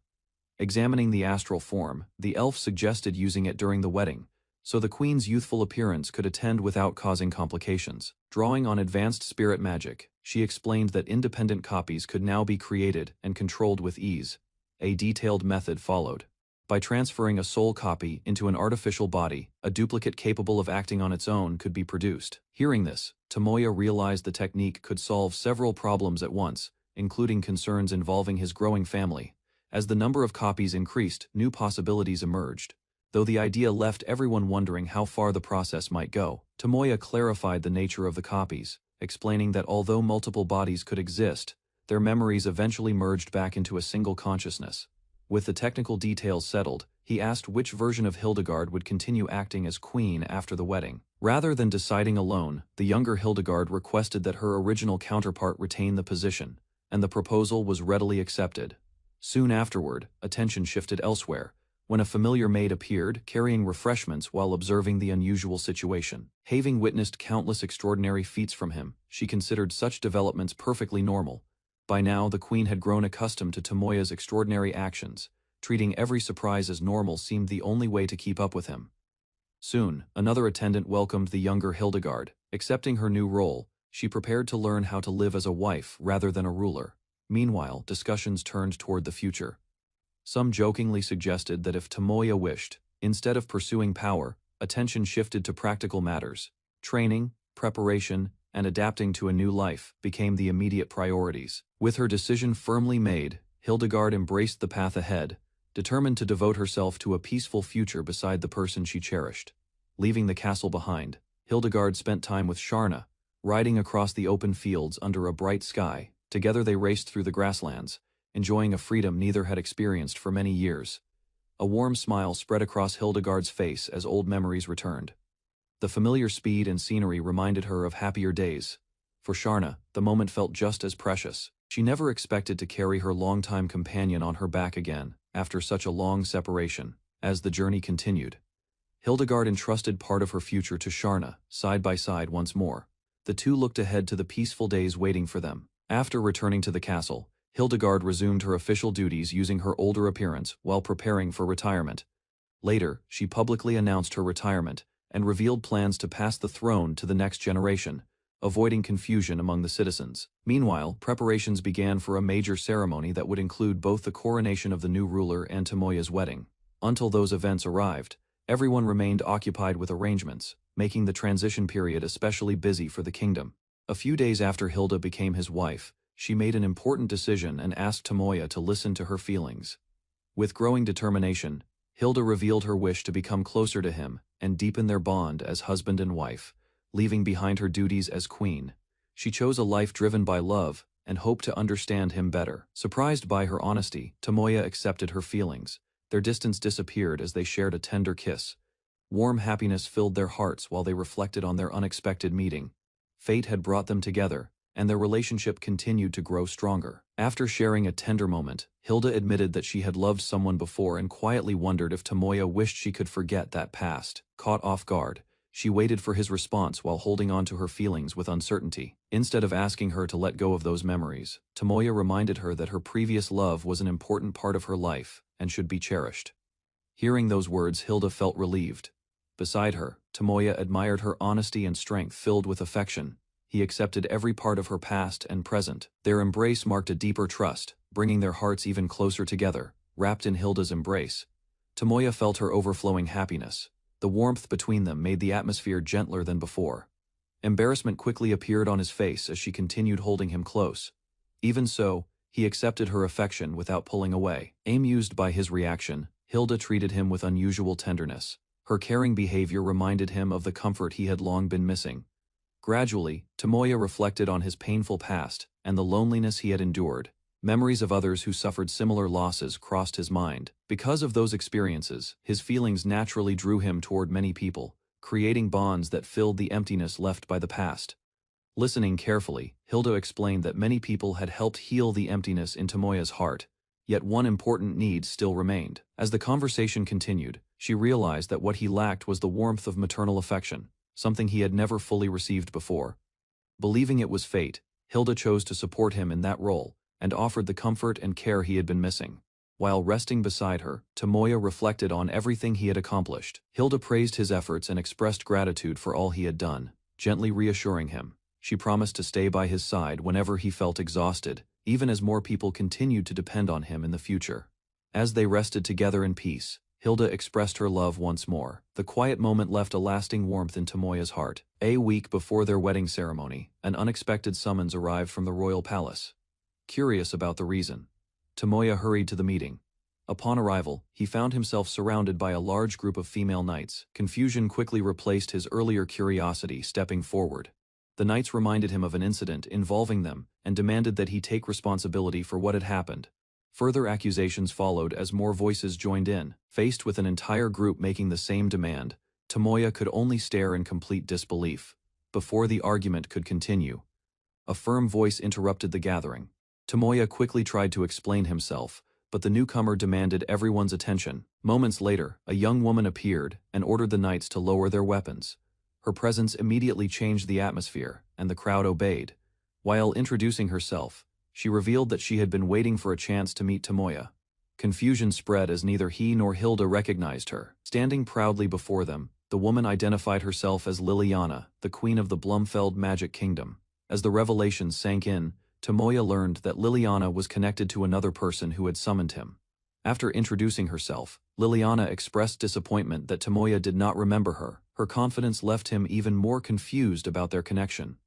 Rather than giving a clear explanation, she began listing unusual details from a past encounter. Struggling to recall the event, Tomoya searched his memory while Liliana patiently waited for him to figure it out on his own. Soon she mentioned a treasure obtained from ancient ruins. That single detail finally gave Tomoya a direction to follow. A sudden realization began to form as Liliana referred to a supreme jewel connected to that adventure, piece by piece. The forgotten memory started returning to him. The forgotten memory finally returned. To Tomoya's surprise, Liliana revealed that she had once been the Emperor of the Sacred Peak. Hilda immediately challenged the claim, recalling the terrifying legend of a dragon powerful enough to threaten the entire world. Calmly, Liliana admitted that the stories were exaggerated. Even at her strongest, she believed her limits had been far lower than the rumors suggested. After confirming her identity, Tomoya learned that her current power was only a fraction of what it had once been. Having taken on a new body, Liliana explained that most of her former strength had vanished. Explaining her situation, Liliana revealed that much of her original power had disappeared. Even so, she rebuilt her strength by hunting monsters and gradually raising her level again. Curious about her survival, Tomoya asked how a legendary dragon had ended up living as a human. Liliana admitted that she had once truly died. When consciousness returned, she found herself inside a royal underground tomb. A completely different life awaited her there. Further details revealed that the original owner of the body, Liliana Silk Blumfeld, had passed away years earlier. Others nearby had experienced a similar fate, making her story less unique than it first appeared. To explain further, Liliana introduced two royal sisters. Both revealed that they had once been powerful dragons before reincarnating into human bodies.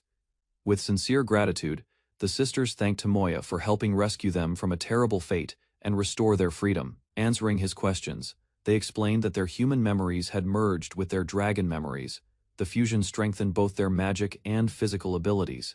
They then described how dragons willingly exchanged their original bodies for new lives, while preserving their memories. Over time, the two identities blended completely. Any confusion faded away, leaving them as a single person with both pasts united. Continuing their explanation, the two sisters revealed that they were not only princesses of Blumfeld, but also daughters of the kingdom's queen soon. Tomoya learned that every female knight gathered there shared a similar past. The truth became even more surprising when Liliana explained that many of those women were actually dragons who had lived at the Sacred Peak. Some inherited fragments of their former memories, while others remembered very little compared to Liliana and the princesses. Finally, Liliana revealed that their reincarnation had a greater purpose. For reasons still unknown, they had been reborn to serve the god of destruction. When Tomoya questioned her title, Liliana clarified that the name Emperor of the Sacred Peak had only been a position. The discussion soon turned to the dragons of the Sacred Peak. Tomoya realized that many of them had reasons to resent him after their clan's destruction. Rather than seeking revenge, the reincarnated dragons seemed influenced by lingering memories and emotions from their past lives. Curious about her earlier words, he asked why she had wanted to meet him for so long. The question finally reached the heart of the matter. Smiling confidently, Liliana explained that she had sensed his power from afar for many years. Just as the discussion seemed settled, Liliana prepared to make a request. Before she could continue, an urgent report suddenly interrupted the gathering. The message brought alarming news. Forces from the Kaisler Empire had crossed the border and resumed their advance. Despite resisting bravely, the defenders were struggling against overwhelming enemy numbers. Situation grew even stranger when witnesses reported powerful monsters fighting alongside the invading army, including rare and highly evolved creatures. Faced with this unexpected crisis, Tomoya and the others immediately turned their attention toward the Empire. A larger conflict was clearly beginning to unfold. Far from the battlefield, a mysterious man reveled in the chaos spreading across the world and eagerly anticipated meeting Liliana. Seated confidently upon a throne, he embraced destruction as his goal. With dark ambitions growing stronger, he prepared to push the world toward greater conflict. Across the Castral continent, the powerful nations of Drumro, Blumdeld, and Kaisler maintained a fragile balance. At the center of that peace stood Emperor Muspel VII, whose affection for Princess Liliana strengthened relations between the kingdoms. Everything changed after Liliana's death, as Kaisler launched an invasion against Blumdeld. Months later, a mysterious man appeared within the Demon King's army, while Liliana and the other princesses unexpectedly returned, helping restore a ceasefire. Soon afterward, Blumdeld faced invasion once more when the man seized control of Kaisler and subdued its strongest warrior. Dark clouds hung over the imperial capital of Kaisler, as the occupied nation remained under new rule. Inside the palace, the mysterious man sat upon the throne and questioned the slow progress of the invasion. Frustration soon surfaced as he demanded greater results and revealed an unusual interest in a young girl from Blumdeld. Rather than obeying quietly, Kaisler's strongest warrior challenged the order and showed clear disapproval. Without hesitation, the warrior rejected the demand and prepared to lead an immediate campaign against Blumdeld instead. As the warrior left the throne room, the man who controlled Kaisler mocked his resistance and threatened punishment for failure. Meanwhile, his twisted ambitions became clear as he dreamed of dominating the world and gathering powerful girls under his control. Dark energy surged through the hall while he celebrated his growing influence and confidence. Far away, Tomoya and his companions discussed the worsening situation and agreed that returning home could no longer be delayed. Although the journey would take months, determination spread through the group as they prepared to depart despite the dangers ahead. Determined to return home quickly, Tomoya contacted Alicia and searched for a way to reach Blumdeld without a long journey. After explaining the situation, he asked whether teleportation magic could be used despite never having visited the kingdom. Unfortunately, Alicia revealed that Blumdeld had already fallen during the Demon King's campaign, leaving Tomoya without a destination he knew. Soon, a hidden function expanded his teleportation ability, allowing travel through locations stored within shared memories. With a new solution available, Tomoya immediately used the required method and gained access to the information needed for teleportation. After obtaining the necessary memories, Tomoya completed the final step and unlocked a direct route to Blumdeld. Without wasting time, he gathered everyone and announced that the entire group would travel together through teleportation magic. Ancient magic circles appeared beneath him as a powerful spell activated across the area.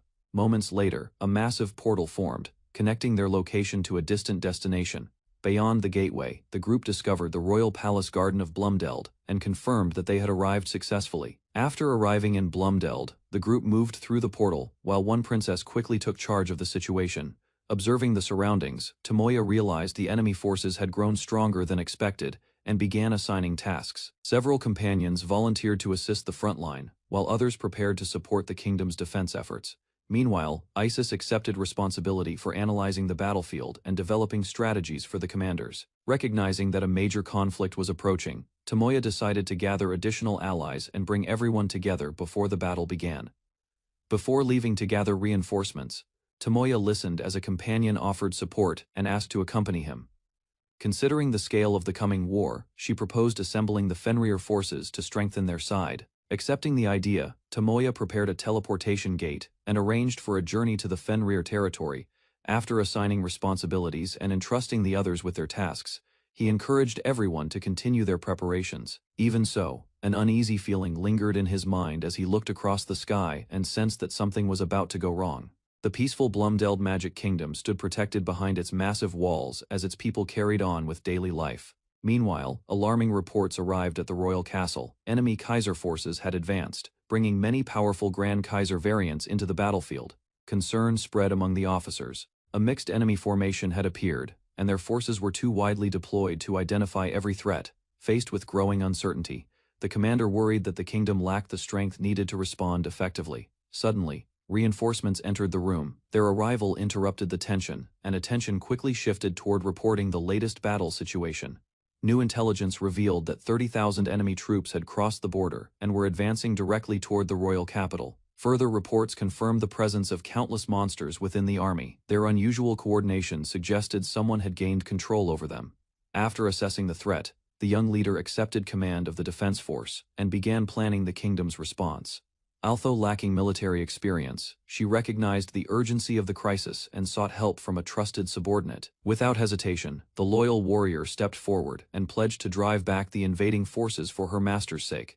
The maid recognized traces of another world around the young ruler, and revealed that she had encountered similar people in the distant past. Hearing the explanation, the ruler understood the reason behind the maid's certainty and accepted her words. Setting the mystery aside, she redirected everyone's attention to the approaching battle and the kingdom's defense. Confidence filled the maid's expression. With her master leading the army, she believed complicated strategies would not be needed. Soon afterward, enemy monsters emerged across the battlefield, charging forward as the long-awaited clash finally began. A swordswoman rushed into the enemy ranks, unleashing a rapid series of strikes that cut through multiple monsters at once. Nearby, another warrior spun forward with a powerful wind attack, sweeping away enemies that tried to surround her. At the same time, a mage launched a devastating barrage, causing explosions that shattered the advancing monster force. Watching from behind the lines, several soldiers were stunned by the overwhelming strength displayed on the battlefield. As the enemy formation collapsed under the relentless assault, hope spread among the defenders that victory might still be within reach.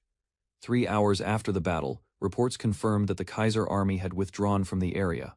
Despite the victory, Tomoya warned that hidden monsters could still appear inside the city, so the kingdom could not lower its guard. He admitted that defeating such enemies would have been simple in the past, but his current strength was no longer enough to handle everything alone. At the same time, he explained that relying solely on personal power would prevent the kingdom from learning how to face future threats. Understanding his reasoning, the ruler accepted his support and prepared to strengthen the nation with his guidance. Following the victory, a maid presented an unexpected proposal before the kingdom's leaders and suggested a new relationship with Tomoya. The gathered warriors reacted with surprise, questioning whether such an arrangement was truly appropriate despite their gratitude. Rather than ordinary servitude, the proposal described a unique bond connected to Tomoya's special abilities and influence. As the details became clear, interest spread through the room when they learned the sacred dragons could grow stronger through that connection. After careful consideration, Liliana accepted the proposal, bringing the discussion to an unexpected conclusion. Liliana respected the pride of the sacred dragons and declared that she alone would accept the burden rather than forcing others to follow. Before the matter could be settled, Tomoya stepped forward and objected to the proposal, drawing everyone's attention. Instead, he suggested creating special equipment that could strengthen soldiers without requiring anyone to sacrifice their freedom. Furthermore, he proposed a fair agreement in which the kingdom could obtain support through proper cooperation and compensation. Hearing the plan, the Allied forces agreed to provide supplies, resources, and additional military assistance for future battles. Tomoya acknowledged the pride of the dragon race, but pointed out that the kingdom lacked the strength and manpower needed to continue the war alone. He proposed defeating the current threat first, then training local soldiers so they could stand alongside neighboring nations in the future. After considering the suggestion, Liliana viewed it as a generous offer and asked the others for their opinions. One by one, the dragon warriors agreed, recognizing that their own strength was not enough to protect the people. With everyone finally in agreement, Tomoya felt relieved, knowing the kingdom had chosen a path toward lasting security. Far away in the Kaiser Empire, news of the failed campaign reached the imperial capital. The emperor reacted with anger after learning that the invasion force had been nearly wiped out and demanded an explanation. His commanders reported that an unexpectedly powerful opponent had appeared on the battlefield, forcing the army to retreat. Further investigation pointed toward a mysterious noble from a distant land, a man rumored to have defeated the Demon King alongside his companions. After hearing the report, the emperor concluded that such achievements could only belong to someone whose strength rivaled his own. Seeking more information, the emperor questioned his subordinate about the powerful individuals who had accompanied the mysterious noble. The report revealed that the group included renowned heroes and adventurers from several races, all possessing remarkable reputations. Descriptions of their battlefield performance showed overwhelming power, with even high-ranking monsters falling almost instantly before them. After hearing the details, the emperor recognized them as dangerous opponents and decided that a direct confrontation would be unwise. Nevertheless, resentment remained in his heart, and he resolved to deliver retaliation before considering any future course of action. While preparations continued elsewhere, the emperor decided to leave personally and head toward the battlefield, determined to act on his own. Dark energy gathered around him as he departed, and his followers could do nothing but obey his command. Meanwhile, peace briefly returned to Blumdeld Castle. Tomoya spent the evening resting in his assigned guest room. Before long, an unexpected visitor arrived at his door. The woman introduced herself as Liliana and requested permission to enter. Once inside, Tomoya quickly noticed her unusual appearance and began to wonder if she was truly the same Sacred Peak queen from before. Inside the guest room, the mysterious visitor revealed that the real Liliana remained asleep, while she had only recently awakened through an external influence. She explained that Liliana's heart had become exhausted long ago, causing her consciousness to fall into a deep slumber. Lowering her head, the woman expressed gratitude to Tomoya, acknowledging that the kingdom would have been destroyed without his intervention. Tomoya accepted the thanks calmly, insisting that he had merely acted according to his own beliefs and intentions. As their conversation continued, he questioned how someone who had died centuries earlier could stand before him once again, but no clear answer was given. The woman admitted that she did not understand why she had returned to life, but believed it was connected to the kingdom's growing crisis. After revealing her uncertainty, she explained that her visit had a purpose and came forward with a request for Tomoya. Kneeling before him, she earnestly pleaded for the protection of the Sacred Peak, its ruler, and the people of the nation. He listened as she described years of silent concern for Liliana, whose struggles had weighed heavily on her heart. Remembering Liliana's devotion to the kingdom, she concluded that such unwavering determination was likely the reason their fates had become connected. The mysterious woman lowered her head and desperately asked Tomoya to save Liliana, placing her hopes entirely in his hands. To explain her faith in him, she revealed that Tomoya possessed a rare divine power and carried the qualities of a chosen savior. Although surprised by the claim, Tomoya listened carefully as she connected his unusual abilities to that extraordinary origin. With unwavering determination, she pleaded once more for the safety of the kingdom, Liliana, and her daughters. After a moment of thought, Tomoya finally accepted the request and agreed to help them. Relieved by Tomoya's promise, the woman thanked him sincerely, while he assured her that he had no intention of abandoning Liliana. Just as the atmosphere calmed, she suddenly made an unexpected request and asked to become his servant. Embarrassment quickly followed as she admitted that meeting him in person had awakened unfamiliar feelings within her heart. Caught off guard, Tomoya tried to stop her enthusiasm, but she continued moving closer despite his objections. The awkward exchange ended with both of them stumbling onto the floor, leaving Tomoya flustered and the woman staring up at him in surprise. Accidental fall left Tomoya and the woman face to face, creating an awkward silence neither of them expected. Before either could react, the room door opened, and another woman arrived just in time to witness the scene. Shock immediately spread across her face as she misunderstood what had happened, and jumped to the worst possible conclusion. No matter how hard Tomoya tried to explain, the panicked accusations only made the situation appear even more suspicious. Moments later, more people entered the room, turning a private misunderstanding into a public embarrassment for Tomoya.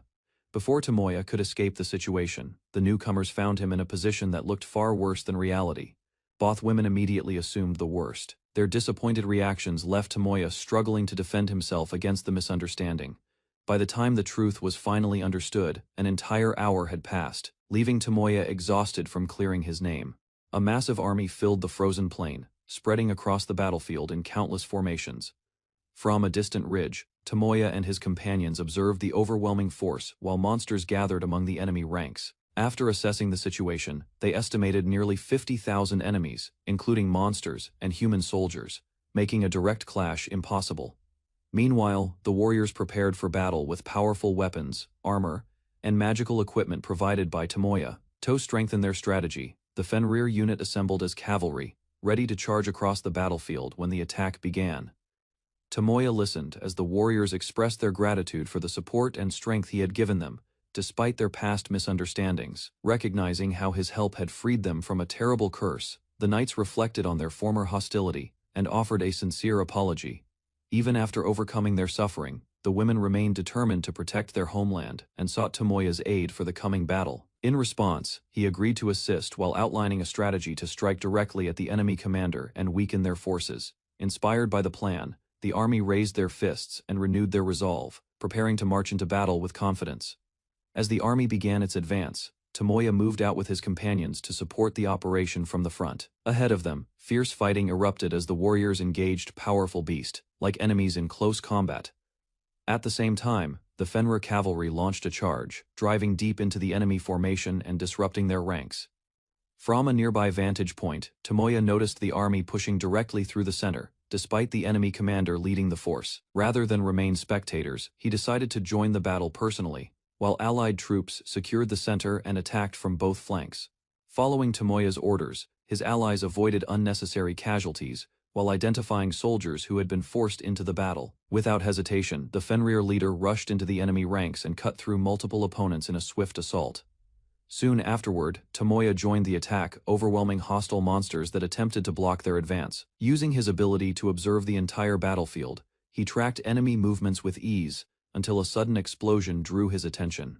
Far from the front lines, confusion spread through the Kaisler headquarters, as commanders realized their plan to gather monsters and crush the enemy was beginning to fail. At the headquarters, the enemy commander was stunned as reports of the battlefield's collapse reached him one after another. Unable to accept the situation, he blamed the disaster on the existence of an unexpected reincarnated warrior who had changed everything. Determined to recover control, the commander left the camp and prepared to gather every powerful monster still under his command. Before departing, he ordered his remaining soldiers to abandon the battlefield and retreat from the conflict. Even as he withdrew, anger lingered in his mind as he remembered the name of the man responsible for ruining his plans, Tomoya Sadojima. While observing the battle, the enemy commander realized Tomoya's combat ability far exceeded his own, and that victory through strength alone was impossible. At the same time, jealousy consumed him as he fixated on the companions traveling alongside Tomoya. Frustration quickly turned into obsession, leading him to convince himself that everything Tomoya possessed should belong to him instead. Soon, a new scheme formed in his mind as he considered using a special ability capable of stealing another person's power. Believing the plan could change his fate, he prepared to risk everything on a single opportunity to take Tomoya's abilities and claim his advantages for himself. As the battle ended, the defeated commander retreated with resentment, vowing to settle the score with Tomoya in the future. Meanwhile, the surviving soldiers struggled to believe the war was truly over, and that victory had finally been achieved. Once the result became clear, celebrations erupted across the battlefield as the army welcomed its hard-earned triumph. After confirming every monster had been eliminated, Tomoya reported that the Kaisler Empire had completely withdrawn. Although the conflict was won, attention soon shifted toward uncovering the source of the magic that had controlled the monsters from the shadows. After the victory, the kingdom's leaders thanked Tomoya, acknowledging that their country would have fallen without his support and guidance. While discussing reconstruction and future aid, they praised his generosity and prepared a special request for him. To Tomoya's surprise, the ruler proposed gathering the women of the nation and placing him on the throne as their king. Caught off guard, he struggled to respond as further arguments were made about his qualifications to lead the country. Before the discussion could continue, the ruler presented another challenge and requested a direct match against him instead.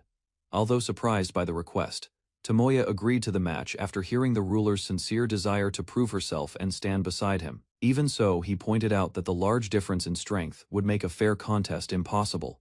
Rather than give up, the ruler suggested creating special conditions that would allow both sides to compete on equal terms. After considering the proposal, Tomoya accepted and left the details of the match in her hands. Several days later, preparations were completed as the promised contest drew near.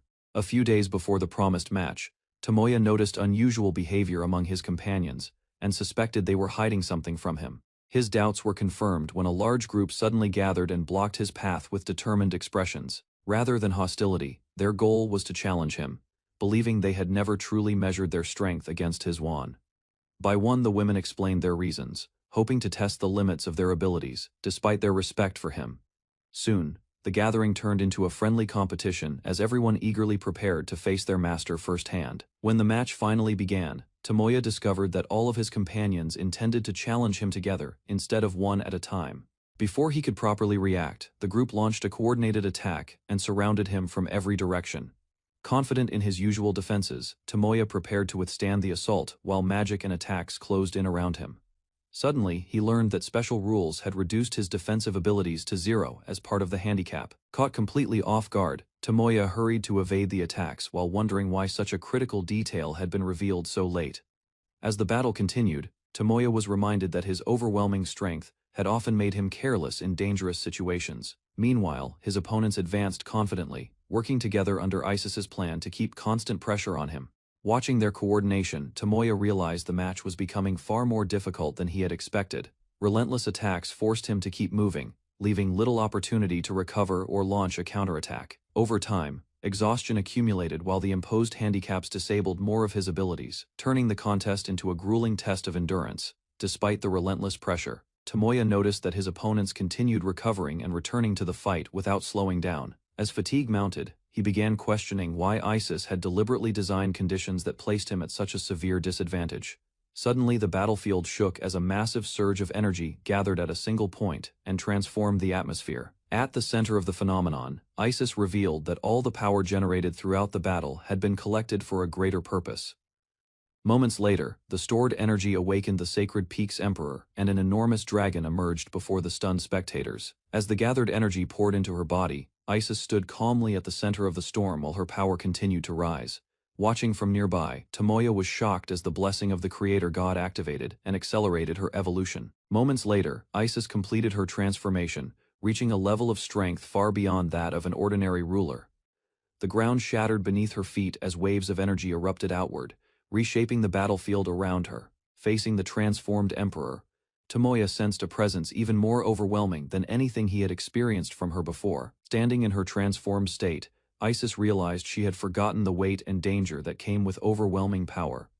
After witnessing Tomoya's struggle, she removed every restriction placed on him and restored his ability to fight at full strength. At the same time, all of the experience gained throughout the battle was transferred to Tomoya, causing a tremendous surge of energy. Empowered by the accumulated strength, he underwent a dramatic increase in power that shook the battlefield. With his abilities restored and enhanced, Tomoya expressed his gratitude to Isis as he prepared for the battle's next stage. After gaining immense power, Tomoya reflected on how he had relied on strength granted by others without fully understanding its burden. Facing an opponent of equal might finally made him realize the responsibility and growth required to control such power. With renewed determination, he accepted the lessons learned and resolved to continue improving through his own efforts. As the battle reached its conclusion, Tomoya and Isis stood facing each other, both recognizing how much they had grown from the experience. On the night before the battle, Isis proposed that Liliana fight beside Tomoya to support his growth. According to her, Tomoya often solved every problem himself, which slowed his development. As a result, Isis suggested that Liliana become Tomoya's rival and push him to improve. Unlike ordinary opponents, she believed only an equal rival could challenge him, since his overwhelming power left little room for growth. After hearing the plan, Liliana accepted the proposal, while also wondering whether Misaki and the others would agree to take part. Isis pointed out that Tomoya's greatest weakness was his inability to resist temptation. Rather than opposing him directly, Hild accepted the harem situation and volunteered to challenge him for his own growth. Meanwhile, Elsie and Lindsay agreed that the plan had merit. Both decided to support it, believing it would benefit Tomoya in the long run. Soon after, Yae, Hilde, and the others pledged to take on difficult roles, even if it meant becoming targets of criticism. Seeing everyone unite so quickly, Isis felt satisfied, convinced that Tomoya was deeply loved by those around him. Isis explained that strength alone was not enough.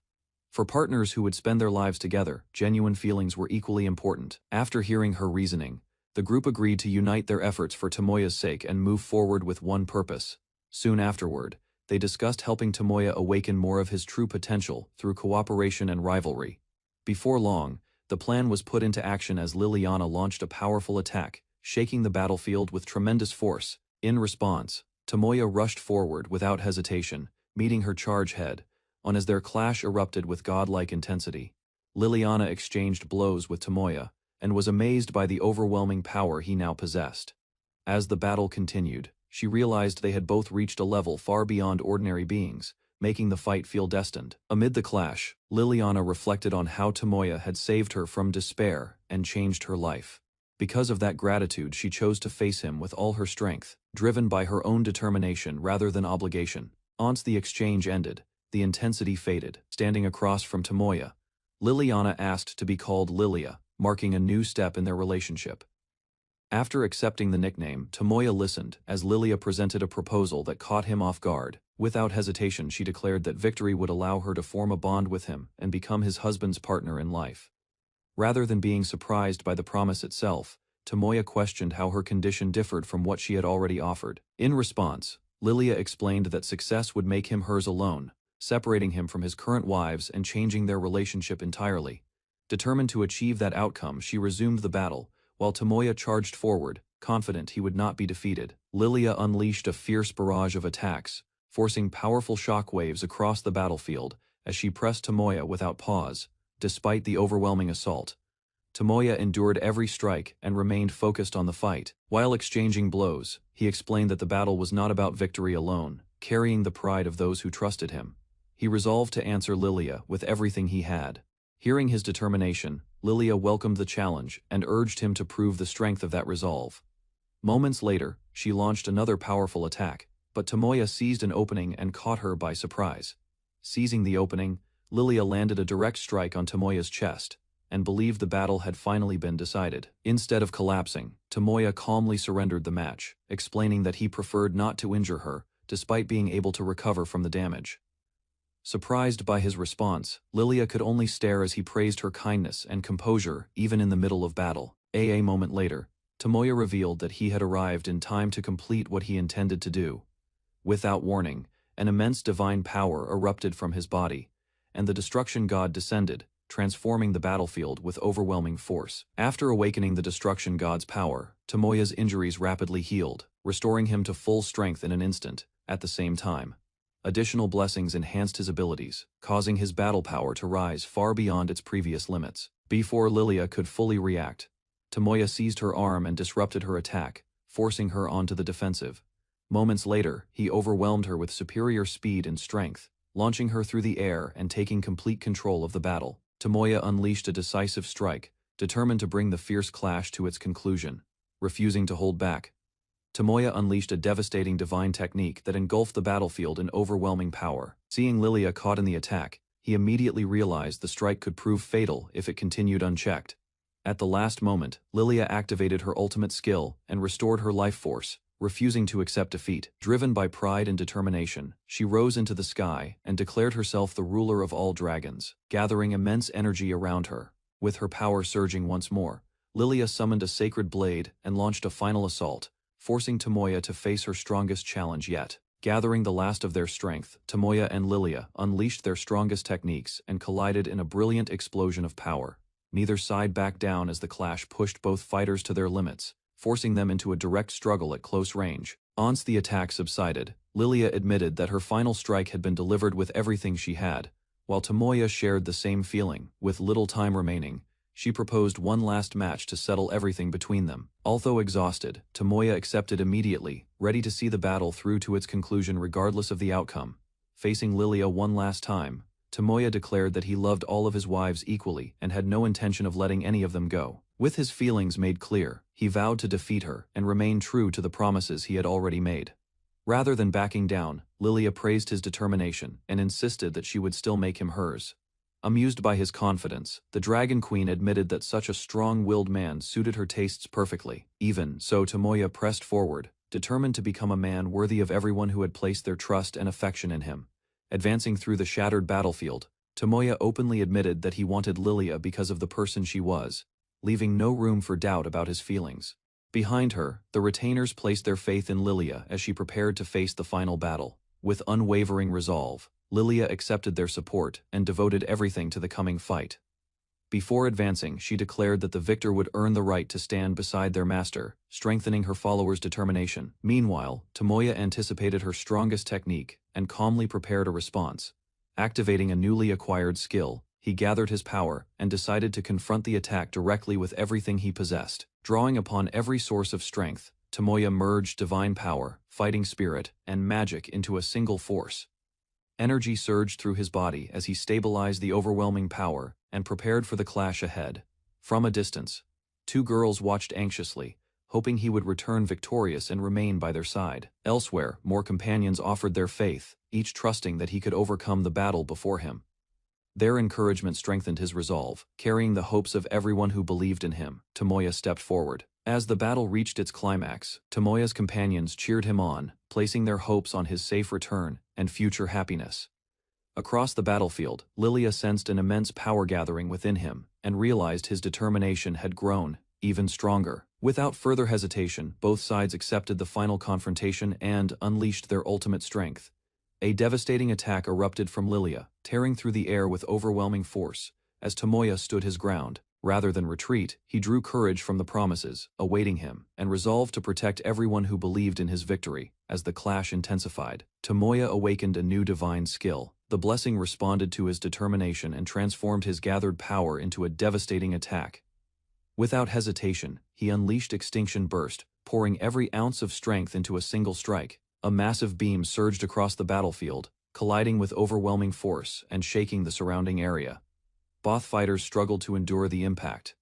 Even Lilia was astonished by the power standing before her, while Tomoya refused to yield. Determination drove them onward as their attacks continued to collide, neither side willing to surrender the final battle. The prolonged clash pushed both fighters to their limits. Tomoya sensed Lilia's destructive power weakening, yet she remained determined to continue the battle.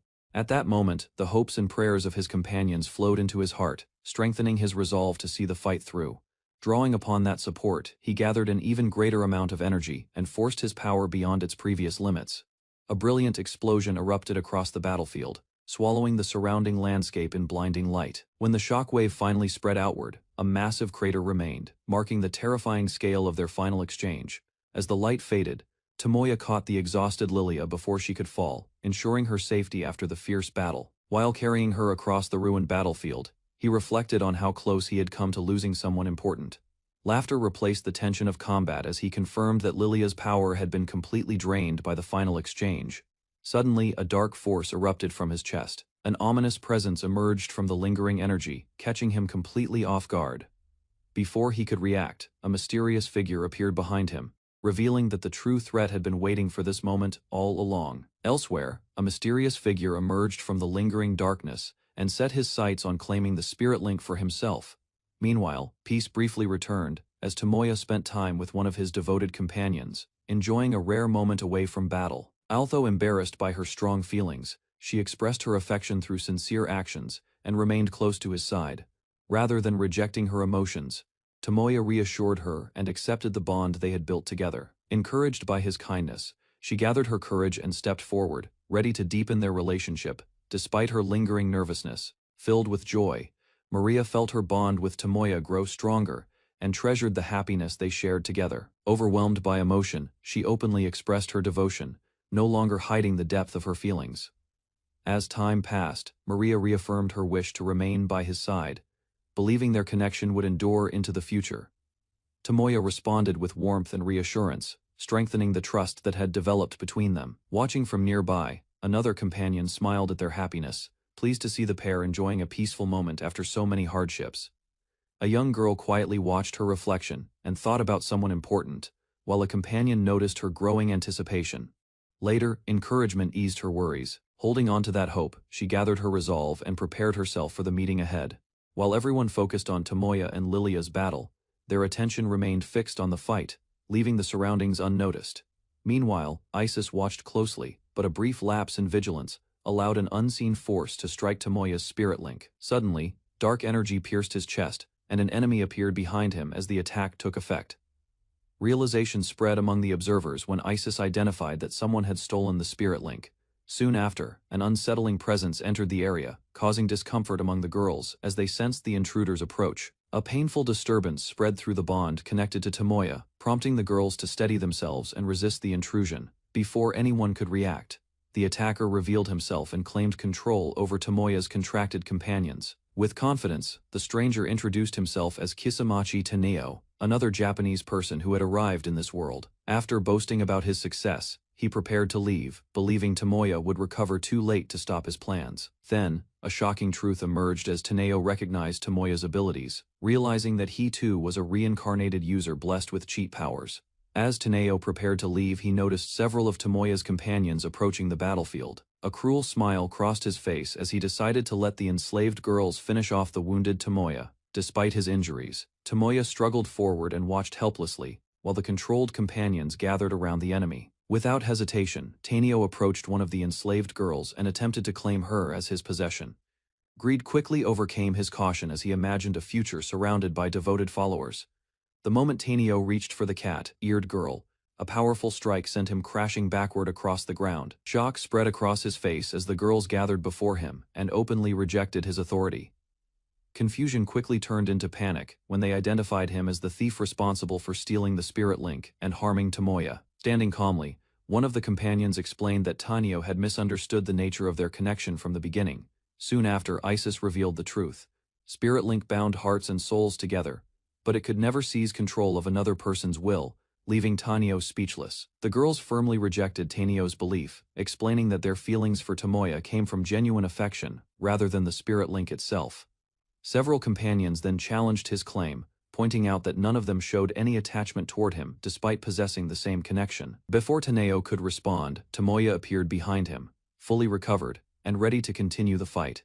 Disbelief filled Taneo's face, as Tomoya revealed that his abilities had completely restored both his body and Lilia's condition. Finally, the others condemned Taneo's actions, declaring that true love could never be stolen through a simple skill. Fury erupted among Tomoya's companions, as they condemned Taneo for corrupting the bond they treasured with him. United by the same feelings, the girls unleashed their power together, directing an overwhelming attack toward the stunned intruder. Their emotions resonated through the spirit link, causing the connection to strengthen and release a surge of energy that struck Taneo head on. At the same time, the amplified bond awakened a new ability within Tomoya, greatly enhancing the power shared between him and his loved ones. Moments later, Tomoya faced the fallen enemy with calm confidence, while Taneo realized that his entire plan had completely failed. Instead of accepting defeat, Taneo burst into laughter and praised the strength of the bond shared between Tomoya and his companions. Moments later, his expression darkened as admiration twisted into disgust and resentment. Driven by hatred, he unleashed a final threat, vowing to drag the people of Blumfeld and Keisler into destruction. A sudden report then arrived, revealing that countless monsters had appeared across Blumfeld, creating a crisis on an enormous scale. With a sinister grin, Taneo mocked Tomoya's responsibility, expecting him to watch helplessly as chaos spread throughout the land. Just as Taneo celebrated his scheme, magical restraints wrapped around his body and left him completely unable to move. Rather than gloating, Tomoya reflected on how easily he could have fallen into the same darkness without the support of those who cared for him. Soon after, Lilia asked him to save the people threatened by the monster invasion. Without hesitation, Tomoya accepted and reassured her with a gentle gesture. That heartfelt exchange further strengthened their bond, granting Tomoya additional power and a renewed reason to fight. Meanwhile, new reports arrived from Keisler, revealing diplomatic changes that offered hope for ending another conflict. After hearing the latest reports, Tomoya resolved to protect both Blumfeld and Keisler without sacrificing either nation. Determination surged through him as he released an immense amount of magical power, causing the surrounding area to tremble. Countless magic circles then appeared across the sky, gathering energy for a spell on an unprecedented scale. With his preparations complete, Tomoya activated the technique and poured every ounce of strength into the attack. Moments later, divine pillars of light descended across the land. The spell known as Goddess Judgment struck the monster horde simultaneously, bringing destruction to the invading forces. Across the battlefield, countless monsters were struck by the descending pillars of light, and the invasion force was rapidly wiped out. Witnessing the overwhelming display, Tomoya's allies praised him as the savior who had protected the kingdom from disaster. As the battle ended, new titles and blessings merged into Tomoya's growing power, elevating him to an even greater existence. Attention soon returned to Taneo, who remained bound and unable to escape, despite everything that had happened. Although defeated, the bitter enemy refused to surrender his hatred and swore revenge, while Tomoya and his companions prepared for whatever challenges awaited next. To everyone's surprise, Tomoya cast a restoration spell and completely healed Taneo's damaged body. Confusion replaced Taneo's anger, as he struggled to understand why the person he had wronged would save him. Memories of the battle resurfaced, while Tomoya explained that he had witnessed the pain, frustration, and loneliness hidden behind Taneo's actions. Although still angry, Tomoya believed that Taneo had already suffered enough after being defeated and exposed before everyone. Rather than acting out of mercy alone, Tomoya revealed that the decision was for his own convictions, choosing a path different from hatred and revenge. Looking at his companions, Tomoya admitted that without their support and trust, he might have followed the same path as Taneo. For that reason, he refused to abandon the defeated man and chose to reach out instead. Standing before him, Tomoya offered a chance to leave his old hatred behind and begin life again as a different person. The proposal shook Taneo deeply, forcing him to confront years of loneliness, rejection, and resentment that had shaped his actions. As painful memories surfaced, he quietly wondered whether having someone who truly accepted him could have changed everything from the beginning. Listening to Taneo's bitterness, Tomoya acknowledged that life could be unfair, but he refused to let that become an excuse for harming others. Even so, he offered a path forward, insisting that true redemption required taking responsibility for past mistakes. A special reincarnation spell then surrounded Tanio, giving him a chance to be reborn after earning enough virtue to start over properly. As the light carried him away, Tanio admitted that he still disliked Tomoya, yet his anger had already begun to fade. Silence returned to the battlefield while Tomoya watched the sky, knowing that the long conflict had finally come to an end. With the battle finally over, Tomoya watched Tanio disappear toward a new fate and gained another blessing for easing a burdened soul. Afterward, he decided it was time to return home, while one of his companions quietly reflected on everything that had happened. Soon, the entire group rushed toward Tomoya, relieved that the crisis had ended and eager to accompany him on the journey back. The conflict surrounding Kisamihachi Teneo finally ended, allowing the town to return to normal life. Stability gradually spread across the region. Following negotiations, the Kaisler Empire accepted reparations and expressed its desire for peace. To conclude the war, Queen Liliana summoned Emperor Ospel VII to Blumdeld. With their mission complete and peace secured, the young hero and Liliana decided it was time to return to their homeland. Back home, both finally relaxed after enduring months of tension and responsibility. As the pressure faded, Liliana faced unfamiliar feelings. Although confident during the war, she felt uncertain when confronting a more personal step in their relationship. His teasing left Liliana embarrassed, yet the tension between them slowly eased as they spent time alone together. Without warning, he moved closer and caught her off guard. Surprise froze her for a moment before she gathered herself. Rather than retreat, he encouraged her to take the next step. Nervousness lingered, but she accepted the challenge. Drawing on her courage, Liliana responded sincerely. Their distance disappeared as mutual trust deepened. Determined not to remain passive, she took the initiative. What began as uncertainty gradually turned into confidence as their relationship entered a new stage, growing more comfortable together. Liliana cautiously explored unfamiliar feelings, while Toya encouraged her and eased her worries. Curiosity gradually replaced hesitation. Through gentle guidance, she gained confidence and became more relaxed around him. Despite lingering uncertainty, Liliana chose not to turn away. Trust allowed her to face her fears and move forward. Gathering her resolve, she openly expressed her wish to deepen their bond and share her future with him. Although she admitted she did not fully understand love, Liliana sincerely accepted her feelings and decided to cherish them from then on. Liliana openly devoted herself to Tuya, promising to stay by his side. Their bond had grown beyond partnership and into something deeper. Remembering the battles and hardships they overcame together, both recognized how strongly they understood and trusted one another. Tuya accepted her feelings wholeheartedly. Determined to protect their future, he reassured her of his commitment. Hearing those feelings returned, Liliana could no longer hide her happiness. Relief and joy filled her heart. Reflecting on her unusual fate, she felt grateful for finding love, while also wishing happiness for the person whose place she had inherited. As the night continued, a blessing from the Creator, God, suddenly activated. Tuya hoped to grant Liliana a happiness she had long been denied. A brilliant light filled the room. The shared body that had existed until then began separating into two independent individuals. Shock spread across the room as the transformation completed. Lilia and Liliana now stood as distinct people for the first time. Staring at the newly appeared girl, Tuya quickly realized the miracle before him. The long-awaited separation had finally become reality.